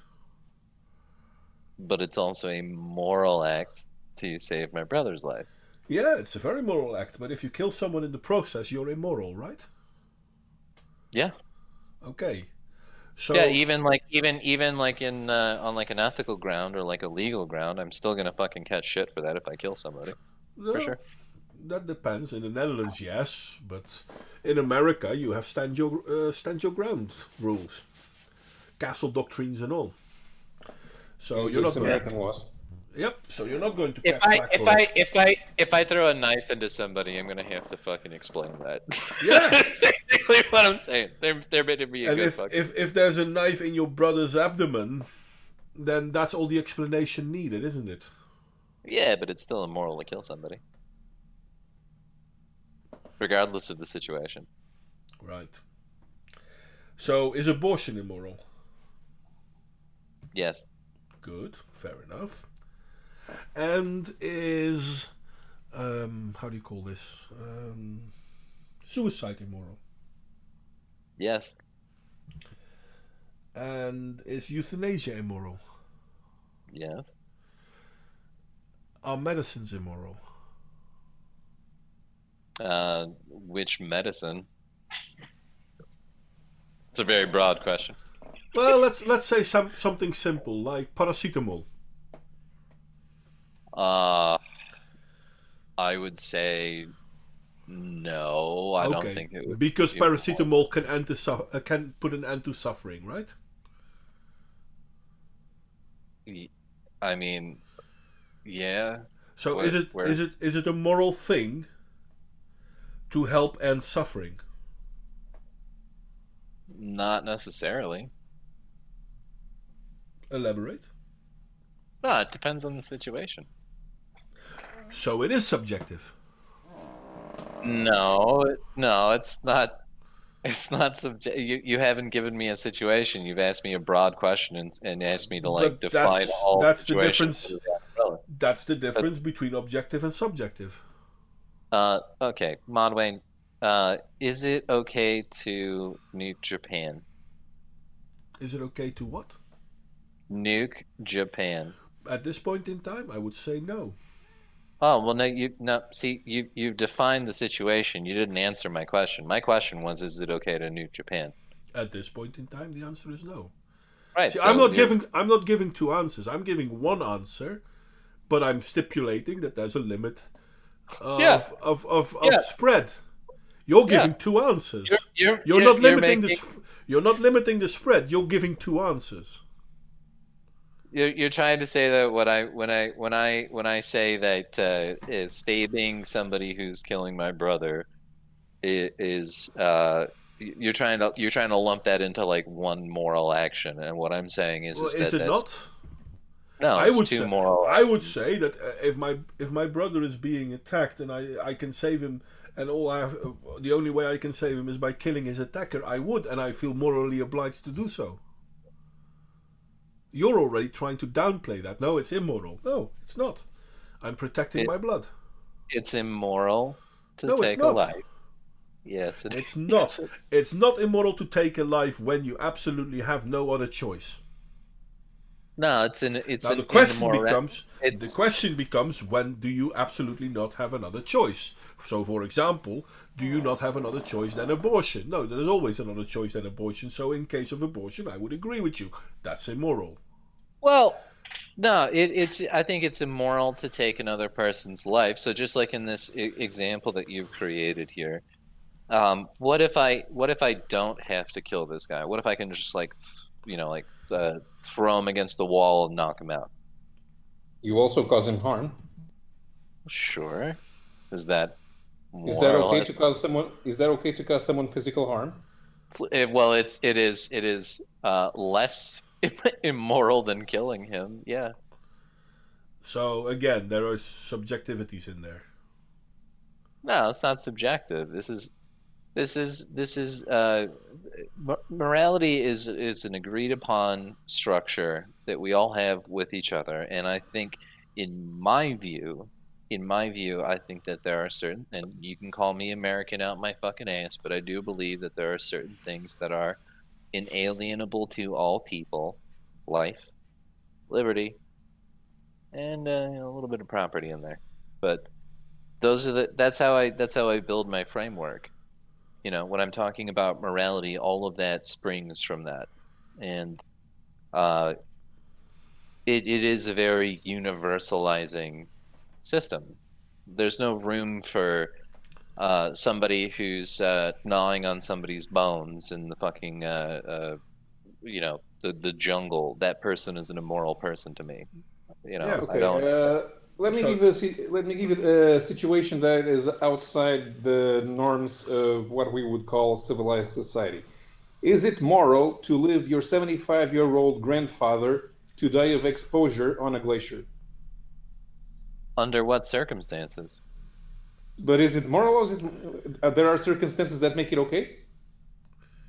In certain circumstances, yeah. Yeah, so morals really are dynamic and vary according to circumstance. So in that case, leaving him to die is obviously an immoral action, whichever way you cut it. But there are situations in which there are like there are more moral things that you have to do around that I don't know. How do we want to do this? Like we can say that it is an immoral action for leaving grandpa out on the fucking glacier, right? But I don't know. I can think of a situation where I don't know. Let's say we've got a helicopter. It's me and grandpa out on the fucking glacier, right? And there's a helicopter coming in, and he's like fucking bingo fuel, and like he can only take one person, right? And that's me. Or grandpa. That's not even that was one Right. that I was considering, and there are more than there are more than two people. You're an Eskimo. Oh, put a rabbit in there because we got to think about the There are rabbit. there are no rabbits in the Arctic Circle. No, There are but- bears who live in What about in snow the rabbit? taiga. Can we put a snow rabbit in there? Come on, man. There are no snow rabbits in the Arctic. How about an Arctic fox?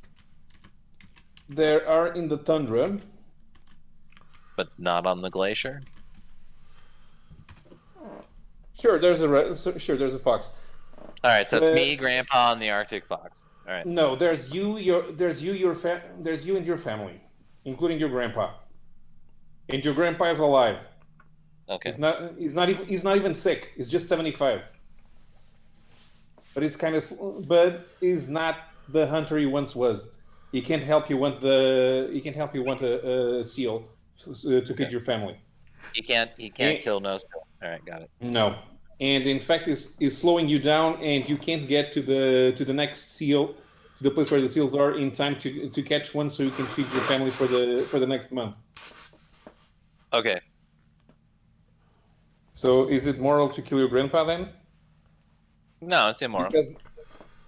But if you let your grandfather live, the rest of the family goes hungry.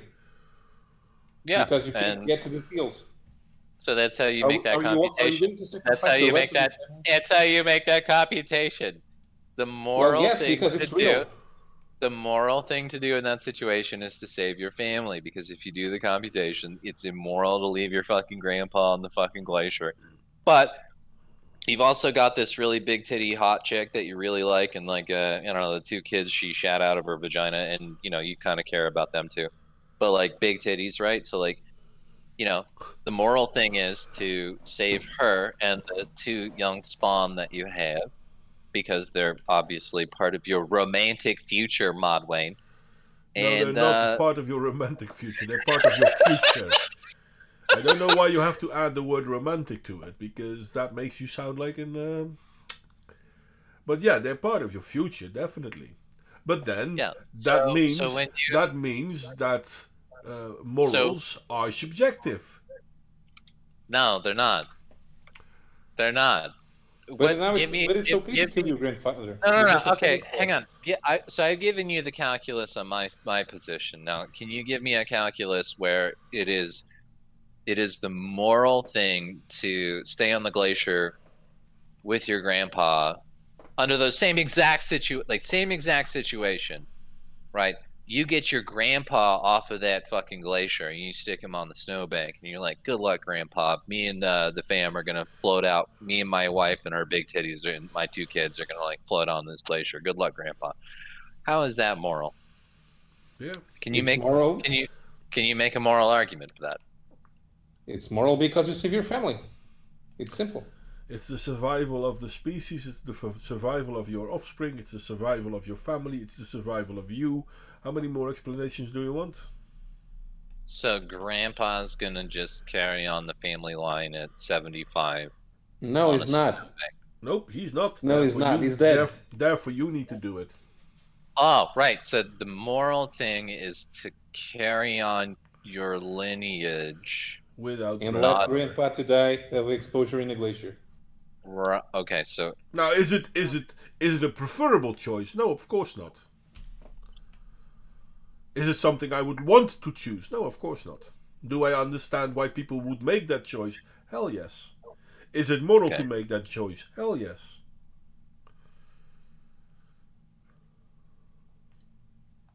okay. So we've got. Do I have you on universal morality? Are we No. good with that? So No, we so already established that it's situational. okay. Subjective. Oh my god. So we're gonna have to go through all the terms.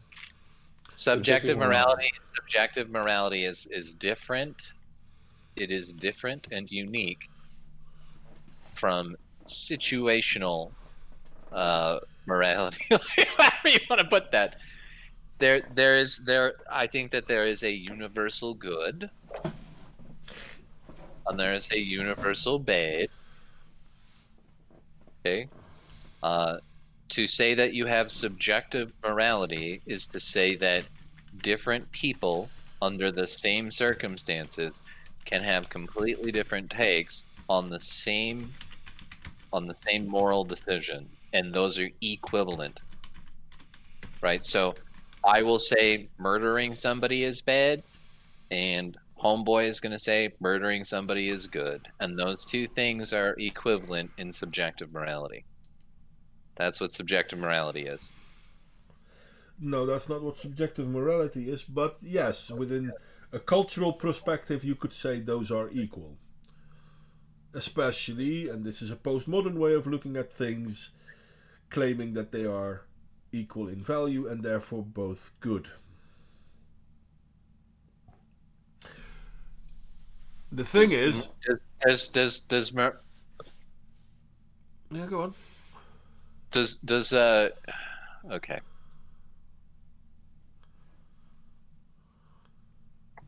So, all right. So we're all humans, right? We can agree on that. Yeah, sure. We're all Homo sapiens. Paulo is a Portuguese human with a caveat. Homo sapiens, just like I am, just like you are. Sure. He's not, or you are not. Okay, so no, seriously, you said sure, as in not really true. So is he not, or are you not? I don't care about this. I am. I know I am. So either I am not, you are not, or he is not, or we all three are. We live in Which is it? Universe, correct? No, we live on a planet. We don't live in the universe.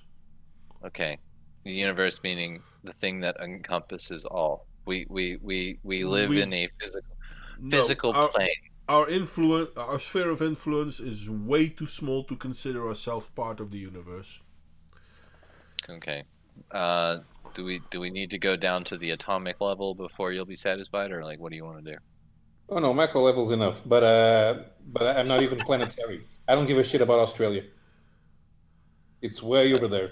And even if we're going to consider that every sphere of influence of humans is equal to the sphere of influence of all humans, which is a fair choice to make, then still we don't even get beyond Mars.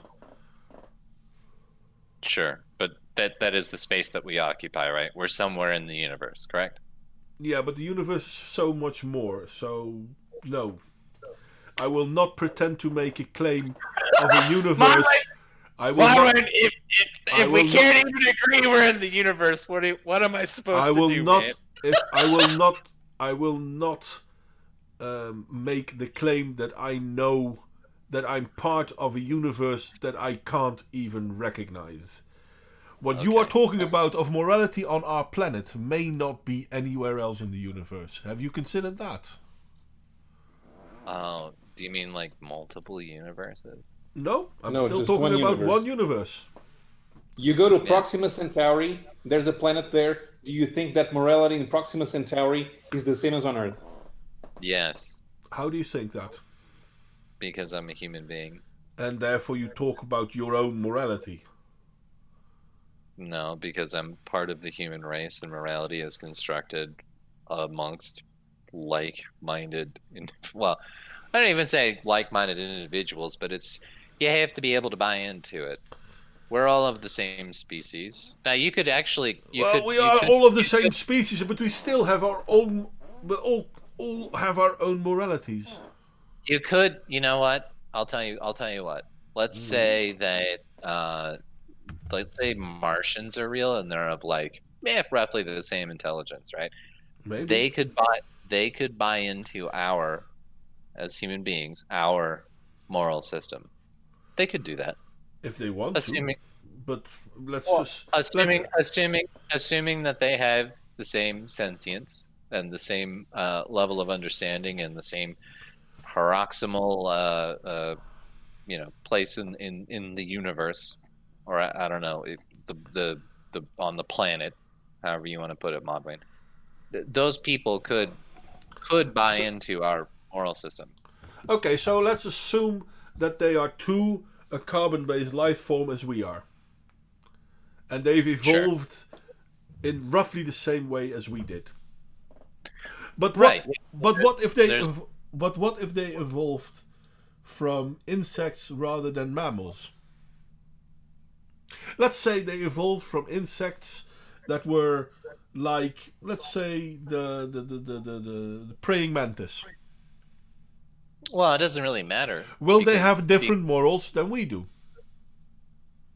No, well, because in praying mantis, part of the cycle of procreation is killing the male.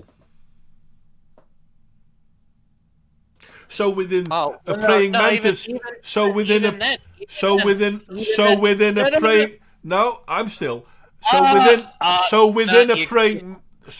praying mantis moral-based culture, you set yourself up, killing the male would be acceptable, would it not?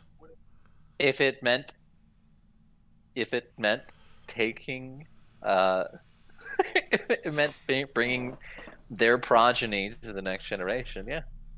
Then it would be moral. It would be immoral to eat your spouse's head, but like if that's what you have to do to fucking bring your kids up, then yeah, absolutely. Well, but why do they have to do that? The overriding well, if you don't have to do it, then you shouldn't.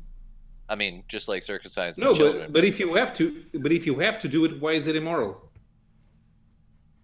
If you have to do it, it's immoral. It's simply just an immoral action. Why? But you have to do it. If you have to do it, it's an immoral action. But you have overriding moral action. Why is it an immoral action? Because taking life bad. So you're using your morals to evaluate a praying mantis. I'm pretty sure even in the praying mantis... I'm pretty sure that the praying mantis may have different morals on this than you do.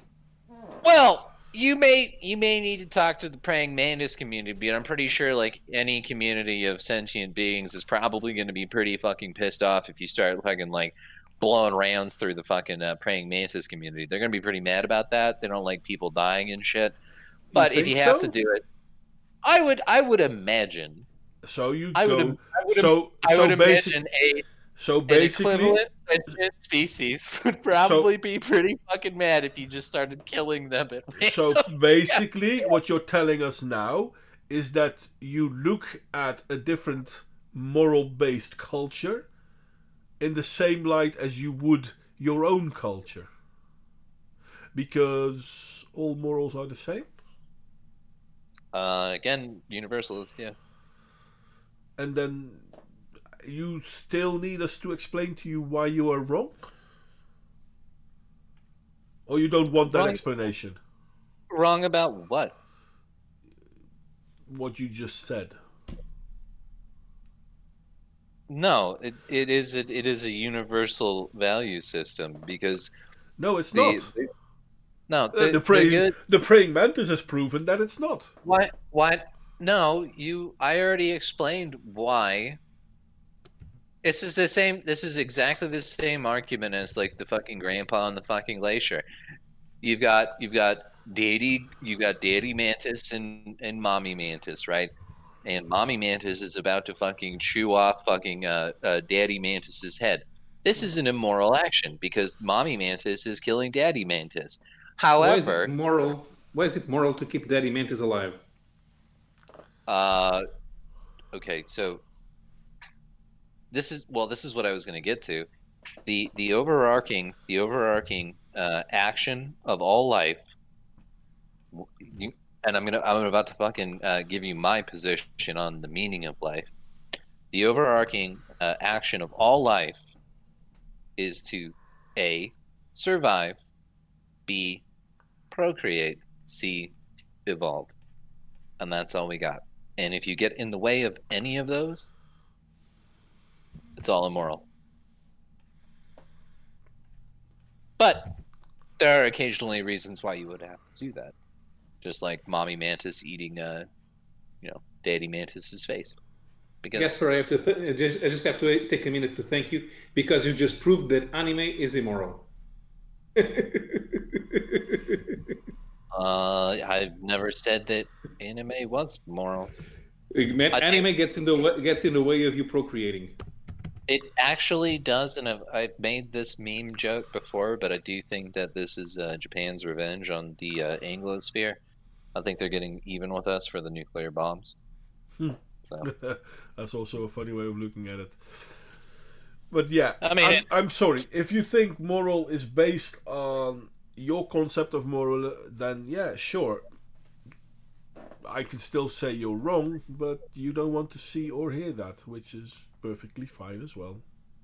no, it's I'm happy to hear your system, but that's my view on it. Like, I that's how I've always looked at it. It's just that, you look at what life is and what it does. The governing action of life is to self-perpetuate and evolve, and you have to appreciate that. And if we're making that the governing action of life, then morality has to spring from that. And if there's morality does spring from that, then it has to be universal.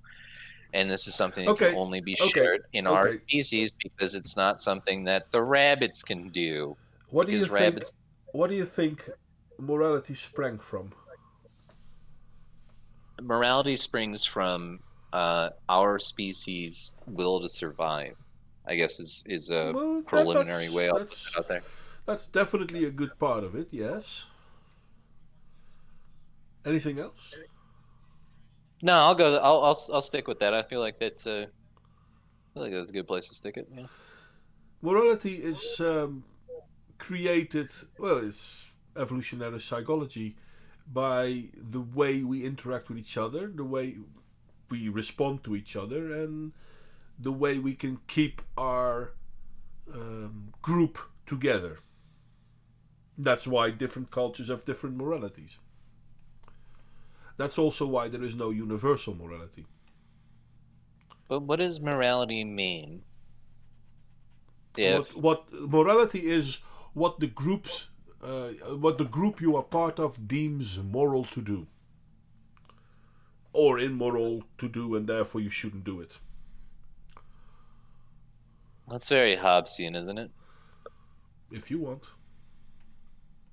I mean, that's just basically the conception there is that might makes right, and whoever's got the biggest stick makes the morality. No. That's not it at all. I'm sorry that people like to think of it like that, but that's not it at all. Because if you have the biggest stick and might makes right, then explain to me why, if might makes right, eventually everyone always stood up against the mighty. Do you want that from my moral perspective or yours? Whatever you want. You go from your moral perspective. From my moral perspective, I think that, I think that the natural state of man is inquisitive. I think that people, One thing that you can really see, I'm going to go off on a tangent here because you let me, but I think one of the things that you can see with human beings is that they really do like to um, scope the boundaries of. It's like a baby, right? You put a baby in a room, baby's gonna fucking flop around and try and figure shit out, right? True. And as humans, we do the same. Adult humans, anyway, we do the same thing. We scope our boundaries. We try to figure out Up what we until a can certain do. level. Up until a certain level, this is true. Yeah. So this is where my conception of liberty comes from, is that people are always going to move to the absolute outer bounds of, if you let them sit around for long enough, they'll move out to the outer bounds of their world, if you will, and they will push those boundaries. This is something that humans do. Babies do this. So, wow, I forgot where I was going with that. What was the question? Sorry, I'm having some whiskey, so you're gonna have to remind me of the question again. Sorry. Okay, so we've been talking about morality, and I have to admit that I can't, because you've been going on a tangent quite a bit back and forth, so I can't Yeah, really say. might makes right, and then you bounced it back. How did? Okay. Yeah, because if might makes right, how come that these might make right societies always revert into, well, not? Oh, right. You were asking why do societies fight, essentially? Is that it? No, it's not so much as why do societies fight. It's more like why do societies eventually stand up against the might make right bullies that rule over them. Oh, right. Yeah. Okay. That's right. So I'm going back into the liberty argument, right? So,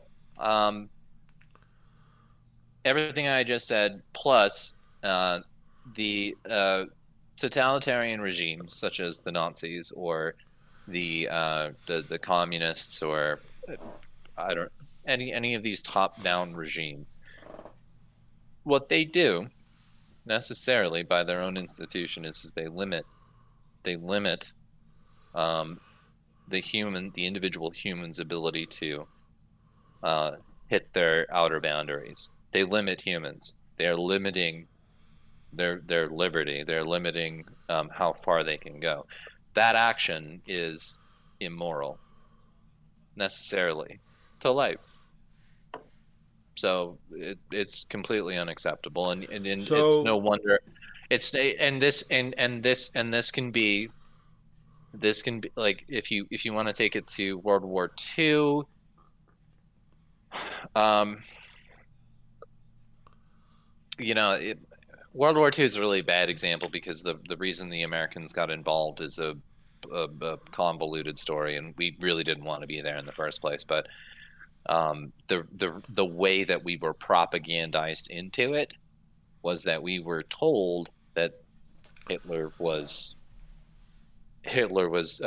taking away the liberties of other people, and which is true. I actually, well, and you can look at that. You can actually go back, and if you look at the propaganda of the day, if you go look at the anti-Nazi propaganda that we pumped out to basically get Americans interested in the war and all that shit, it's all just basically like, oh, there's a huge swastika coming for you and your child in the fucking wheat field, and it's gonna fucking eat you if you don't fucking go out there and kick some Nazi ass and all that bullshit. But what they were doing there is they were ringing true to a conception that I think that the only country on the planet has actually gotten correct up until now, current events aside. The U.S. actually understood, which is that human beings cannot be restricted in their search through this wild world that we exist in, and that is exactly why humans will always stand up to people who seek to restrict that. That's my answer to your question there. So, but that's my moral system. I don't know. Do you want to do the subjective morality there? No, that's going to be useless. I'm sorry. Because you've already figured out a way to excuse yourself. Oh, have I? What did I do? Listen. Did I fuck up? Listen, it's not a big deal. I don't care much about it. But basically, everything has to fit within your moral view. And your moral view has to be right because you say it's right. Yeah, but I got a reason. Yes, but it's still your reason. You're still I feel like unable. I got a good reason. I got a good reason for it, though. You're still unable to see that your reason is yours, but that doesn't have to mean it's everyone's reason. But you've already decided that you have every reason to condemn anyone who doesn't agree with your reason. The group of people that I will be bigoted against most will probably be aliens. This is for sure. Because anybody that doesn't understand human morality, I'm going to be like really fucking. I'm going to be like so racist against aliens. This is a problem that may occur in the future. But fuck those praying mantises. And yeah, the praying mantis is faggots. Like those faggots are probably, I'll be the guy on the fucking corner with the shotgun and be like, get the fuck out of this neighborhood. You're in the wrong neighborhood, Oni-chan. There you have it. There you have it. So, anyway, I don't even know how we got to the. We devolved into the moral argument because of some other argument. I don't even fucking know. Well, your badly defined definition of race. Mm-hmm. Oh, race. Yeah. Okay. So I can actually. Do you want me to put this into this too?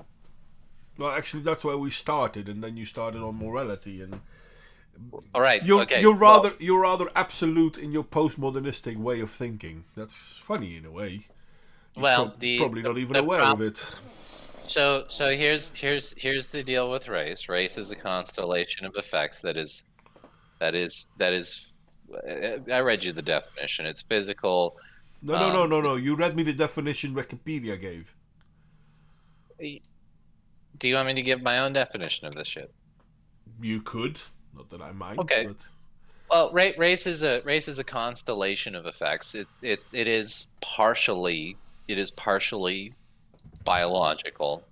It's partially value system, and it's also it's partially like ethical. It's how you're raised. Like there's a lot of different things that go into race, but that's the thing about race is that it is tangible. Like it's something that when I look at somebody or I interact with somebody, I will know if this person is along for the ride, so to speak, with my moral system and what my people are doing.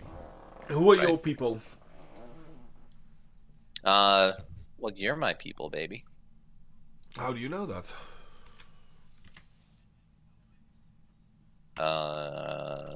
Well, we come from the same general tradition. I would assume that we have similar values. Oh, we might. What's your background? I remember you were a Volga Pole, weren't you? Yeah. Yeah. Did you say Volga Prol? Pole. Pole. Yeah. No, I'm. You're a German. I can look this up.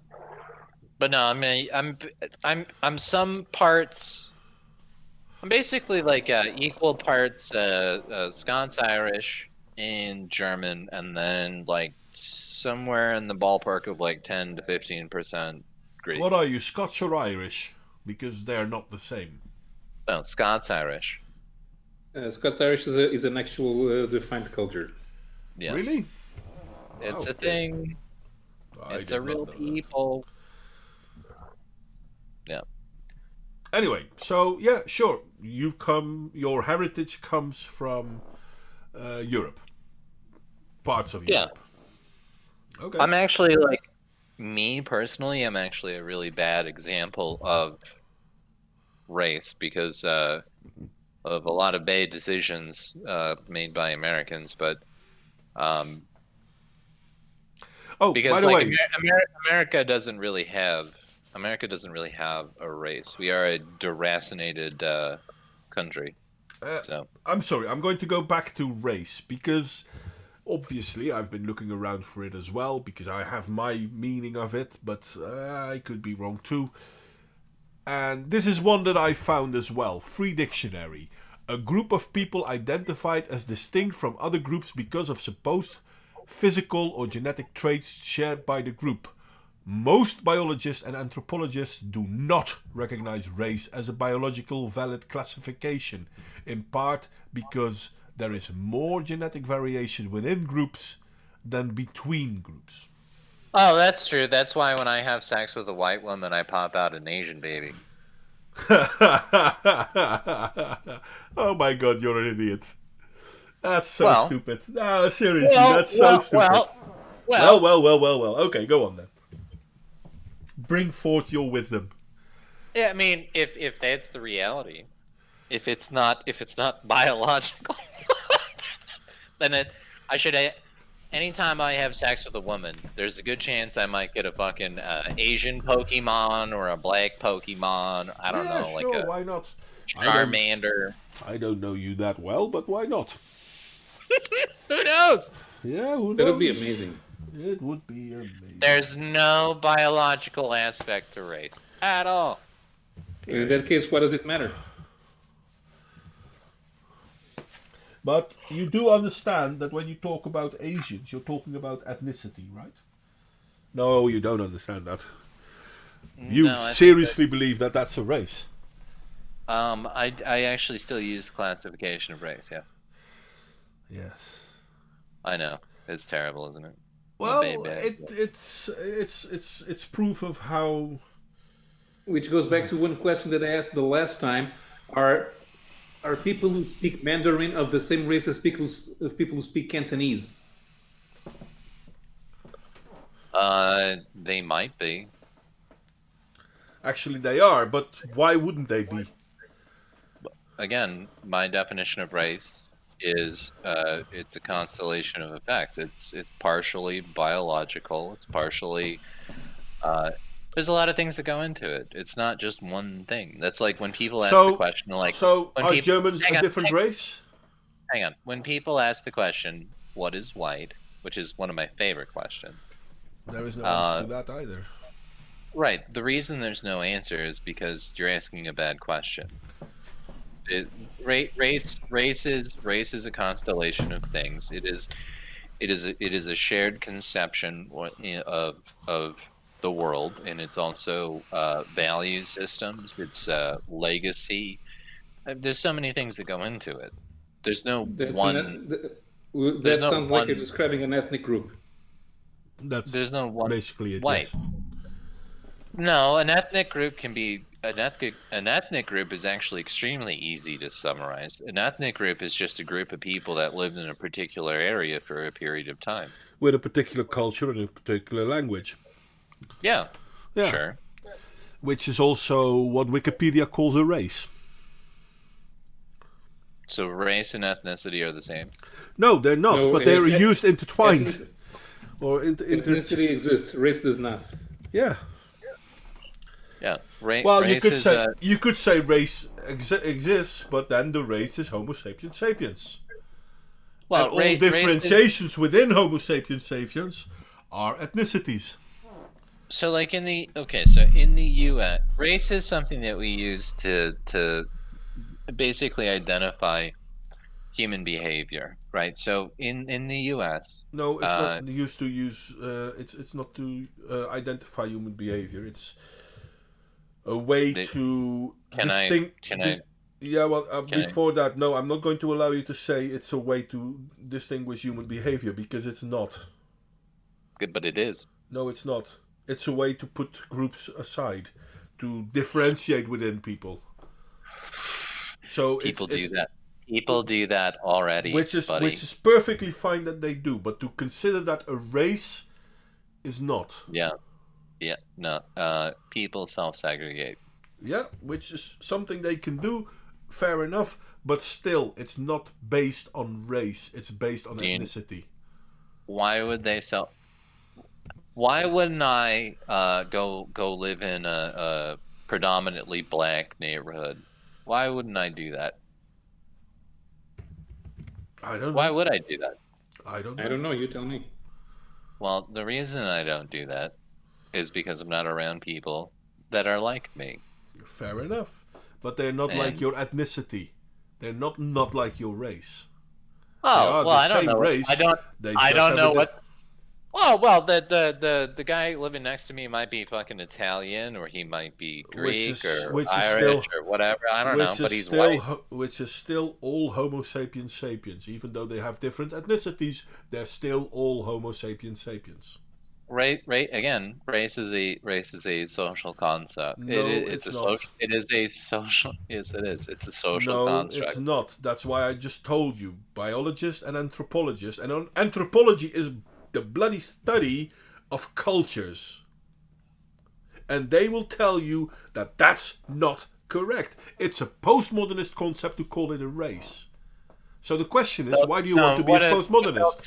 What they'll tell you is that there's no genetic, to their knowledge currently, there's no large genetic difference between any humans. And that makes sense because we can all interbreed. However, Well, that's yeah, not how we act. That's. So when we're talking But about the acting is based on culture, not biology. the The way we interact with each other is based on culture. right. So you're gonna be a pro basketball player? I could be, yeah, sure. Well, not anymore Uh-huh. because I'm too old, but yeah, sure. Oh, well, why aren't you though? Because I chose to do something else. Why is that? Because these are choices I made. Are you telling me that everybody of a certain ethnicity will choose to do something based on their ethnicity?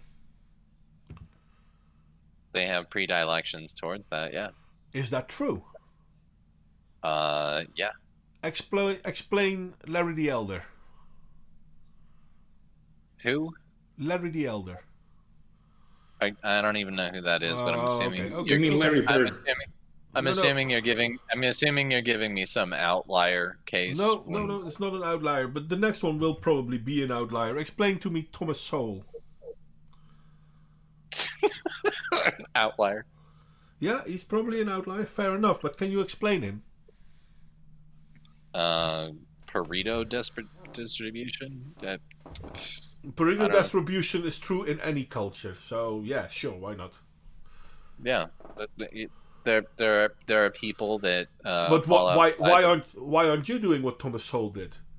If it is more likely for a white person to do it than for a black person, why didn't you? Oh well, I got into numbers just like my father did. So actually. did he. Thomas Sowell is educated as an economist. How romantic. He happens to be a brilliant philosopher. I know he is. So, how does that happen? Why didn't you? Why did he? He's black. You're white. You should have had an easier time of it according to your own standards. Yeah, when we look at the outlier, sure. But that's wrong, though, isn't it? Because it wasn't easier for you. You didn't even come close. I'm laughing because the little thing that you have up on the screen now is, are you 99% group?